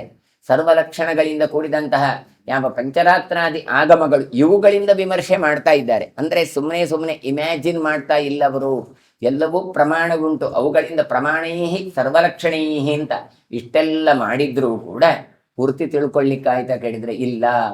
ಮತ್ತೆ ಈ ಸತ್ಕರ್ಮದ ಫಲದಿಂದ ಅದೆಲ್ಲದನ್ನು ಚಿಂತನೆ ಮಾಡ್ತಾ ಇದ್ದಾರೆ, ಆದ್ರೆ ಭಗವಂತನ ಪೂರ್ಣತೆಯನ್ನು ಅರ್ಥ ಮಾಡಿಕೊಳ್ಳಿಕ್ಕಾಗ್ಲಿಲ್ಲ. ನಚೈನಂ ಶೇಕುಹು ಅನ್ವೇಷ್ಟುಂ, ಹಾಗೆ ಅಂತೇಳಿ ಅವರು ಕೈ ಬಿಡ್ಲಿಲ್ಲ, ಆಲೋಚನೆ ಮಾಡ್ತಾನೆ ಇದ್ದಾರೆ. ಯಾಕೆ? ತಾವು ಪರಿಪೂರ್ಣ ಕಡೆಗೆ ಹೋಗಬೇಕು ಕೇಳಿದ್ರೆ ಇಂಥ ಚಿಂತನೆಯನ್ನು ನಾವು ಮಾಡಬೇಕು. ಭಗವಂತನನ್ನು ಪರಿಪೂರ್ಣ ತಿಳ್ಕೊಳ್ಳಿಕ್ಕೆ ಆಗದೇ ಇದ್ರು ನಮ್ಮ ದೃಷ್ಟಿಯಿಂದ ನಮ್ಮ ಯೋಗ್ಯತೆಯಷ್ಟು ಪೂರ್ತಿಯಾಗಿ ಭಗವಂತನನ್ನು ತಿಳ್ಕೊಳ್ಳಿಕ್ಕೆ ಬರುತ್ತೆ. ಅದಕ್ಕೋಸ್ಕರ ನಾವು ಆ ಭಗವಂತನ ಚಿಂತನೆ ಮಾಡಬೇಕು. ಒಬ್ಬ ಗುರುಕುಲದಲ್ಲಿ ಪಾಠ ಆಗ್ತಾ ಇತ್ತು, ಒಬ್ಬ ವಿದ್ಯಾರ್ಥಿ ಹೇಳ್ತಾನೆ, ನನಗೆ ಜೋರು ಬಾಯಾರಿಕೆ ಆಗತ್ತೆ ಅಂತ. ಸರಿ, ಹೋಗು, ಕೆಳಗಡೆ ಸರೋವರ ಇದೆ ಎದುರುಗಡೆ, ಕುಡಿದು ಬಾ ಬೇಗ ಅಂತ ಕಳಿಸಿಕೊಟ್ರಂತೆ. ವಿದ್ಯಾರ್ಥಿ ಹೋದವನದು ಪತ್ತೆ ಇಲ್ಲ. ಈಗಿನ ಕಾಲದಲ್ಲಿ ಎಲ್ಲ ಹಾಗೆ, ಒಬ್ಬ ವಿದ್ಯಾರ್ಥಿಯನ್ನು ಬಿಟ್ರೆ ಮತ್ತೆ ವಾಪಸ್ ಬರೋದೇ ಇಲ್ಲ, ಆ ಪಿರಿಯಡ್ ಮುಗ್ದು ಇನ್ನೊಂದು ಪಿರಿಯಡ್ಗೆ ಬರ್ತಾನೆ, ಹಾಗೆ ಮಾಡ್ತಾರೆ. ಇಲ್ಲ, ಗುರುಗಳು ಏನ್ ಮಾಡ್ತಾರೆ, ಎಲ್ಲ ವಿದ್ಯಾರ್ಥಿಗಳನ್ನು ಕರ್ಕೊಂಡು ಅವನು ಇರುವ ಸರೋವರದ ಕಡೆಗೆ ಬಂದ್ರಂತೆ. ಅಲ್ಲ ಮಾರಯ್ಯ, ನಿನ್ನನ್ನು ಆಗ ಕಳಿಸಿದ್ದೇನೆ ನೀರು ಕುಡಿದುಕೊಂಡು ಬಾ ಅಂತ ಹೇಳಿ, ಮತ್ತೆ ಯಾಕೆ ಬರಲಿಲ್ಲ ಅಂತ. ಅವ ಏನು ಮಾಡಿದ್ದಾನೆ, ಎರಡು ಕೈಯನ್ನು ಹೀಗೆ ಇಟ್ಟುಕೊಂಡು ಚಿಂತೆ ಮಾಡ್ತಾ ಕೂತಿದ್ದಾನಂತೆ. ಏನಾಯಿತು ಕೇಳಿದ್ರಂತೆ ಗುರುಗಳು. ಅವ ಹೇಳಿದಂತೆ, ಇಷ್ಟು ನೀರುಂಟು, ನಾನು ಹೇಗೆ ಕುಡಿಯೋದು ಕೇಳಿದಂತೆ. ಆಗ ಗುರುಗಳು ಹೇಳಿದ್ರಂತೆ, ನಿನಗೆ ಅದನ್ನೆಲ್ಲೋ ಕುಡಿಲಿಕ್ಕೆ ಹೇಳಿದ್ನು, ನಿನಗೆಷ್ಟು ಬಾಯಾರಿಕೆ ಹೋಗೋದಕ್ಕೆ ಬೇಕೋ ಅಷ್ಟು ನೀನು ಕುಡಿದು ಬರಬೇಕಿತ್ತು. ನಮ್ಮ ಸ್ಥಿತಿ ಹಾಗೆ, ಭಗವಂತನನ್ನು ಪೂರ್ತಿ ತಿಳ್ಕೊಳ್ಳಿಕ್ಕೆ ಆಗುದಿಲ್ಲ, ಮತ್ತೆ ಯಾಕುವುದು, ಬೇಡ ಕೂತ್ಕೊಳ್ಳುವ ಅಂತೇಳಿ. ಅಲ್ಲ, ನಮ್ಮ ಯೋಗ್ಯತೆ ಎಷ್ಟು ಉಂಟೋ ಅಷ್ಟನ್ನು ನಾವು ತಿಳ್ಕೊಳ್ಬೇಕು. ಹೇಗೆ ಆತ ತನಗೆಷ್ಟು ಬೇಕು ನೀರನ್ನು ಕುಡಿದು ಬಂದಾಗ ಅವನ ಬಾಯಾರಿಕೆ ಪರಿಹಾರ ಆಗತ್ತೋ, ಹಾಗೆಯೇ ನಮ್ಮ ಕೂಡ ಯೋಗ್ಯತೆ ಎನ್ನುವಂಥದ್ದು ಪರಿಪೂರ್ಣನಾಗಿ ಭಗವಂತನ ಅನುಗ್ರಹ ಆಗತ್ತೆ. ಹಾಗಾಗಿ ನಾವಂತ ಚಿಂತನೆಯನ್ನು ಮಾಡಬೇಕು, ಆದ್ರೆ ಪೂರ್ತಿಯಾಗಿ ಚಿಂತನೆ ಮಾಡಲಿಕ್ಕೆ ಸಾಧ್ಯ ಇಲ್ಲ ಅಂತ ತಿಳಿಸ್ತಾ ಇದ್ದಾರೆ. ಕಥಾಭಿಸ್ತತ್ ಪ್ರಯುಕ್ತಾಭಿ ಏತಸ್ಯ ಚರಿತಂ ವಿದುಃ ಪುರಾಣಂತಂ ಪುರಾಣೇಶು ಋಷಯ ಸಂಪ್ರಚಕ್ಷತೆ. ಎಲ್ಲ ಋಷಿಗಳು ಕೂಡ ಏನ್ ಮಾಡ್ತಾರೆ, ಭಗವಂತನಿಗೆ ಸಂಬಂಧಪಟ್ಟಂತ ಕಥೆಗಳನ್ನು, ಅವನ ಚರಿತ್ರೆಗಳನ್ನು ಕೊಂಡಾಡ್ತಾ ಇರ್ತಾರೆ. ಅದಕ್ಕೋಸ್ಕರ ಅವನನ್ನು ಏನ್ ಹೇಳ್ತಾರೆ, ಪುರಾಣಂ ತಂ ಪುರಾಣೇಶು, ಅವನನ್ನು ಪುರಾಣ ಪುರುಷೋತ್ತಮ ಅಂತ ಹೇಳ್ತಾರೆ. ಹಾಗಾಗಿ ಅವನನ್ನು ತಿಳಿಲಿಕ್ಕೆ ಸಾಧ್ಯ ಇಲ್ಲ. ಹಿಂದೆ ಆದ ಘಟನೆಗಳನ್ನೇ ಮತ್ತೆ ಮತ್ತೆ ಮೆಲುಕು ಹಾಕ್ತಾ ಇದ್ದಾರೆ. ಶ್ರೂಯತೆ ಚಾಸ್ಯ ಚರಿತಂ ದೇವೇಶ್ವಪಿ ಪುರಾತನಂ ಮಹಾಪುರಾಣ ಪ್ರಭೃತಿ ಪರಂ ತಸ್ಯ ನ ವಿದ್ಯತೆ. ಇವನ ಮಹಿಮೆ ಉಂಟಲ್ಲ, ಇದು ದೇವತೆಗಳಿಗೂ ಹೇಗೆ ಕೇಳ್ತಾ ಉಂಟು ಕೇಳಿದ್ರೆ ಪುರಾತನ ಅಂತ ಕಡಿಮೆ. ಶ್ರೂಯತೆ ಚಾಸ್ಯ ಚರಿತಂ ದೇವೇಶ್ವಪಿ ಪುರಾತನ. ಅಲ್ಲ, ನಿಮಗೆ ಅದು ಹೊಸ್ತಲ್ವಾ ಅಂತ ಕೇಳಿದ್ರೆ ಹೊಸ್ತಲ್ಲಪ್ಪ, ಇದು ಹಳೇದಾಗೆ ಕಾಣುತ್ತೆ. ಒಂದ್ಸಲ ಕೇಳಿದ್ರೆ ಅದು ಏನು ಕೇಳಿದ್ರೆ, ಈಗ ನಮಗೂ ಹಾಗೆ ನಿನ್ನೆ ಕೇಳಿದ ಪ್ರವಚನ ಕೇಳಿದ್ರೆ ಇಲ್ಲಪ್ಪ ಎಷ್ಟೋ ವರ್ಷದ ಹಿಂದೆ ಕೇಳಿದಾಗ ಆಗತ್ತೆ, ಯಾಕೆಲ್ಲ ಮರ್ತು ಬಿಟ್ಟಿರ್ತೇವೆ. ಹಾಗೆ ಭಗವಂತನ ಚರಿತ್ರೆಯನ್ನು ಕೇಳಿದಷ್ಟು ಇನ್ನಷ್ಟು ಕೇಳಬೇಕು ಅಂತ ಆಗುತ್ತಾ ಉಂಟು ಹೊರತು ಇದು ಇವತ್ತು ಕೇಳಿದ್ದೇನೆ ನಿನ್ನೆ ಕೇಳಿದ್ದೇನೆ ಅಂತ ಇಲ್ವೇ ಇಲ್ಲ. ಅಲ್ಲ, ದೇವತೆಗಳಿಗೆ ಹಾಗೆ ಉಂಟು, ಇನ್ನು ನಮಗೇನು. ಹಾಗಾಗಿ ಆ ಭಗವಂತನ ಪುರಾತನ ಚರಿತ್ರೆಯನ್ನು ನಿತ್ಯವೂ ಕೇಳಬೇಕು ಅಂತ. ಇದು ನಮ್ಮ ಯಕ್ಷಗಾನ ಪದ್ಧತಿಗಳಲ್ಲಿ ಉಂಟು ನೋಡಿ. ಗದಾಯುದ್ಧ ಅಂತ ಒಂದು ಪ್ರಸಂಗ, ಆ ಹಾಡು ಕೂಡ ಬಾಯಿ ಹರಟೆ ಬರುತ್ತೆ ನಮಗೆ, ಆದ್ರೂ ಕೂಡ ಮತ್ತೆ ಮತ್ತೆ ನಾವು ನೋಡ್ತೇವೆ. ಅವ ಮುಂದೆ ಏನು ವಾಕ್ಯ ಪ್ರಯೋಗ ಮಾಡ್ತಾನೆ ಅದು ಕೂತವ ಹೇಳ್ತಾನೆ ಇಲ್ಲಿ ಹಾಡಿನಲ್ಲಿ, ಆದ್ರೂ ಕೂಡ ಮತ್ತೆ ಮತ್ತೆ ಹೊಸತು. ಇದು ನಮ್ಮ ಪುರಾಣಗಳು ವೇದಗಳು. ಅದೇ ಒಂದು ಚಲನಚಿತ್ರ ನೋಡಿ ಅಂತೆ, ಒಂದು ಸಲ, ಎರಡು ಸಲ, ಮೂರು ಸಲ ಅದೆಂತ ನೋಡುದು ಮಾರೆ, ಅದು ಬಂದಗಳು ಇದೇ ಡೈಲಾಗ್ ಬರುತ್ತೆ ಅಂತ ಹೇಳಿ ಮತ್ತೆ ನೋಡ್ಲಿಕ್ಕೆ ಆಗಲ್ಲ. ಆದ್ರೆ ಪುರಾಣಗಳು ಹಾಗಲ್ಲ. ಯಾಕೆ? ಪುಣ್ಯ, ಭಗವಂತನ ಅನುಗ್ರಹ ಆಗತ್ತೆ. ಹಾಗಾಗಿ ಇಲ್ಲಿ ಕೂಡ ಭಗವಂತನ ಚರಿತ್ರೆಯನ್ನು ಕೇಳಿದ್ರು ಮತ್ತೆ ಮತ್ತೆ ದೇವತೆಗಳು ತಾವು ಕೇಳ್ತಾ ಇದ್ದಾರೆ.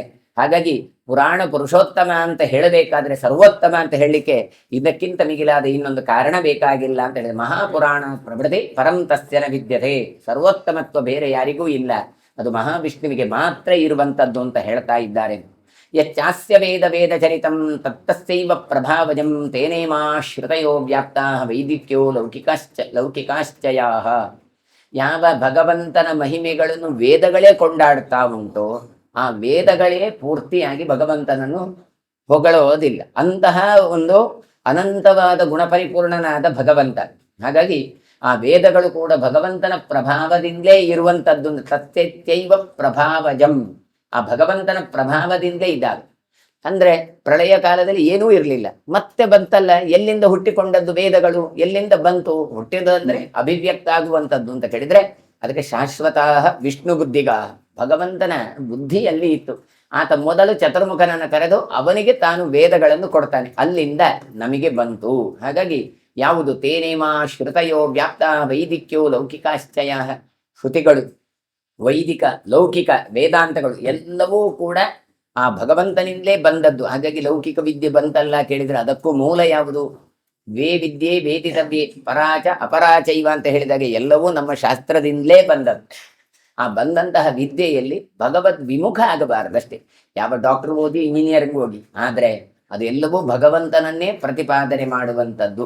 ಹಾಗಾಗಿ ಅಲ್ಲಿಗೆ ಬಂದಾಗ ಮಾತ್ರ ಅದು ನಮ್ಮ ಜೀವನ ಸಾರ್ಥಕ್ಯಕ್ಕೆ ನಮಗೆ ಕಾರಣ ಆಗಿ ಬಿಡುತ್ತೆ. ಹಾಗಾಗಿ ಇಲ್ಲಿ ಹೇಳ್ತಾರೆ, ಲೌಕಿಕ ವೈದಿಕ ಎಲ್ಲವೂ ಕೂಡ ವಿದ್ಯೆ ಎನ್ನುವಂಥದ್ದು ಭಗವಂತನಿಂದಲೇ ಬಂದದ್ದು, ಭಗವಂತನನ್ನೇ ಕೊಂಡಾಡುತ್ತೆ. ಭವಕಾಲೇ ಭವತ್ಯೇಷ ಲೋಕಾನಾಂ ಭೂತಭಾವನಃ ದಾನವಾನಾಂ ಅಭಾವಾಯ ಜಾಗರ್ತಿ ಮಧುಸೂದನಃ. ಸೃಷ್ಟಿಯ ಕಾಲದಲ್ಲಿ ಸೃಷ್ಟಿಗೆ ಕಾರಣನಾಗಿ ನಿಲ್ತಾನೆ. ಈಗ ರಾಮ ಮಲಗಿದ್ದಾನೆ, ಆದ್ರೆ ಸೃಷ್ಟಿಯಾಗಬೇಕು ಅಂತ ಕೇಳಿದ್ರೆ ಸೃಷ್ಟಿ ಮಾಡಲಿಕ್ಕೆ ತಾನು ನಿಲ್ತಾನೆ. ಸಮಸ್ತ ಜೀವಿಗಳ ಅಂತರ್ಯಾಮಿಯಾಗಿ ಇರುವ ಈತ ಮಧುಸೂದನನಾಗಿ ಹರಿ ತಾನೇನು ಮಾಡ್ತಾನೆ? ದಾನವ ಕುಲವನ್ನು ತಾನು ಸಂಹರಿಸ್ಲಿಕ್ಕೋಸ್ಕರ ಎಚ್ಚರಗೊಳ್ತಾನೆ. ನೋಡಿ, ದಾನವಾನಾಂ ಅಭಾವಾಯ ಜಾಗರ್ತಿ ಮಧುಸೂದನ. ಒಂದೊಂದು ಶಬ್ದ ನೋಡಿ ಅಲ್ಲಿ ಹೇಗೆ ಹಾಕ್ತಾರೆ. ಮಧುಸೂದನ ಅಂತ ಯಾಕೆ ಹೇಳಿ? ಭಗವಂತ ತಾನು ಮಲಗಿದ್ದಾನೆ, ಮಲಗಿದವ ಏನ್ ಮಾಡ್ತಾನೆ? ಏಳ್ತಾನೆ. ಯಾಕೆ ಎದ್ದ ಕೇಳಿದ್ರೆ ಸೃಷ್ಟಿ ಮಾಡ್ಲಿಕ್ಕೆ ಅಂತ ಒಂದು ಕಾರಣ, ಇನ್ನೊಂದು ಅಸುರರನ್ನು ನಾಶ ಮಾಡ್ಲಿಕ್ಕೆ. ಆ ಅಸುರರು ಯಾರು ಮೊದಲಿದ್ದವರು ಕೇಳಿದ್ರೆ ಮಧುಕೈಟವರು. ಹಾಗಾಗಿ ಮಧುವನ್ನು ನಾಶನ ಮಾಡಿದವರಲ್ಲಾದ್ರನ್ನ ಮಧುಸೂದನ. ಅದು ಸುಮ್ಮನೆ ಕೊಂದದ್ದಲ್ಲ, ಮತ್ತೆ ಸೃಷ್ಟಿಗೆ ಪೂರಕವಾಗುವ ಹಾಗೆ ಯಾವುದೋ ಒಂದು ಬೇಸ್ಮೆಂಟ್ ಬೇಕು. ಅದು ಯಾವುದು? ಮೇದಿನಿ. ಅದು ಈ ಮಧು ಎನ್ನುವವನ ಮೇಧಸ್ಸಿನಿಂದಾಗಿ ಉಂಟಾದದ್ದು. ಹಾಗಾಗಿ ಒಂದು ಕ್ರಿಯೆಯನ್ನು ಮಾಡಬೇಕಾದ್ರೆ ಭಗವಂತ ಬಹಳಷ್ಟು ಪ್ರಯೋಜನ ಮಾಡ್ತಾನೆ. ಹಾಗಾಗಿ ನೋಡಿ, ರಾತ್ರಿ ಇದ್ರೆ ಮಾತ್ರ ಹಗಲಿಗೆ ಬೇರೆ, ದಾನವರಿದ್ರೆ ಮಾತ್ರ ದೇವತೆಗಳ ಸಾಮರ್ಥ್ಯ ಗೊತ್ತಾಗುವಂಥದ್ದು. ಹಾಗೆ ಇಲ್ಲಿ ಕೂಡ ತಾನು ಸೃಷ್ಟಿ ಮಾಡುವುದಕ್ಕೆ ತಾನು ತೊಡಗುತ್ತಾನೆ ಭಗವಂತ ಎಚ್ಚರಗೊಂಡಾಗ. ಯದೈನಂ ವೀಕ್ಷಿತಂ ದೇವಾ ನಶೇಕು ಸುಪ್ತಮವ್ಯಯಂ ತತಸ್ವಪಿತಿ ಘರ್ಮಾಂತೆ ಜಾಗರ್ತಿ ಜಲದಕ್ಷಯೇ. ಯೋಗಾರೂಢನಾಗಿ ಭಗವಂತ ತಾನು ಮಲಗಿದ್ದಾನೆ. ಅದನ್ನು ನೋಡುವ ಅಂತ ಕೇಳಿದ್ರೆ ಯಾರಿಗಾದ್ರೂ ಸಾಮರ್ಥ್ಯ ಉಂಟು ಕೇಳಿದ್ರೆ ಇಲ್ವೇ ಇಲ್ಲ. ದೇವತೆಗಳೂ ಸಮರ್ಥರಲ್ಲ. ನಾವು ದೇವರನ್ನು ಮಲಗಿದ್ದನ್ನು ನೋಡ್ಬೇಕು ಹೇಳಿದ್ರೆ ಆಗೋದೇ ಇಲ್ಲ. ನಾವು ಮಲಗಿದ್ದೇ ನಮಗೆ ನೋಡ್ಲಿಕ್ಕೆ ಆಗಲ್ಲ.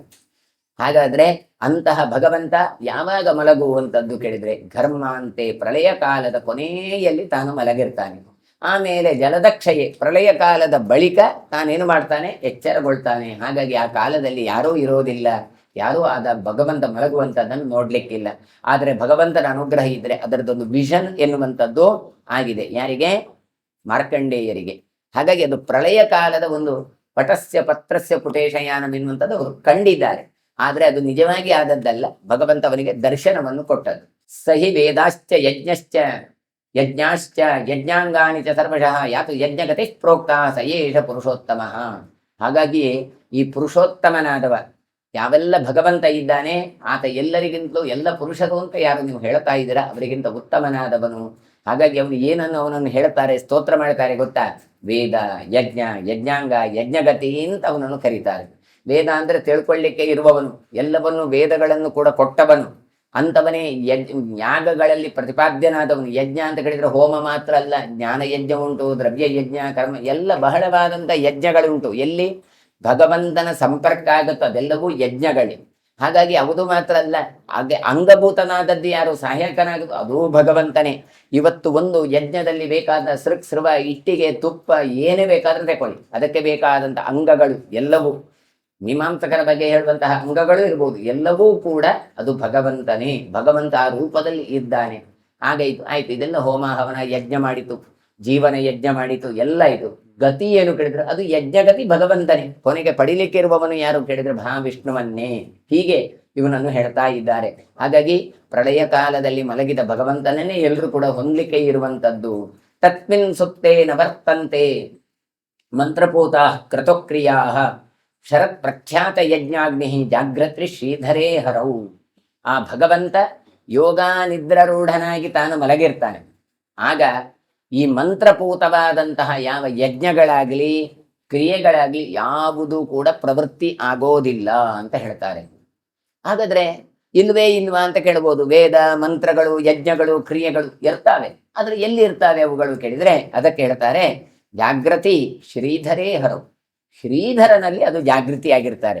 ಶ್ರೀಧರ ಅಂತ ಹೇಳ್ತಾರೆ. ಅಲ್ಲಿ ಶ್ರೀ ಅಂದ್ರೆ ಲಕ್ಷ್ಮಿ, ಲಕ್ಷ್ಮೀಪತಿಯಾದ ನಾನು. ಹಾಗಾದ್ರೆ ಯಾರೆಲ್ಲ ಇದ್ದಾರೆ ಪ್ರಳಯ ಕಾಲದಲ್ಲಿ ಹೇಳಿದ್ರೆ ನಿದ್ರಾ ರೂಪದಲ್ಲಿ ಇರುವವಳು ದುರ್ಗಾ, ಶ್ರೀ ಇದ್ದಾಳೆ ವೇದ, ಹಾಗೆಯೇ ಭಗವಂತ ಇದ್ದಾನೆ. ಹಾಗಾಗಿ ಮೂರೇ ವ್ಯಕ್ತಿಗಳು ಇರುವಂತದ್ದು. ಮೂರೇ ಅಂದ್ರೆ ಒಬ್ಬನೇ ಭಗವಂತ, ಅವನಿಗೆ ಇಬ್ಬರು ಲಕ್ಷ್ಮಿ, ಲಕ್ಷ್ಮಿ ಎರಡು ರೂಪದಿಂದ ಇರ್ತಾಳೆ.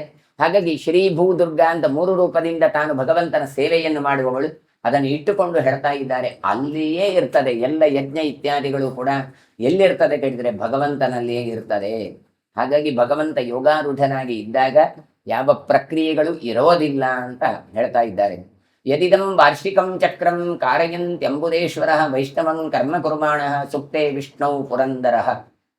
ಇನ್ನು ಭಗವಂತನನ್ನು ಹೇಳುವಾಗ ಹೇಳ್ತಾರೆ, ಮೇಘಗಳಿಗೆ ಒಡೆಯನಾದಂಥ ದೇವೇಂದ್ರ ಯಾರಿದ್ದಾನಲ್ಲ ಅವನು ಕೂಡ ಅಷ್ಟೇ ಸಂವತ್ಸರ ನಿಯಾಮಕವನ್ನು ಮಾಡ್ತಾ ಇದ್ದಾನೆ. ತಾನು ಎಲ್ಲ ಮಳೆ ಬೆಳೆ ಋತುಚಕ್ರಗಳನ್ನು ಎಲ್ಲವನ್ನು ನಿಯಮನ ಮಾಡ್ತಾನೆ. ಆದರೆ ಮಾಡಿದ್ದು ಹೇಗೆ ಕೇಳಿದ್ರೆ ಈ ಭಗವಂತನ ಆಜ್ಞೆಯಿಂದ ಮಾಡಬೇಕಾದ್ರೆ ದೇವೇಂದ್ರ ಇರ್ಬೋದು, ವಾಯು ಅಗ್ನಿ ಯಮ ಅವರು ಏನು ಮಾಡ್ತಾರೆ ಅಂತ ಕೇಳಿದ್ರೆ ಯೋಗಾರೂಢನಾದಂತಹ ಭಗವಂತನನ್ನು ಸ್ಮರಿಸ್ತಾ ಅದು ವಿಷ್ಣು ಪೂಜೆ ಅಂತ ತಮ್ಮ ಕರ್ತವ್ಯಗಳನ್ನು ಮಾಡ್ತಾ ಇದ್ದಾರೆ. ಯದಿದಂ ವಾರ್ಷಿಕಂ ಚಕ್ರಂ, ವರ್ಷದಲ್ಲಿ ಇರುವಂತ ಚಕ್ರಗಳು, ಈ ಋತುಗಳು ಪರಿವರ್ತನೆ ಆಗತ್ತೆ, ಮಾಸಗಳು ಪರಿವರ್ತನೆ ಆಗತ್ತೆ, ಎಲ್ಲವೂ ಋತುಚಕ್ರಗಳು ಇದ್ದಾವಲ್ಲ ಅವುಗಳನ್ನು ಪರಿವರ್ತನೆಯನ್ನು ಮಾಡ್ತಾರೆ. ಮಾಡುವಾಗ ಏನು ಮಾಡ್ತಾರೆ ಅವರು, ವೈಷ್ಣವಂ ಕರ್ಮ ಕುರ್ವಾಣ. ಹಾಗಾದ್ರೆ ಅವರೆಲ್ಲರೂ ಅವರವರ ಕರ್ತವ್ಯವನ್ನು ಮಾಡುವಾಗ ಭಗವಂತ ಇದು ಮಾಡ್ತಾ ಇದ್ದಾನೆ, ಇದು ಭಗವಂತನ ಪೂಜೆ ಅಂತ ತಿಳ್ಕೊಂಡು ಮಾಡ್ತಾರೆ. ನಾವೇನು ಮಾಡ್ಬೇಕಾಗಾದ್ರೆ ನಾವು ಹಾಗೆ ಕೇವಲ ಘಂಟಾಮಣಿ ಆಡಿಸಿಕೊಂಡು ಆರತಿ ಎತ್ತುವುದಷ್ಟೇ ಪೂಜೆ ಅಲ್ಲ, ಇದು ನಮ್ಮ ಶಾಸ್ತ್ರ ಕೊಡುವಂಥದ್ದು. ಅದು ಒಂದು ಅಂಗ ಅಷ್ಟೇ. ಬಿಟ್ರೆ ಪ್ರಧಾನವಾಗಿ ಎಲ್ಲ ವ್ಯಕ್ತಿಗಳ ಒಳಗಿರುವ ಭಗವದಾರಾಧನೆ, ಹಾಗಾಗಿ ಅನ್ನದಾನ ಇತ್ಯಾದಿಗಳು ಅವರದ್ದು ಸೇವೆ ಮಾಡುವಂಥದ್ದು ಎಲ್ಲವೂ ಪೂಜೆಯೇ. ಹಾಗಾಗಿ ಒಬ್ಬ ಅಧಿಕಾರಿ ತಾನು ತನ್ನ ಆಫೀಸಲ್ಲಿ ಇದ್ದುಕೊಂಡು ಯಾವುದು ಕೆಲಸ ಮಾಡಿದ್ರೆ ಅದು ಭಗವಂತನ ಪೂಜೆಯೇ. ನಾನು ಹೇಳಿದ್ದುಂಟು, ಈ ಕೊರೋನಾ ಸಂದರ್ಭದಲ್ಲಿ ರಸ್ತೆಗಳನ್ನು ಗುಡಿಸದೇ ಇದ್ರೆ ಪೌರ ಕಾರ್ಮಿಕರು ಇವತ್ತು ನಾವೆಲ್ಲ ಹಾಸ್ಪಿಟ್ಲಲ್ಲಿ ಇರಬೇಕಾಗಿತ್ತು. ಅವರದನ್ನು ಗುಡಿಸಿ ಸ್ವಚ್ಛಗೊಳಿಸಿದ್ರಿಂದ ನಾವು ಆರೋಗ್ಯಪೂರ್ಣರಾಗಿದ್ದೇವೆ. ಹಾಗಾಗಿ ಅದೂ ಕೂಡ ಭಗವಂತನ ಪೂಜೆ. ಹಾಗಾಗಿ ಪ್ರಾತಃ ಪ್ರವೃತ್ತಿ ಸಾಯಾಂತಂ ಸಾಯಾದಿ ಪ್ರಾತರಂತತ ಎತ್ಕರೋಮಿ ಜಗನ್ನಾಥ ತತಸ್ತು ತವ ಪೂಜನ. ಅವರವರ ಕರ್ತವ್ಯಗಳನ್ನು ಅವರವರು ಮಾಡಬೇಕು. ಅದು ಬಿಟ್ಟು ಇನ್ನೊಂದು ಅದು ಚಂದ ಇದು ಚಂದ ಅಂತ ಹಾರೋದಲ್ಲ.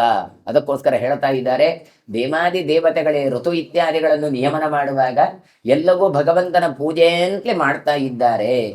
ಅಸ್ಯಾಸ್ತನುಸ್ತಮೋದ್ವಾರ ಯಾಚೇಷ ಗಕ್ವರಿ ಮಾಯಾ ನಿದ್ರೇತಿ ಜಗತಿ ಸ್ಥಿತ ಸಾ ಕರ್ಮಾನ್ವೇಷಣಿ ಘೋರ ಕಾಲರಾತ್ರಿ ಜಗತ್ಪತೆ.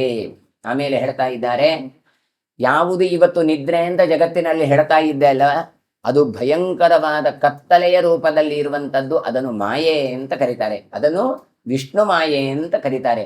ಅದು ಎಲ್ಲಿಂದ ಬಂದದ್ದು ಕೇಳಿದ್ರೆ ಭಗವಂತನಿಂದಲೇ ಬಂದದ್ದು. ಸಾಕೇಶ ಗಕ್ವರಿ ಮಾಯ, ಗಹ್ವರವಾದ ಅಂದ್ರೆ ನಾವು ನೋಡುವಂತ ಕತ್ತಲಲ್ಲ, ಇದು ಗಹನವಾದಂತಹ ಈ ಕತ್ತಲು. ಅದು ನಿದ್ರಾ ಅಂತ ಜಗತ್ತಿನಲ್ಲಿ ಉಂಟಲ್ಲ, ಅದು ಎಲ್ಲಿಂದ ಬಂದಿದೆ ಅಂದ್ರೆ ಅದು ಕೂಡ ಭಗವಂತನಿಂದಲೇ ಪ್ರೇರೇಪಿಸಲ್ಪಟ್ಟು ಬಂದದ್ದು. ಈ ಮಾಯೆಯೇ ನಮ್ಮ ಕರ್ಮಗಳನ್ನೆಲ್ಲ ನಡೆಸ್ತಾ ಇರುವಂತದ್ದು. ಹಾಗಾಗಿ ಘೋರವಾದ ಕಾಳರಾತ್ರಿ ಅಂತ ಹೇಳಿದ್ರೆ ಈ ಮಾಯೆ ವಿಷ್ಣು ಮಾಯಾ. ಹಾಗಾಗಿ ಅದನ್ನು ನಾವು ಸಾಮಾನ್ಯವಾಗಿ ಸಪ್ತಶತಿಯಲ್ಲಿ ಹೇಳಬೇಕಾದ್ರೆ ಅದನ್ನು ನಿದ್ರಾ ಅಂತ ಉಪಯೋಗ ಮಾಡಿ ಆಮೇಲೆ ದೇವಿ ಅಂತ ಸ್ತೋತ್ರ ಮಾಡ್ತಾರೆ. ಹಾಗಾಗಿ ನೀವೇನು ಕಟೀಲು ಮೇಳದ ಆಟವನ್ನೆಲ್ಲ ನೋಡ್ತಾ ಇರ್ತೀರಿ, ಯಕ್ಷಗಾನ ಎಲ್ಲ, ಅಲ್ಲಿ ಬರುವ ದೇವಿ ಯಾರು ಕೇಳಿದ್ರೆ ಅದು ಭಗವಂತನ ಯೋಗ ನಿದ್ರಾ. ಹಾಗಾಗಿ ಯೋಗ ನಿದ್ರಾಂ ಪೃತುಷ್ಟುಬಹು ಅಂತ ಹೇಳಿ ಅದನ್ನು ದೇವಿ ಅಂತ ಹೇಳಿ ತಾವು ಸ್ತೋತ್ರ ಮಾಡಿ. ಯಾಕೆ ನಿದ್ರಾ ಎನ್ನುವಂಥದ್ದು ಅದು ಸ್ತ್ರೀಲಿಂಗ ಶಬ್ದ. ಹಾಗಾಗಿ ಅಲ್ಲಿ ದೇವ ಅಂತ ಹೇಳಲಿಕ್ಕೆ ಬರೋದಿಲ್ಲ. ಭಗವಂತನಿಗೂ ಭಗವಂತನ ಗುಣಧರ್ಮಗಳಿಗೂ ಅಭೇದ. ಭಗವಂತ ಅಂದ್ರು, ಭಗವಂತನ ನಿದ್ರೆ ಅಂದ್ರು, ಅವನ ಕ್ರಿಯೆ ಅಂದ್ರು ಎಲ್ಲವೂ ಒಂದೇ. ಹಾಗಾಗಿ ದೇವಿ ಅಂದ್ರೆ ಯಾರು? ಅದು ಮೋಹಿನಿ, ಭಗವಂತನ ಸ್ತ್ರೀ ರೂಪದ ಚಿಂತನೆ. ಹಾಗಾಗಿ ಇಲ್ಲಿ ಹೇಳ್ತಾ ಇದ್ದಾರೆ, ಅಂತಹ ಯಾವ ಮಾಯೇ ಉಂಟಲ್ಲ ಭಗವಂತನ ಮಾಯೆ, ಅದರಿಂದಾಗಿ ಕರ್ಮಗಳು ನಡೀತಾ ಉಂಟು. ಹೌದಲ್ವಾ? ಮದುವೆ ಹೇಳ್ತೇವೆ ಸಂಸಾರ ಬಂದ ಹಾಗೆ ಹೀಗೆ ಮೋಹ ಮಾಯೆ ಅಂತ. ಆದ್ರೆ ಆ ಮೋಹ ಮಾಯೆಗಳಿದ್ದದಕ್ಕೆ ಸಂಸಾರ ನಡೆಯುತ್ತೆ. ಮದುವೆ ಆಗಿ ಬಂದ, ಇವಳು ಯಾರೋ ಏನೋ ಅಂತ ನೋಡಿಕೊಳ್ಳೋದೇ ಇಲ್ಲ. ಯಾಕೆ? ಇದೆಲ್ಲ ಭಗವಂತನ ಮಾಯೆ, ನಾನು ನನ್ನ ಹೆಂಡತಿ ಅಲ್ಲ ಹಾಗೆ ಹೀಗೆ ಅಂತ ತಿಳ್ಕೊಂಡ್ರೆ ಸಂಸಾರ ಆಗತ್ತ.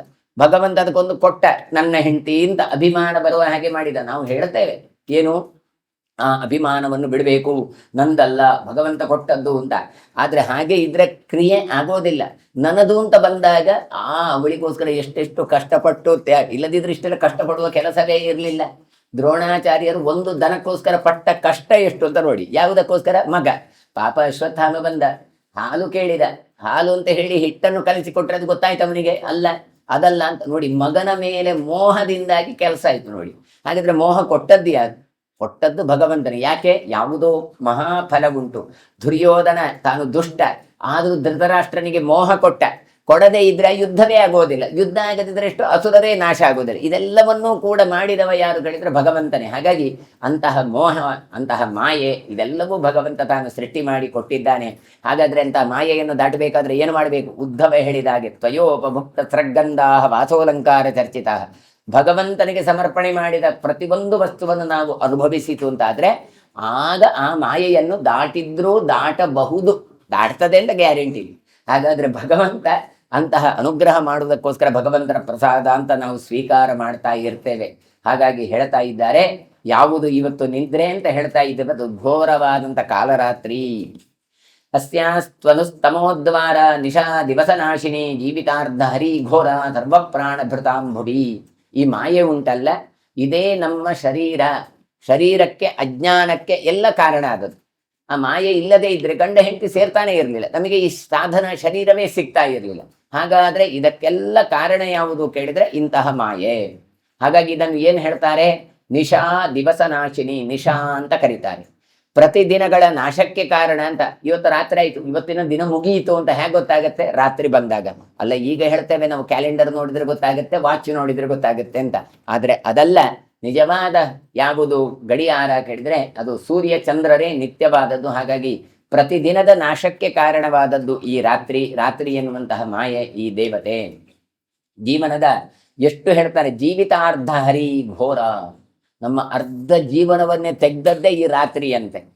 ಇದು ನೋಡಿ, ಹೌದಲ್ಲ? ನಿದ್ರೆಯ ಹ್ರೀಯತೆ ನಕ್ತಂ ವ್ಯವಾಯೇನ ನವಂಬಯ ಅಂತ ಹೇಳಿ ದಿವಾಚಾರ್ತೇಕ್ವಯ ರಾಜನ್ ಕುಟುಂಬ ಭರಣೇನವ ಅಂತ ಭಾಗವತ ಕೊಡತ್ತೆ. ಆ ರೀತಿಯಾಗಿ ಏನು ಲೆಕ್ಕಾಚಾರ ಮಾಡಿ ನೋಡಿ, ಅರ್ಧಕ್ಕರ್ಧ ನಿದ್ರೆಯಲ್ಲಿ ನಾವು ಕಳಿತೇವೆ ನಮ್ಮ ಜೀವನದಲ್ಲಿ ಅಂತ. ಅಲ್ರಿ, ನಾನು ರಾತ್ರಿ 6 ಗಂಟೆ ನಿದ್ದೆ ಮಾಡುದು, 3 ಗಂಟೆ ರಾತ್ರಿ 6 ಗಂಟೆ 3 ಗಂಟೆ ಹೌದು. ಆದ್ರೆ ಬಾಲ್ಯದಲ್ಲಿ ತುಂಬಾ ಕಾಲ ಮಲಗಿದ್ರಿ, ವೃದ್ಧಾಪ್ಯದಲ್ಲಿ ಎಂತ ಮಾಡುದು, ಕೂಡುದಿಲ್ಲ, ಇಡೀ ದಿನ ಮಲಗ್ತಾನೇ ಇರ್ತೇವೆ. ಹಾಗಾಗಿ ಟೋಟಲ್ ಲೆಕ್ಕ ಮಾಡಿದ್ರೆ 100 ವರ್ಷ ಬದುಕಿದ್ರೆ ಪ್ರಾಯಶಃ 100 ವರ್ಷ ಬದುಕೋದಿಲ್ಲ. ಈಗ 80ಕ್ಕೆ ಇಳಿದಿದೆ, ಆದ್ರೂ ಕೂಡ 100 ವರ್ಷ ಬದುಕಿದ್ರು ಕೂಡ 50 ವರ್ಷ ಅದರಲ್ಲೇ ಹೋಯ್ತು. ಆಮೇಲೆ 50 ವರ್ಷ ಏನು ಕೇಳಿದ್ರೆ ಆಮೇಲೆ ಹೇಳ್ತಾರೆ ಜೀವ ಹಗಲು ಉಂಟಲ್ಲ 50 ವರ್ಷ, ಅದರಲ್ಲಿ ಏನಾದ್ರೂ ಭಗವತ್ ಸಾಧನೆ ಅಂತ ಕೇಳಿದ್ರೆ ಅಲ್ಲಪ್ಪ ಸಂಪಾದನೆ.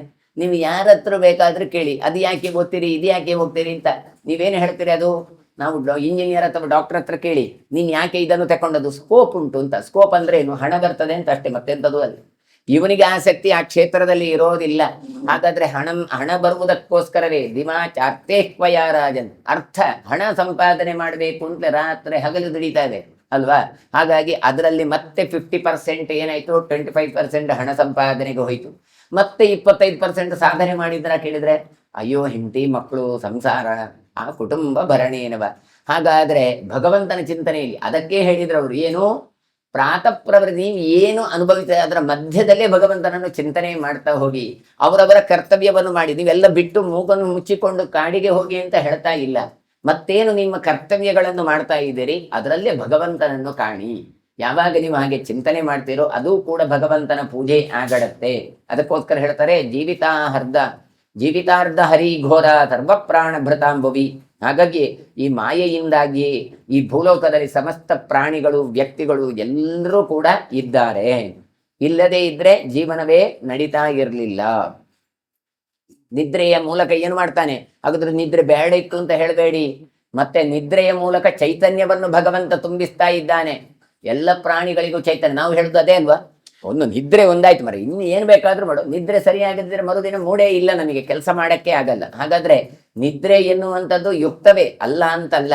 ನೈತಯ ಕಶ್ಚಿದ ವಿಷ್ಣು ಜೃಂಭಮಾಣೋ ಮುಹುರ್ಮುಹು ಶಕ್ತ ಪ್ರಸಹಿತುಂ ವೇಗಂ ಮಜ್ಜನ್ನಿವ ಮಹಾರಣವೇ. ನೋಡಿ, ನಿದ್ರಾದೇವಿಗೆ ವಶ ಆಗದವರು ಯಾರೂ ಇಲ್ಲ ಹೇಳ್ತಾ ಇದ್ರು.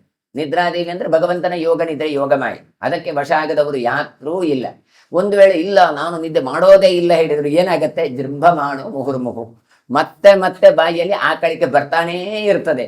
ಆಕಳಿಸ್ತಾ ಅವನ ಪ್ರಭಾವಕ್ಕೆ ಒಳಗ ಮಾಡ್ತದೆ. ನಾವೇ ಕೇಳ್ತೇವೆ ಏನು ನಿದ್ದೆ ಆಗ್ಲಿಲ್ವಾ ಅಂತ ಹೇಳ್ತೇವೆ. ಹಾಗೆ ಜೃಂಭಮಾಣ ಮುಹುರ್ಮುಹು, ಆ ಪ್ರಭಾವಕ್ಕೆ ತುತ್ತಾಗುತ್ತೇವೆ. ಆಮೇಲೆ ಭಯಂಕರವಾದ ಸಮುದ್ರದಲ್ಲಿ ಮುಳುಗುವವನಿಗೆ ಸಮುದ್ರದ ವೇಗವನ್ನು ಹೇಗೆ ನಿರ್ವಹಿಸಲಿಕ್ಕೆ ಸಾಧ್ಯ ಇಲ್ವೋ, ಅದೇ ರೀತಿಯಾಗಿ ಘೋರವಾದಂಥ ಮಾಯೆಯಲ್ಲಿ ಮುಳುಗಿದವನಿಗೆ ಅದನ್ನು ತಡಿಲಿಕ್ಕೂ ಸಾಧ್ಯವಿಲ್ಲ. ನೋಡಿ, ಶಕ್ತ ಪ್ರಸಹಿತುಂ ವೇಗಂ ಮಜ್ಜನ್ನಿವ ಮಹಾರಣವೇ ಅಂತ. ಸಮುದ್ರದಲ್ಲಿ ಮುಳುಗುತ್ತಾ ಇದ್ದಾನೆ ಅವನು, ಅದನ್ನು ಸಮುದ್ರ ತಡಿತೇನೆ, ಅಲೆ ಬರಬಾರ್ದು ಅಂತ ಹೇಳಲಿಕ್ಕಾಗತ್ತೆ, ಇವನೇ ಮುಳುಗುತ್ತಾ ಇದ್ದಾನೆ. ಹಾಗೆ ನಮ್ಮ ಕಥೆ ಏನು, ಸಂಸಾರದಲ್ಲಿದ್ದೇವೆ, ನಿದ್ರೆಯಲ್ಲಿ ಮುಳುಗಿದ್ದೇವೆ. ಈ ನಿದ್ರೆಯನ್ನು ಕಂಟ್ರೋಲ್ ಮಾಡ್ತೇನೆ, ಈ ನಿದ್ದೆಯನ್ನು ತಡಿತೇನೆ ಹೇಳಿದ್ರೆ ಸಾಧ್ಯವೇ ಇಲ್ಲ. ಹಾಗಾಗಿ ಹೇಳ್ತಾ ಇದ್ದಾರೆ, ಅನ್ನಜ ಭುವಿ ಮರ್ತ್ಯಾನಾಂ ಶ್ರಮಜಾವ ಕಥಂಜನ ಸೈಷಾ ಭವತಿ ಲೋಕಸ್ಯ ನಿದ್ರಾ ಸರ್ವಸ್ಯ ಲೌಕಿಕಿ. ಈ ಲೋಕದಲ್ಲಿ ಮಾನವರಿದ್ದಾರಲ್ಲ, ಅವರು ಅನ್ನವನ್ನು ತಿಂತಾರೆ. ಅನ್ನ ತಿಂದಾಗ ಏನಾಗತ್ತೆ, ನಿದ್ರಾ ಆವಿರ್ಭಾವ ಆಗತ್ತೆ. ನೋಡಿ, ಅನ್ನಜ ಭುವಿ ಮರ್ತ್ಯಾನಂ. ನಾನು ಯಾವತ್ತು ಹೇಳೋದುಂಟು, ಈ ಹೊಟ್ಟೆಗೂ ಕಣ್ಣಿಗೂ ಬಹಳ ಸಂಬಂಧ. ಹೊಟ್ಟೆ ತುಂಬಿದ್ದೇ ತಡ, ಕಣ್ಣಿಗೆ ಅಲ್ಲಿಗೆ ನಿದ್ದೆ ಬರ್ಲಿಕ್ಕೆ ಶುರುವಾಗುತ್ತೆ. ಹೊಟ್ಟೆ ಖಾಲಿ ಇತ್ತ ನಿದ್ದೆ ಬರೋದಿಲ್ಲ. ಅದಕ್ಕೆ ಏಕಾದಶಿ ಉಪವಾಸ ಮಾಡಿ ಹೇಳಿದ್ರು. ತಿಂತ ಇದ್ರೆ ನಿದ್ರೆಗೆ ಜಾರ್ತೀರಿ. ಅದಕ್ಕೋಸ್ಕರ ಉಪವಾಸವನ್ನು ಮಾಡಿ. ಆಗ ಏನಾಗತ್ತೆ, ಆಹಾರ ಕಡಿಮೆ ಆದದ್ರಿಂದ ನಿದ್ರೆಯ ಅವಶ್ಯಕತೆ ಇಲ್ಲ. ನಿದ್ದೆಯಲ್ಲಿ ಆಹಾರ ಜೀರ್ಣ ಆಗತ್ತೆ. ಹಾಗಾಗಿ ಇವರು ಹೇಳ್ತಾರೆ, ಮನುಷ್ಯ ಹೆಚ್ಚು ಹೆಚ್ಚು ತಿಂದಾಗ ಹೆಚ್ಚು ಹೆಚ್ಚು ನಿದ್ದೆ ಬರುತ್ತೆ. ಹಾಗೆ ಏನ್ ಮಾಡ್ಬೇಕು, ಆಹಾರವನ್ನು ಎಷ್ಟು ಬದುಕಲಿಕ್ಕೆ ಬೇಕೋ ಅಷ್ಟೇ ತಿನ್ಬೇಕು, ಕಡಿಮೆ ಆಹಾರವನ್ನು ತೆಕೊಳ್ಬೇಕು. ಜಠರಂ ಪೂರಯೇದರ್ಧಂ ಅಂತ ಹೇಳ್ತಾರೆ. ಅರ್ಧ ಹೊಟ್ಟೆ ಊಟ ಮಾಡ್ಲಿಕ್ಕೆ, ಅದು ಅರೆ ಬಂಜಿ ಅಂತ ಹೇಳ್ತಾರೆ. ಅದಕ್ಕೋಸ್ಕರ ಅವಕಾಶ ಇಟ್ಟುಕೊಂಡು, ನಮ್ಮಲ್ಲಿ ಹೇಳ್ತಾರೆ ಬಂಜರ ಅಂತ, ಬಂಜಿ ಅರೆ ಬಂಜಿ ಅಂತ ಅರ್ಧ ಹೊಟ್ಟೆಯಲ್ಲಿ ಊಟ ಮಾಡ್ಬೇಕು. ಆಮೇಲೆ ಕಾಲು ಪಾರ್ಟು ನೀರಿಗೋಸ್ಕರ, ಕಾಲು ಪಾರ್ಟು ಗಾಳಿ ಓಡಾಡ್ಬೇಕಲ್ಲ, ಅದು ಮೆಷಿನ್ ಓಡ್ಬೇಕಾದ್ರೆ ನೀವು ವಾಷಿಂಗ್ ಮಿಷಿನ್ ಅಲ್ಲಿ ಫುಲ್ ಬಟ್ಟೆ ಹಾಕಿ ಅಂತ, ಅದು ತಿರ್ಗೋದೇ ಇಲ್ಲ. ಅದಕ್ಕೆ ತಿರ್ಗ್ಲಿಕ್ಕೆ ಸ್ವಲ್ಪ ಜಾಗ ಬೇಕಲ್ಲ. ಜೀರ್ಣಕ್ರಿಯೆ ಮಾಡಬೇಕಾದ್ರೆ ಗಾಳಿಯೂ ಬೇಕು, ನೀರೂ ಬೇಕು. ಹಾಗಾಗಿ ಹೇಳ್ತಾರೆ ಜಠರಂ ಪೂರಯೇತ್ ಅರ್ಧಂ. ಹಾಗೆ ಇಲ್ಲಿ ಕೂಡ ಹೇಳ್ತಾರೆ, ಪೂರ್ತಿ ತಿಂದ್ರೆ ಏನಾಗತ್ತೆ ಕೇಳಿದ್ರೆ ನಿದ್ರೆ ಎನ್ನುವಂಥದ್ದು ಆವಿರ್ಭಾವ ಆಗತ್ತೆ. ಇನ್ನೊಂದು ಹೇಳ್ತಾರೆ ಶ್ರಮಜಾವ ಕಥಂಜನ. ಅದು ಎಲ್ಲ ಹಾಗೆಲ್ಲ, ಕೆಲವು ಸಲ ಏಕಾದಶಿ ನಿದ್ದೆಯೇ ಮಾಡಿಲ್ಲ, ಆದ್ರೂ ಊಟವೇ ಮಾಡಲಿಲ್ಲ, ಆದ್ರೂ ನಿದ್ರೆ ಬರುತ್ತಲ್ಲ ಅಂತ ಕೇಳಿದ್ರು. ಅದಕ್ಕೆ ಹೇಳಿದ್ರು ಶ್ರಮಜಾವ ಕಥಂಜನ. ಶ್ರಮದಿಂದಾಗಿ ನಿದ್ದೆ ಬರುತ್ತೆ. ಕೆಲವು ಸಲ ತುಂಬಾ ಆಯಾಸ ಆಯ್ತು ಕೇಳಿದ್ರೆ ಒಂದ್ಸಲ ಬಿದ್ರೆ ಸಾಕು ಅಂತ ಆಗಿದೆ. ಬಿದ್ದದ್ದೇ ತಡ, ಹಾಸಿಗೆ ಮೂಸಿದಾಗ ನಿದ್ದೆ ಬಂದ್ರೆ ಮುಗೀತು. ಅದು ನಿಜವಾದ ಸುಖ ಜೀವನ. ಹಾಗಾಗಿ ಹೇಳ್ತಾರೆ ಸೈಷಾ ಭವತಿ ಲೋಕಸ್ಯ ನಿದ್ರಾ ಸರ್ವಸ್ಯ ಲೌಕಿಕಿ. ಹಾಗಾಗಿ ಸಮಸ್ತ ಲೋಕೆಗೂ ಕೂಡ ನಿದ್ರೆ ಎನ್ನುವಂಥದ್ದು ಅತ್ಯವಶ್ಯಕ. ಇದನ್ನು ನೀಡಿದ್ದು ಯಾರು ಕೇಳಿದ್ರೆ ನಿದ್ರಾದೇವಿ, ಅದು ಭಗವಂತ. ಹಾಗಾಗಿ ಹೇಳ್ತಾರೆ ಶ್ರಮಾಪಹೃತಯೇ ಅಂತ ಆ ಗ್ರಂಥಗಳಲ್ಲಿ ಹೇಳ್ತಾರೆ. ಹಾಗಾಗಿ ಶ್ರಮವನ್ನು ಅಪಹರಣ ಮಾಡ್ಲಿಕ್ಕಿರುವಂತಹ ಪ್ರಕ್ರಿಯೆ. ಸ್ವಪ್ನಾಂತೆ ಕ್ಷೀಯತೆ ಕ್ಷೇಷ ಪ್ರಾಯಶೋ ಭುವಿ ದೇಹಿನಾಂ ಮೃತ್ಯುಕಾಲೇ ತು ಭೂತಾನಾಂ ಪ್ರಾಣಾನ್ ನಾಶಯತೆ ಭೃಶಂ.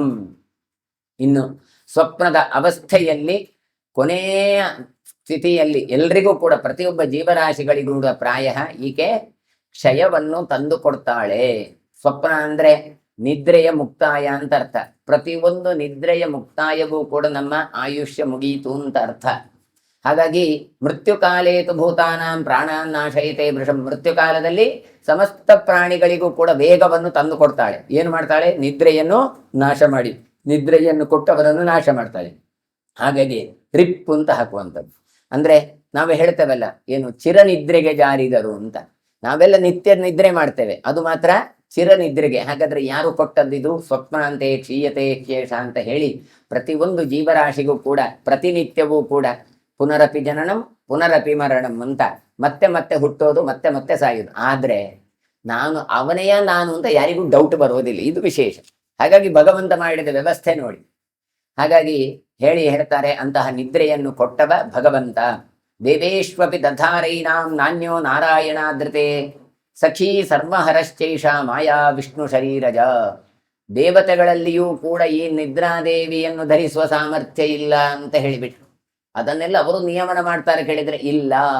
ದೇವೇಶ್ವಪಿ ದಧಾರೈನಾಂ ನಾನ್ಯೋ ನಾರಾಯಣಾದೃತೆ. ಮತ್ತೆ ಯಾರು ಈ ನಿದ್ರೆಯನ್ನು ಅಥವಾ ಈ ಮಾಯೆಯನ್ನು, ಯೋಗ ನಿದ್ರೆಯನ್ನು ಯಾರು ನಿಯಮನ ಮಾಡಲಿಕ್ಕೆ ಸಾಧ್ಯ ಹೇಳಿದ್ರೆ ನಾರಾಯಣಾದೃತೆ. ವಿಷ್ಣು ಬಿಟ್ಟು ಬೇರೆ ಯಾರಿಗೂ ಕೂಡ ಅವನನ್ನು ಕಂಟ್ರೋಲಿಗೆ ಮಾಡಲಿಕ್ಕೆ ಸಾಧ್ಯ ಇಲ್ಲ. ಸಖೀ ಸರ್ವಹರಶ್ಚೇಷ. ಹಾಗಾಗಿ ವಿಷ್ಣುವಿನ ಇವಳನ್ನು ನಿದ್ರಾದೇವಿಯನ್ನು ಏನು ಹೇಳ್ತೇವೆ? ಸಖೀ ಅಂತ ಹೇಳ್ತೇವೆ. ವಿಷ್ಣುವಿನ ಶರೀರದಿಂದ ಉತ್ಪನ್ನಳಾದವಳು ಈಕೆಯನ್ನು ಸಖೀ ಅಂತ ಕರಿತಾ ಇದ್ದಾರೆ. ಹಾಗಾಗಿ ಆಕೆಯನ್ನು ಮಾಯಾ ವಿಷ್ಣು ಶರೀರಜ, ವಿಷ್ಣುವಿನ ಶರೀರದಿಂದ ಹುಟ್ಟಿಕೊಂಡವಳು, ಆಕೆಯನ್ನು ಮಾಯೆ ಅಂತ ಕರಿತೇವೆ ಅಂತ ಹೇಳ್ತಾ ಇದ್ದಾರೆ. ಅಂದ್ರೆ ದುರ್ಗೆ ಎನ್ನುವ ಅಭಿಪ್ರಾಯ. ಶೈಷಾ ನಾರಾಯಣ ಮುಖೇ ತೃಪ್ತ ಕಮಲಲೋಚನ ಲೋಕಾನ್ ಅಲ್ಪೇನ ಕಾಲೇನ ಭಜತೆ ಲೋಕಮಾಹಿನಿ. ಈ ಕಮಲಲೋಚನೆಯಾದಂತಹ ಈ ದುರ್ಗೆ ಅಂದ್ರೆ ನಿದ್ರಾದೇವಿ ಇದ್ದಾಳಲ್ಲ, ಅವಳು ಎಲ್ಲಿ ತೃಪ್ತಿ ಪಡ್ತಾಳೆ ಕೇಳಿದ್ರೆ ನಾರಾಯಣನ ಮುಖದಲ್ಲಿ ತೃಪ್ತಿಯನ್ನು ಪಡ್ತಾಳಂತೆ. ಶೈಷಾ ನಾರಾಯಣಿ ಮುಖೇ ತೃಪ್ತ. ಭಗವಂತನ ಮುಖದಲ್ಲಿ ಕಮಲಲೋಚನೆ ಇವಳು. ಕಮಲದ ಹಾಗೆ ವಿಶಾಲ ಇರುವುದು, ಯಾವಾಗ್ಲೂ ಕಣ್ಣು ಬಿಟ್ಕೊಂಡೇ ಇರುವವಳು. ಆದ್ರೂ ಅವಳಿಗೆ ತೃಪ್ತಿ ಎಲ್ಲಿ ಸಿಕ್ಕತ್ತೆ ಕೇಳಿದ್ರೆ ಭಗವಂತನಲ್ಲಿ ಸಿಗ್ತದೆ. ಹಾಗಾಗಿ ಪ್ರಳಯ ಕಾಲದಲ್ಲಿ ಭಗವಂತನನ್ನು ಆಲಂಗಿಸ್ತಾಳೆ. ಲೋಕಮೋಹಿನಿ ಈಕೆ, ಎಲ್ರಿಗೂ ಮೋಹ ಕೊಡುವವಳು. ಆದ್ರೂ ಏನ್ ಮಾಡ್ತಾಳೆ? ಸ್ವಲ್ಪ ಸಮಯದಲ್ಲಿ ಸಮಸ್ತ ಲೋಕವನ್ನು ಕೂಡ ತನ್ನ ಕಾಲದ ಪ್ರಭಾವದಿಂದ ಕಬಳಿಸಿ ಬಿಡ್ತಾಳೆ. ನೋಡಿ, ಲೋಕಾನ್ ಅಲ್ಪೇನ ಕಾಲೇ. ಪ್ರಳಯ ಮಾಡ್ಬೇಕಾದ್ರೆ ಇವಳಿಗೇನು ಬೇಡ, ಒಂದು ಕ್ಷಣ ಆಲೋಚನೆ ಮಾಡಿದ್ರೆ ಸಾಕು. ಭಜತೆ ಲೋಕಮೋಹಿನಿ. ಇಡೀ ಲೋಕಕ್ಕೆ ಕೂಡ ತಾನು ಮೋಹವನ್ನು ತಂದು ಕೊಡ್ತಾಳೆ, ಇಡೀ ಕಾಲ ಪ್ರಭಾವವನ್ನು ತಾನು ಗೊಳಿಸ್ತಾಳೆ. ಏವಮೇಷ ಹಿತಾರ್ಥಾಯ ಲೋಕಾನಾಂ ಕೃಷ್ಣವಲ್ಲಭ ಧ್ರಿಯತೆ ಸೇಮನೀಯೇನ ಪತಿನೇವ ಪತಿವ್ರತ. ಈ ರೀತಿಯಾಗಿ ನಿದ್ರಾದೇವಿ ಭಗವಂತನ ಪತ್ನಿ ಎನಿಸಿಕೊಂಡವಳು. ತಾನು ಲೋಕದ ಹಿತಕ್ಕೋಸ್ಕರ ಭಗವಂತನನ್ನು ಧರಿಸ್ತಾಳೆ, ಭಗವಂತನ ಹತ್ರ ಹೋಗಿ ಆಶ್ರಯಿಸ್ತಾಳೆ. ಹಾಗಾಗಿ ಹೇಗೆ ಅಂತ ಕೇಳ್ತಾರೆ. ಪತಿನೇವ ಪತಿವ್ರತ. ಪತಿವ್ರತಾದ ಸ್ತ್ರೀ ಪತಿಯಿಂದ ಧರಿಸಲ್ಪಟ್ಟಂತೆ. ಪತಿವ್ರತ ಸ್ತ್ರೀ ಯಾರ ಹತ್ರ ಇರಬೇಕು? ಗಂಡನ ಜೊತೆಗೆ ಇರಬೇಕು. ಹಾಗೆ ಇವಳು ಕೂಡ ಎಲ್ಲಿಗೆ ಹೋಗ್ತಾಳೆ? ಎಲ್ಲ ನಮ್ಮೊಟ್ಟಿಗೆ ಇದ್ಲು, ಆದ್ರೆ ಮತ್ತೇನು ಮಾಡ್ತಾಳೆ? ಕೊನೆ ಕಾಲದಲ್ಲಿ ಮತ್ತೆ ಭಗವಂತನ ಹತ್ರ ಹೋಗಿ ಸೇರಿಕೊಳ್ತಾಳೆ. ಗಂಡನನ್ನೇ ಶರಣು ಹೊಂದುವ ಪತಿವ್ರತ ಸ್ತ್ರೀಯಂತೆ ಅಂತ ಕೊಡ್ತಾರೆ. ಹಾಗಾದ್ರೆ ನಮ್ಮಲ್ಲಿ ಬರುವಾಗ ಪ್ರಾಜ್ಞರೂಪಿ ಭಗವಂತ ಬರ್ತಾನೆ. ಹಾಗಾಗಿ ನಮ್ಮಲ್ಲಿ ಬರುವಾಗಲೂ ಕೂಡ ಭಗವಂತನನ್ನೇ ಹೊಂದುತ್ತಾ ಇದ್ದಾಳೆ. ಹಾಗಾಗಿ ಆಕೆ ಪತಿವ್ರತ, ಯಾವಾಗ್ಲೂ ಗಂಡನನ್ನೇ ಹೊಂದಿಕೊಂಡು ಇರುವವಳು. ಸತಯಾ ನಿದ್ರಯಾ ಗಚ್ಚನ್ ಅಸ್ಮಿನ್ ನಾರಾಯಣಾಶ್ರಮೇ ಶೈತೆ ಸ್ಮ ತದಾ ವಿಷ್ಣು ಮೋಹಯನ್ ಜಗದೀಶ್ವರ. ಅಂತಹ ನಾರಾಯಣಾಶ್ರಮ, ಯಾವುದು ಅನಂತಾಸನ ಉಂಟಲ್ಲ, ಅಲ್ಲಿ ನಾರಾಯಣಾಶ್ರಮದಲ್ಲಿ ಭಗವಂತನ ಹತ್ರ ಕೂಡಿಕೊಂಡು ಇದ್ದಾಳೆ. ಏನು ಮಾಡಿದ್ದಾಳೆ ಇವಳು? ಜಗತ್ತನ್ನೇ ಮೋಹಗೊಳಿಸ್ತಾ ಇದ್ದಾಳೆ. ಹಾಗಾಗಿ ಭಗವಂತ ತಾನು ಯೋಗಾನಿದ್ರಾಸಕ್ತನಾಗಿದ್ದಾನೆ. ತಸ್ಯ ವರ್ಷ ಸಹಸ್ರಾಣಿ ಶಯಾನಸ್ಯ ಮಹಾತ್ಮನಃ ಜಗ್ಮಃ ಕೃತಯುಗಂ ಚೈವ ತ್ರೇತಾ ಚೈವ ಯುಗೋತ್ತಮಂ. ಹೀಗೆ ಅವಾಂತರ ಪ್ರಳಯವನ್ನು ಹೀಗೆ ವರ್ಣನೆ ಮಾಡ್ತಾ ವರ್ಷ ಸಹಸ್ರಾಣಿ, ಸಾವಿರಾರು ವರ್ಷ ತಾನು ಯೋಗ ಮಾಯಾರೂಢನಾಗಿ ಮಲಗಿದ್ದ. ಹಾಗೆ ಏನಾಯಿತು? 3 ಲೋಕಗಳು ಹೋಗಿದ್ದಾವೆ ಅಂತ ಹೇಳ್ತಾರೆ. ಚೈವ ತ್ರೇತಾ ಚೈವ ಮಹಾಯುಗಂ ಕೃತಯುಗಂ. ನೋಡಿ, ಕೃತಯುಗ ಎನಿಸಿದ್ದು ಹೋಗಿದೆ, ತ್ರೇತಾಯುಗ ಹೋಗಿದೆ, ಅದೆಲ್ಲ ಮುಗಿದು ಸತು ದ್ವಾಪರ ಪರ್ಯಾಂತೆ ಜ್ಞಾತ್ವಾ ಲೋಕಾನ್ ಸುದುಃಖಿತಾನ್ ಪ್ರಾಬುಧ್ಯತ ಮಹಾತೇಜ ಸ್ತೂಯಮಾನೋ ಮಹರ್ಷಿ. ದ್ವಾಪರ ಯುಗ ಬರುವಾಗೆ ಆಯ್ತು. ಆದ್ರೆ ಕೃತ ತ್ರೇತ ದ್ವಾಪರದ ಎಂಡಿಂಗ್ ಪಾಯಿಂಟ್ ಅಂತ ಅರ್ಥ. ಹಾಗಾಗಿ ದ್ವಾಪರ ಬರುವವರೆಗೆ ತಾನು ಮಲಗಿದ್ದಾನೆ ನಿದ್ರಾಸಕ್ತನಾಗಿ. ಆಗ ದೇವತೆಗಳು ಬಂದು ಸ್ತೋತ್ರ ಮಾಡಿದ್ದಾರೆ. ಯಾಕೆ ಸ್ತೋತ್ರ ಮಾಡಿದ್ರು? ಸುದುಃಖಿತಾನು ಲೋಕಾನ್. ಲೋಕ ಅಂದ್ರೆ ಲೋಕಸ್ತು ಭುವನೇ ಜನೆ. ಪ್ರಜೆಗಳೆಲ್ಲ ತುಂಬಾ ಕಷ್ಟಪಟ್ಟಿದ್ದಾರೆ, ಎಲ್ಲ ಪ್ರಾರ್ಥನೆ ಮಾಡ್ತಾ ಇದ್ದಾರೆ. ದುಃಖಿತರಾದ ಪ್ರಜೆಗಳನ್ನು ಕಂಡು ಭಗವಂತ ತಾನು ಎಚ್ಚರಗೊಂಡಿದ್ದಾನೆ. ಅದಕ್ಕೋಸ್ಕರವೇ ರಾಮಾಯಣದಲ್ಲಿದ್ದಲ್ಲ, ತ್ರೇತಾಯುಗದಲ್ಲಿ ಬಂದಿದ್ದಾನಲ್ಲ ರಾಮ. ಮತ್ತೆ ನೀವು ಹೇಳ್ತಾ ಇದ್ರಿ ಕೃತತ್ರೇತ ದ್ವಾಪರಗಳು ಅಂತ ಶುರುವಾಯಿತು ಅಂತ ಹೇಳಿದ್ರೆ 24ನೆಯ ತ್ರೇತಾಯುಗದಲ್ಲಿ ರಾಮ ಅವತಾರ ಆದದ್ದು. ಆಮೇಲೆ 25ರಲ್ಲಿಲ್ಲ, 26ರಲ್ಲಿಲ್ಲ, 27ನೆಯ ದ್ವಾಪರ ಅಂತ್ಯದಲ್ಲಿ ಮತ್ತೆ ಸ್ತೋತ್ರ ಮಾಡಿದ್ದಾರೆ. ಭಗವಂತ ಎಚ್ಚರಗೊಂಡಿದ್ದಾನೆ. ಹಾಗಾದ್ರೆ ಅಲ್ಲೇ ಮಲಗಿದ್ನ ವೈಕುಂಠ ಇದು ಯಾವುದು ಅನಂತಾಸನದಲ್ಲಿ ಕೇಳಿದ್ರು, ಒಂದು ರೂಪದಲ್ಲಿ ಮಲಗಿದ್ದಾನೆ, ಇನ್ನೊಂದು ರೂಪದಲ್ಲಿ ಎಲ್ಲ ಕಡೆ ಇದ್ದುಕೊಂಡು ನಮ್ಮನ್ನು ನಿಯಮನವನ್ನು ಮಾಡ್ತಾ ಇದ್ದಾನೆ. ಪ್ರಳಯದ ಅಂತ್ಯದ ಈ ಕಾಲದಲ್ಲಿ ಪ್ರಜೆಗಳಿಗೋಸ್ಕರ ತಾನು ಎಚ್ಚೆತ್ತುಕೊಂಡಿದ್ದಾನೆ. ದೇವತೆಗಳು ಪ್ರಜೆಗಳಿಗೋಸ್ಕರ ಅವನನ್ನು ಎಬ್ಬಿಸ್ತಾ ಇದ್ದಾರೆ. ಋಷಿಗಳೆಲ್ಲ ಸ್ತೋತ್ರ ಮಾಡ್ತಾ ಇದ್ದಾರೆ ಭಗವಂತನನ್ನು. ಜಹೀಹಿ ನಿದ್ರಾಂ ಸಹಜಾಂ ಭುಕ್ತ ಪೂರ್ವಾಮಿವಸ್ರಜಂ ಇಮೇತೆ ಬ್ರಹ್ಮಣ ಸಾರ್ಧಂ ದೇವಾ ದರ್ಶನ ಕಾಂಕ್ಷಿಣಃ. ಅವರು ಹೇಳ್ತಾ ಇದ್ದಾರೆ, ಭಗವಂತ ನೀನು ನಿದ್ದೆಯನ್ನು ಬಿಟ್ಟು ಎದ್ದೇಳು, ಸಾಕು ನಿನ್ನ ನಟನೆ ಅಂತ ಕರಿತಾ ಇದ್ದಾರೆ. ಮತ್ತೆ ನಿದ್ದೆ ಬಂದರವನು ಎಬ್ಬಿಸೋದು ಹೇಗೆ? ಆದ್ರೆ ಇವನು ನಿದ್ದೆ ಬಂದವನಲ್ಲ, ನಿದ್ದೆ ಬಂದವನಂತೆ ತಾನು ಮಲಗಿದವ ಅಂತ ಹೇಳ್ತಾರೆ. ಅವರು ಹೇಗೆ ಹೇಳ್ತಾ ಇದ್ದಾರೆ? ನಿನ್ನನ್ನು ನೋಡ್ಲಿಕ್ಕೋಸ್ಕರ ಚತುರ್ಮುಖಾದಿ ದೇವತೆಗಳೊಂದಿಗೆ ನಾವು ಬಂದಿದ್ದೇವೆ, ಎಲ್ಲ ದೇವಾದಿ ದೇವತೆಗಳು ಹಾತೊರೀತಾ ಇದ್ದಾರೆ, ಹಾಗಾಗಿ ನಿದ್ರೆಯನ್ನು ಬಿಡು ಅಂತ ಸ್ತೋತ್ರ ಮಾಡ್ತಾರೆ. ಅಲ್ಲಿ ಹೇಳುವಾಗ ಒಂದು ಉದಾಹರಣೆ ಕೊಡ್ತಾರೆ. ಭುಕ್ತ ಪೂರ್ವ ನಿವಸ್ತ್ರಜಂ. ಈ ಮಾಲೆ ಹಾಕ್ತೇವೆ ದೇವರಿಗೆ, ಇವತ್ತು ಹಾಕಿದ ಮಾಲೆಯನ್ನು ನಿರ್ಮಾಲ್ಯ ತೆಗೆದು ಮರುದಿನ ಮತ್ತೊಂದು ಮಾಲೆ ಹಾಕ್ತೇವೆ. ಹೇಗೆ ನಿನ್ನೆ ಧಾರಣೆ ಮಾಡಿದ ಮಾಲೆಯನ್ನು ನಾವು ತೆಗೆದು ಇಡ್ತೇವೋ ಅದೇ ರೀತಿಯಾಗಿ ನೀನು ಕೂಡ ನಿದ್ರಾ ಎನ್ನುವ ಮಾಲೆಯನ್ನು ತೆಗೆದಿಡು. ಮತ್ತೆ ಮಾಡು, ನೀನು ಮಾಡಬೇಡ ಅಂತ ಹೇಳ್ತಾ ಇಲ್ಲ. ಮತ್ತೇನು ಕೇಳಿದ್ರೆ, ಈ ಮಾಲೆ ತೆಗೆದಿಡು, ಇನ್ನು ನಮ್ಮ ಕೆಲಸ ಮಾಡು, ಮತ್ತೆ ಆ ಮಾಲೆ ಇನ್ನೊಂದು ಹೊಸ ಮಾಲೆ ನಿನಗೆ ಹಾಕುವ, ನಿದ್ರಾ ಎನ್ನುವ ಹೊಸ ಮಾಲೆಯನ್ನು ನಿಮಗೆ ಹಾಕುವ ಅಂತ. ಹಾಗಾಗಿ ನಿರ್ಮಾಲ್ಯ ವಿಸರ್ಜನೆ ಮಾಡುವ ಹಾಗೆ ಇಲ್ಲಿ ಅದನ್ನು ವರ್ಣಿಸ್ತಾ ಇದ್ದಾರೆ ದೇವತೆಗಳು. ಇಮೇ ತ್ವಾಂ ಬ್ರಹ್ಮ ವಿದ್ವಾಂಸೋ ಬ್ರಹ್ಮ ಸಂಸ್ತವವಾದಿನಃ ವರ್ಧಯಂತೆ ಋಷಿಕೇಶ ಋಷಯ ಸಂಶಿತಂ ವ್ರತಾಃ. ಇವನನ್ನು ಕರಿತಾ ಇದ್ದಾರೆ, ಇಂದ್ರಿಯೇಶ ಅಂತ ಕರೆದು ಇವನನ್ನು ಹೇಳ್ತಾ ಇದ್ದಾರೆ. ವರ್ಧಯಂತೆ ಋಷಿಕೇಶ.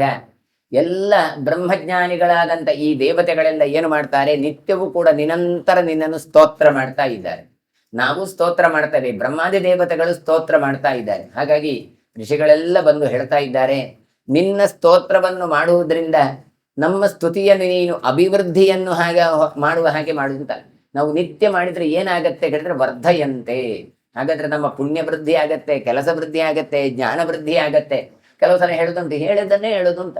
ಈ ಚಂಡಿಕಾ ಹೋಮ ಅಂತ ಉಂಟು, ಒಂದ್ಸಲ ಹೇಳಿತು, ರಕ್ತ ಬೀಜಾಸುರ ಬಂದ, ಅವನು ಸತ್ತ, ಅವನನ್ನು ಸ್ತೋತ್ರ ಮಾಡಿತು. ಮೈದು ಕೈಟಬರು ಬಂದ್ರು, ಅವರು ಕತ್ತರು. ಚಂಡನಿ ಮುಂಡರು ಬಂದ್ರು, ಅವರು ಸತ್ರು. ಅದು ಒಂದು ಸಲ ಆದ ಘಟನೆ. ಪುನಃ ಪುನಃ ಯಾಕಪ್ಪ ನಿತ್ಯ ಪಾರಾಯಣ ಮಾಡಬೇಕು? ಒಂದು ಸಲ ನೋಡಿದ್ದೆ ಕಥೆ, ಒಂದು ಸಲ ಕೇಳಿದ್ದೆ, ಮತ್ತೆ ದುರ್ಗಾ ನಮಸ್ಕಾರ ಮಾಡಿ ಕೇಳಿದ್ರೆ ಅದನ್ನೇ ಸ್ತೋತ್ರ ಮಾಡಿತು. ಚಂಡಿಕಾ ಹೋಮ ಮಾಡಿತು, ಅದರಲ್ಲೇ ಸ್ತೋತ್ರ ಮಾಡಿತು. ಎಲ್ಲ ಕಡೆ ಅದನ್ನೇ ಪಾರಾಯಣ ಮಾಡಿತ್ತು. ಯಾಕೆ ಮಾಡಬೇಕು? ಮತ್ತೆ ಮತ್ತೆ ಕೇಳಿದ್ರೆ ರಕ್ತ ಬೀಜನ ಹಾಗೆ ಮತ್ತೆ ಮತ್ತೆ ಅಸುರರು ಹುಟ್ಟುತ್ತಾನೇ ಇರ್ತಾರೆ. ಬೇಕು ಬೇಕು ಎನ್ನುವಂಥದ್ದುಂಟಲ್ಲ, ಇದು ರಕ್ತ ಬೀಜಾಸುರ. ಒಂದು ಪಡೆದಾಗ ಇನ್ನೊಂದು ಬೇಕು. ಈ ಬೇಕು ಬೇಕುಗಳಿಗೆ ಬ್ರೇಕೇ ಇಲ್ಲ.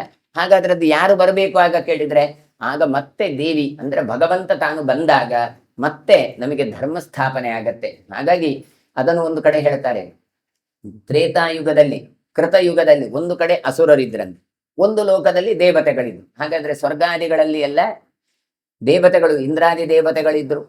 ಹಾಗಾಗಿ ಆ ಭಗವಂತ ಅವತಾರ ಮಾಡುವಾಗಲೂ ಅಲ್ಲೆಲ್ಲ ಅವತಾರ ಮಾಡ್ತಾ ಇದ್ದ. ಆದ್ರೆ ಇಲ್ಲಿ ಯಾವುದು ಪಾತಾಳ ಲೋಕದಲ್ಲಿ ಹಿರಣ್ಯಾಕ್ಷ, ಹಿರಣ್ಯಕಶಿಪು ಎಲ್ಲ ಇದ್ರು. ಅದರ ನಂತರ ಬಂದಂಥದ್ದು ಎಲ್ಲಿ ಬಂದ್ರು ಕೇಳಿದ್ರೆ ತ್ರೇತಾಯುಗದಲ್ಲಿ ರಾಮ ಮತ್ತೆ ರಾವಣ. ರಾಮ ದೇವತೆ, ರಾವಣ ಅಸುರ. ಹಾಗಾದ್ರೆ ಎಲ್ಲಿ ಬಂದದ್ದು ಕೇಳಿದ್ರೆ ಒಂದೇ ಭೂಲೋಕದಲ್ಲಿ ಬಂದದ್ದು. ಒಬ್ಬ ಲಂಕಾ ನಗರಿ, ಇನ್ನೊಂದು ಅಯೋಧ್ಯ ನಗರಿ. ಅದರ ಮುಂದೆ ಬಂದದ್ದು ದ್ವಾಪರ. ಒಂದೇ ಮನೆಗೆ ಬಂದ್ರು ಕೌರವರು ಪಾಂಡವರು ಅಂತ. ಆದ್ರೆ ಅದರ ನೆಕ್ಸ್ಟ್ ಯಾವುದು? ಕಲಿಯುಗ. ಈಗ ಒಂದೇ ಮನುಷ್ಯನಲ್ಲಿ ಬರ್ತಾರೆ. ನಮಗೆ ಒಂದು ಸಲ ಒಳ್ಳೇದು ಮಾಡುವ ಅಂತ ಅನಿಸತ್ತೆ, ಒಂದ್ಸಲ ಕೆಟ್ಟದು ಮಾಡುವ ಅಂತ ಅನಿಸತ್ತೆ. ಹಾಗಾದ್ರೆ ಇದ್ದಾಗ ಬಂದಾಗ ಏನು ಮಾಡಬೇಕು? ಮತ್ತೆ ದೇವರು ಅವತಾರ ಮಾಡಬೇಕು. ಎಲ್ಲಿ ಅವತಾರ ಮಾಡಬೇಕು? ನಮ್ಮ ಹೃದಯ ಕಮಲದಲ್ಲಿ ಭಗವಂತ ಅವತಾರ ಮಾಡಬೇಕು. ಹಾಗಾಗಿ ನಿರ್ಮತ್ಯೋಗ್ರ ಭವಾರ್ಣವೇ ನಿಜಮನೋಭೀಷ್ಟಂ ಅಂತ ಮಥನ ಮಾಡಬೇಕು. ವಿಚಾರ ಮಥನ ಮಾಡುವಾಗ ನಮ್ಮಲ್ಲಿ ಭಗವಂತ ಆವಿರ್ಭಾವ ಆಗ್ತಾನೆ. ಅದನ್ನು ತೋರಿಸುವುದಕ್ಕೋಸ್ಕರವೇ ಭಗವಂತ ತಾನು ಕಡೆಗೋಲನ್ನು ಮತ್ತೆ ಹಗ್ಗವನ್ನು ಹಿಡ್ಕೊಂಡದ್ದು. ಇಲ್ಲದ್ರೆ ಎಲ್ಲ ಕಡೆ ಕೊಳಲು ಹಿಡ್ಕೊಂಡಂತಹ ಮುರಳಿ ಮೋಹನ ಇರ್ತಾನೆ. ಆದ್ರೆ ಇಲ್ಲಿ ಯಾಕೆ ನಿಂತಿದ್ದಾನೆ ಕೇಳಿದ್ರೆ ಭಗವಂತನ ಚಿಂತನೆಯನ್ನು ಮಾಡಿ ನಾನು ಆವಿರ್ಭವಿಸ್ತೇನೆ ಅಂತ ಹೇಳಿ. ಹಾಗಾಗಿ ಆ ಅರ್ಥದಲ್ಲಿ ಇಲ್ಲಿ ಹೇಳ್ತಾ ಇದ್ದಾರೆ, ನಿಯಮಿಸಿದ ಋಷಿಗಳು ನಿತ್ಯವೂ ಸ್ತೋತ್ರ ಮಾಡಬೇಕು. ನಿತ್ಯವೂ ಸ್ತೋತ್ರ ಮಾಡಿದಾಗ ಭಗವಂತನ ಜ್ಞಾನ, ಭಗವಂತನ ಅನುಗ್ರಹ ಎನ್ನುವಂಥದ್ದು ವರ್ಧಯಂತೆ, ವೃದ್ಧಿ ಆಗ್ತಾ ಹೋಗ್ತದೆ. ಏತೇಷಾಂ ಆತ್ಮಭೂತಾನಾಂ ಭೂತಾನಾಂ ಭೂತಭಾವನಾ ಶೃಣು ವಿಷ್ಣು ಶುಭಾಂ ವಾಚಂ ವ್ಯೋಮಾಮಗ್ನಿಯ ನಿಲಾಂಭಸಾಂ. ಪ್ರತಿಯೊಬ್ಬರ ಜೀವರಾಶಿಗಳಿಗೂ ಕೂಡ ಆಧಾರಭೂತನಾದವನು ಭಗವಂತ. ಅದು ಭೂತಾನಾಂ ಭೂತಭಾವನ, ಪೃಥ್ವಿ, ಜಲ, ಆಕಾಶ, ಅಗ್ನಿ, ವಾಯು ಇವೆಲ್ಲವೂ ಇದೆ. ಇವುಗಳಿಗೆಲ್ಲ ಆಧಾರಭೂತನಾದವ ಯಾರು ಕೇಳಿದ್ರೆ ಭಗವಂತ. ಹಾಗಾಗಿ ಎಲ್ಲವನ್ನು ನಿಯಾಮನ ಮಾಡುವಂತಹ ನೀನು ನಮ್ಮೆಲ್ಲರಿಗೂ ಕೂಡ ಅನುಗ್ರಹ ಮಾಡು. ಏನು ಮಾಡು ನೀನು ಕೇಳಿದ್ರೆ ಶುಭಾಂ ವಾಚಾಂ ವಿಷ್ಣು ಶೃಣು, ನಾವು ಹೇಳುವ ಸ್ತೋತ್ರವನ್ನು ನೀನು ಕೇಳು. ಹಾಗಾಗಿ ನಾನು ಹೇಳೋದೊಂದು ದೇವರನ್ನು ನಾವು ನೋಡೋದಲ್ಲ, ಮತ್ತೆ ದೇವರು ನಮ್ಮನ್ನು ನೋಡ್ಬೇಕು. ನಾವು ಹೇಳ್ತಾ ಇರ್ತೇವೆ, ದೇವರು ಎಷ್ಟು ಕೇಳ್ತಾರೆ ಗೊತ್ತಿಲ್ಲ. ಹಾಗಾಗಿ ಅವನ ಹತ್ರ ಪ್ರಾರ್ಥನೆ ಮಾಡಬೇಕು. ನಾವು ಹೇಳಿದ ಸ್ತೋತ್ರವನ್ನು ನೀನು ಮೊದಲು ಕೇಳು ಭಗವಂತ ಅಂತ ಕನಕದಾಸರಿಗೆ ಮಾಡಿದ್ದು ಇದನ್ನೇ ಭಗವಂತ. ಏನು ತಿರುಗಿದ ಅಂತ ಹೇಳ್ತಾರೆ. ತಿರುಗಿದ್ದು ಅಂದ್ರೆ ಏನು? ಎಲ್ಲಿಯೋ ತಲೆ ಓಡ್ತಾ ಇರ್ತದೆ ನಮ್ಮದು. ಆಗ ನಾವು ಹೇಳ್ತಾರೆ ನೋಡು ಮಾರೆ, ಕೇಳಿ ಮಾರೆ, ಇಲ್ಲಿ ಸ್ವಲ್ಪ ನೋಡಿ, ಇಲ್ಲಿ ಸ್ವಲ್ಪ ನೋಡಿ ಅಂತ. ನೋಡಿ ಅಂದ್ರೆ ನೋಡ್ತಾನೆ ಇದ್ದಾರೆ, ಗಮನ ಇಟ್ಟು ನೋಡಿ. ತಾನು ಹೊರಗಡೆ ನಿಂತು ತಾನು ಸ್ತೋತ್ರ ಮಾಡ್ತಾರೆ, ಬಹಳಷ್ಟು ಸ್ತೋತ್ರ ಮಾಡ್ತಾರೆ. ಭಗವಂತ ಬರ್ಲೇ ಇಲ್ಲ. ಅವರಿಗೆ ಬಂತು, ನನ್ನಷ್ಟು ಭಕ್ತರು ಯಾರಿದ್ದಾರೆ ಅಂತ. ಆಗ ಗೊತ್ತಾಯ್ತು, ಇಲ್ಲ ನ ಮೇಧಯಾನ ಬಹುನಾಶ್ರುತೇನ, ತರ್ಕ ಆಗ್ಲಿ ವೇದ ಯಾವುದೇ ಇರಲಿ ಭಗವಂತ ಬರಲೇ ಇಲ್ಲ. ಆಗ ಅವರು ಪ್ರಾರ್ಥನೆ ಮಾಡ್ತಾರೆ, ನನಗೆ ಒಂದು ಸಲ ನೀನು ದರ್ಶನ ಕೊಡೋದಿಲ್ವಾ ಅಂತ.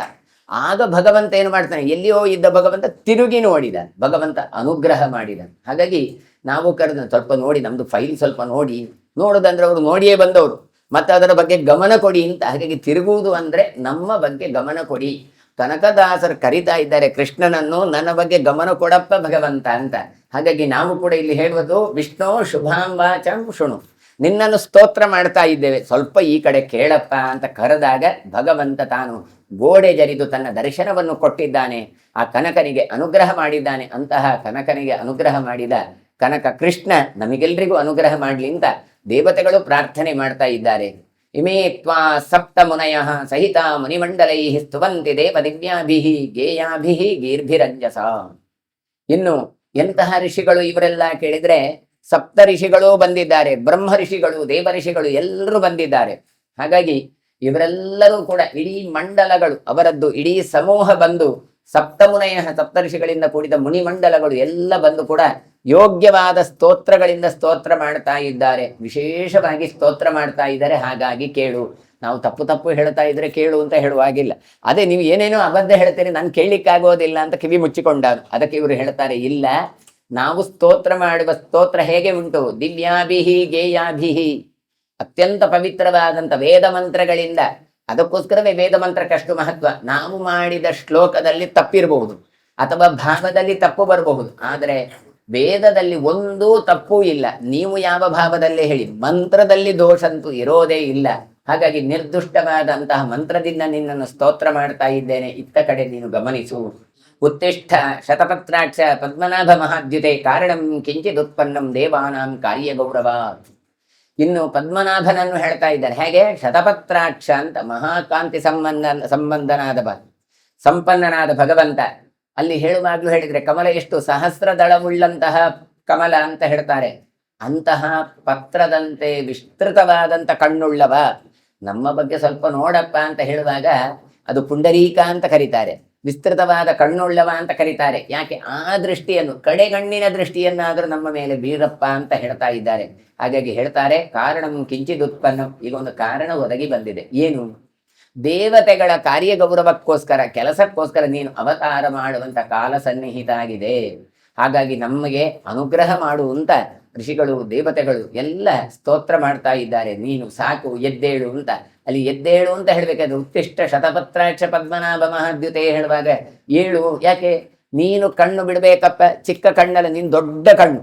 ಹಾಗಾಗಿ ನೀನು ಕಣ್ಣು ಬಿಡಬೇಕು. ನೀನು ಕಣ್ಣು ಬಿಟ್ಟಾಗ ನಮ್ಮ ಉದ್ಧಾರ ಆಗತ್ತೆ. ನಮ್ಮನ್ನು ಆ ಬೇರೆ ಬೇರೆ ಅವತಾರಗಳನ್ನು ಮಾಡಿ ನಮ್ಮನ್ನು ಉದ್ಧಾರ ಮಾಡು ಅಂತ ಕರೀತಾ ಇದ್ದಾರೆ.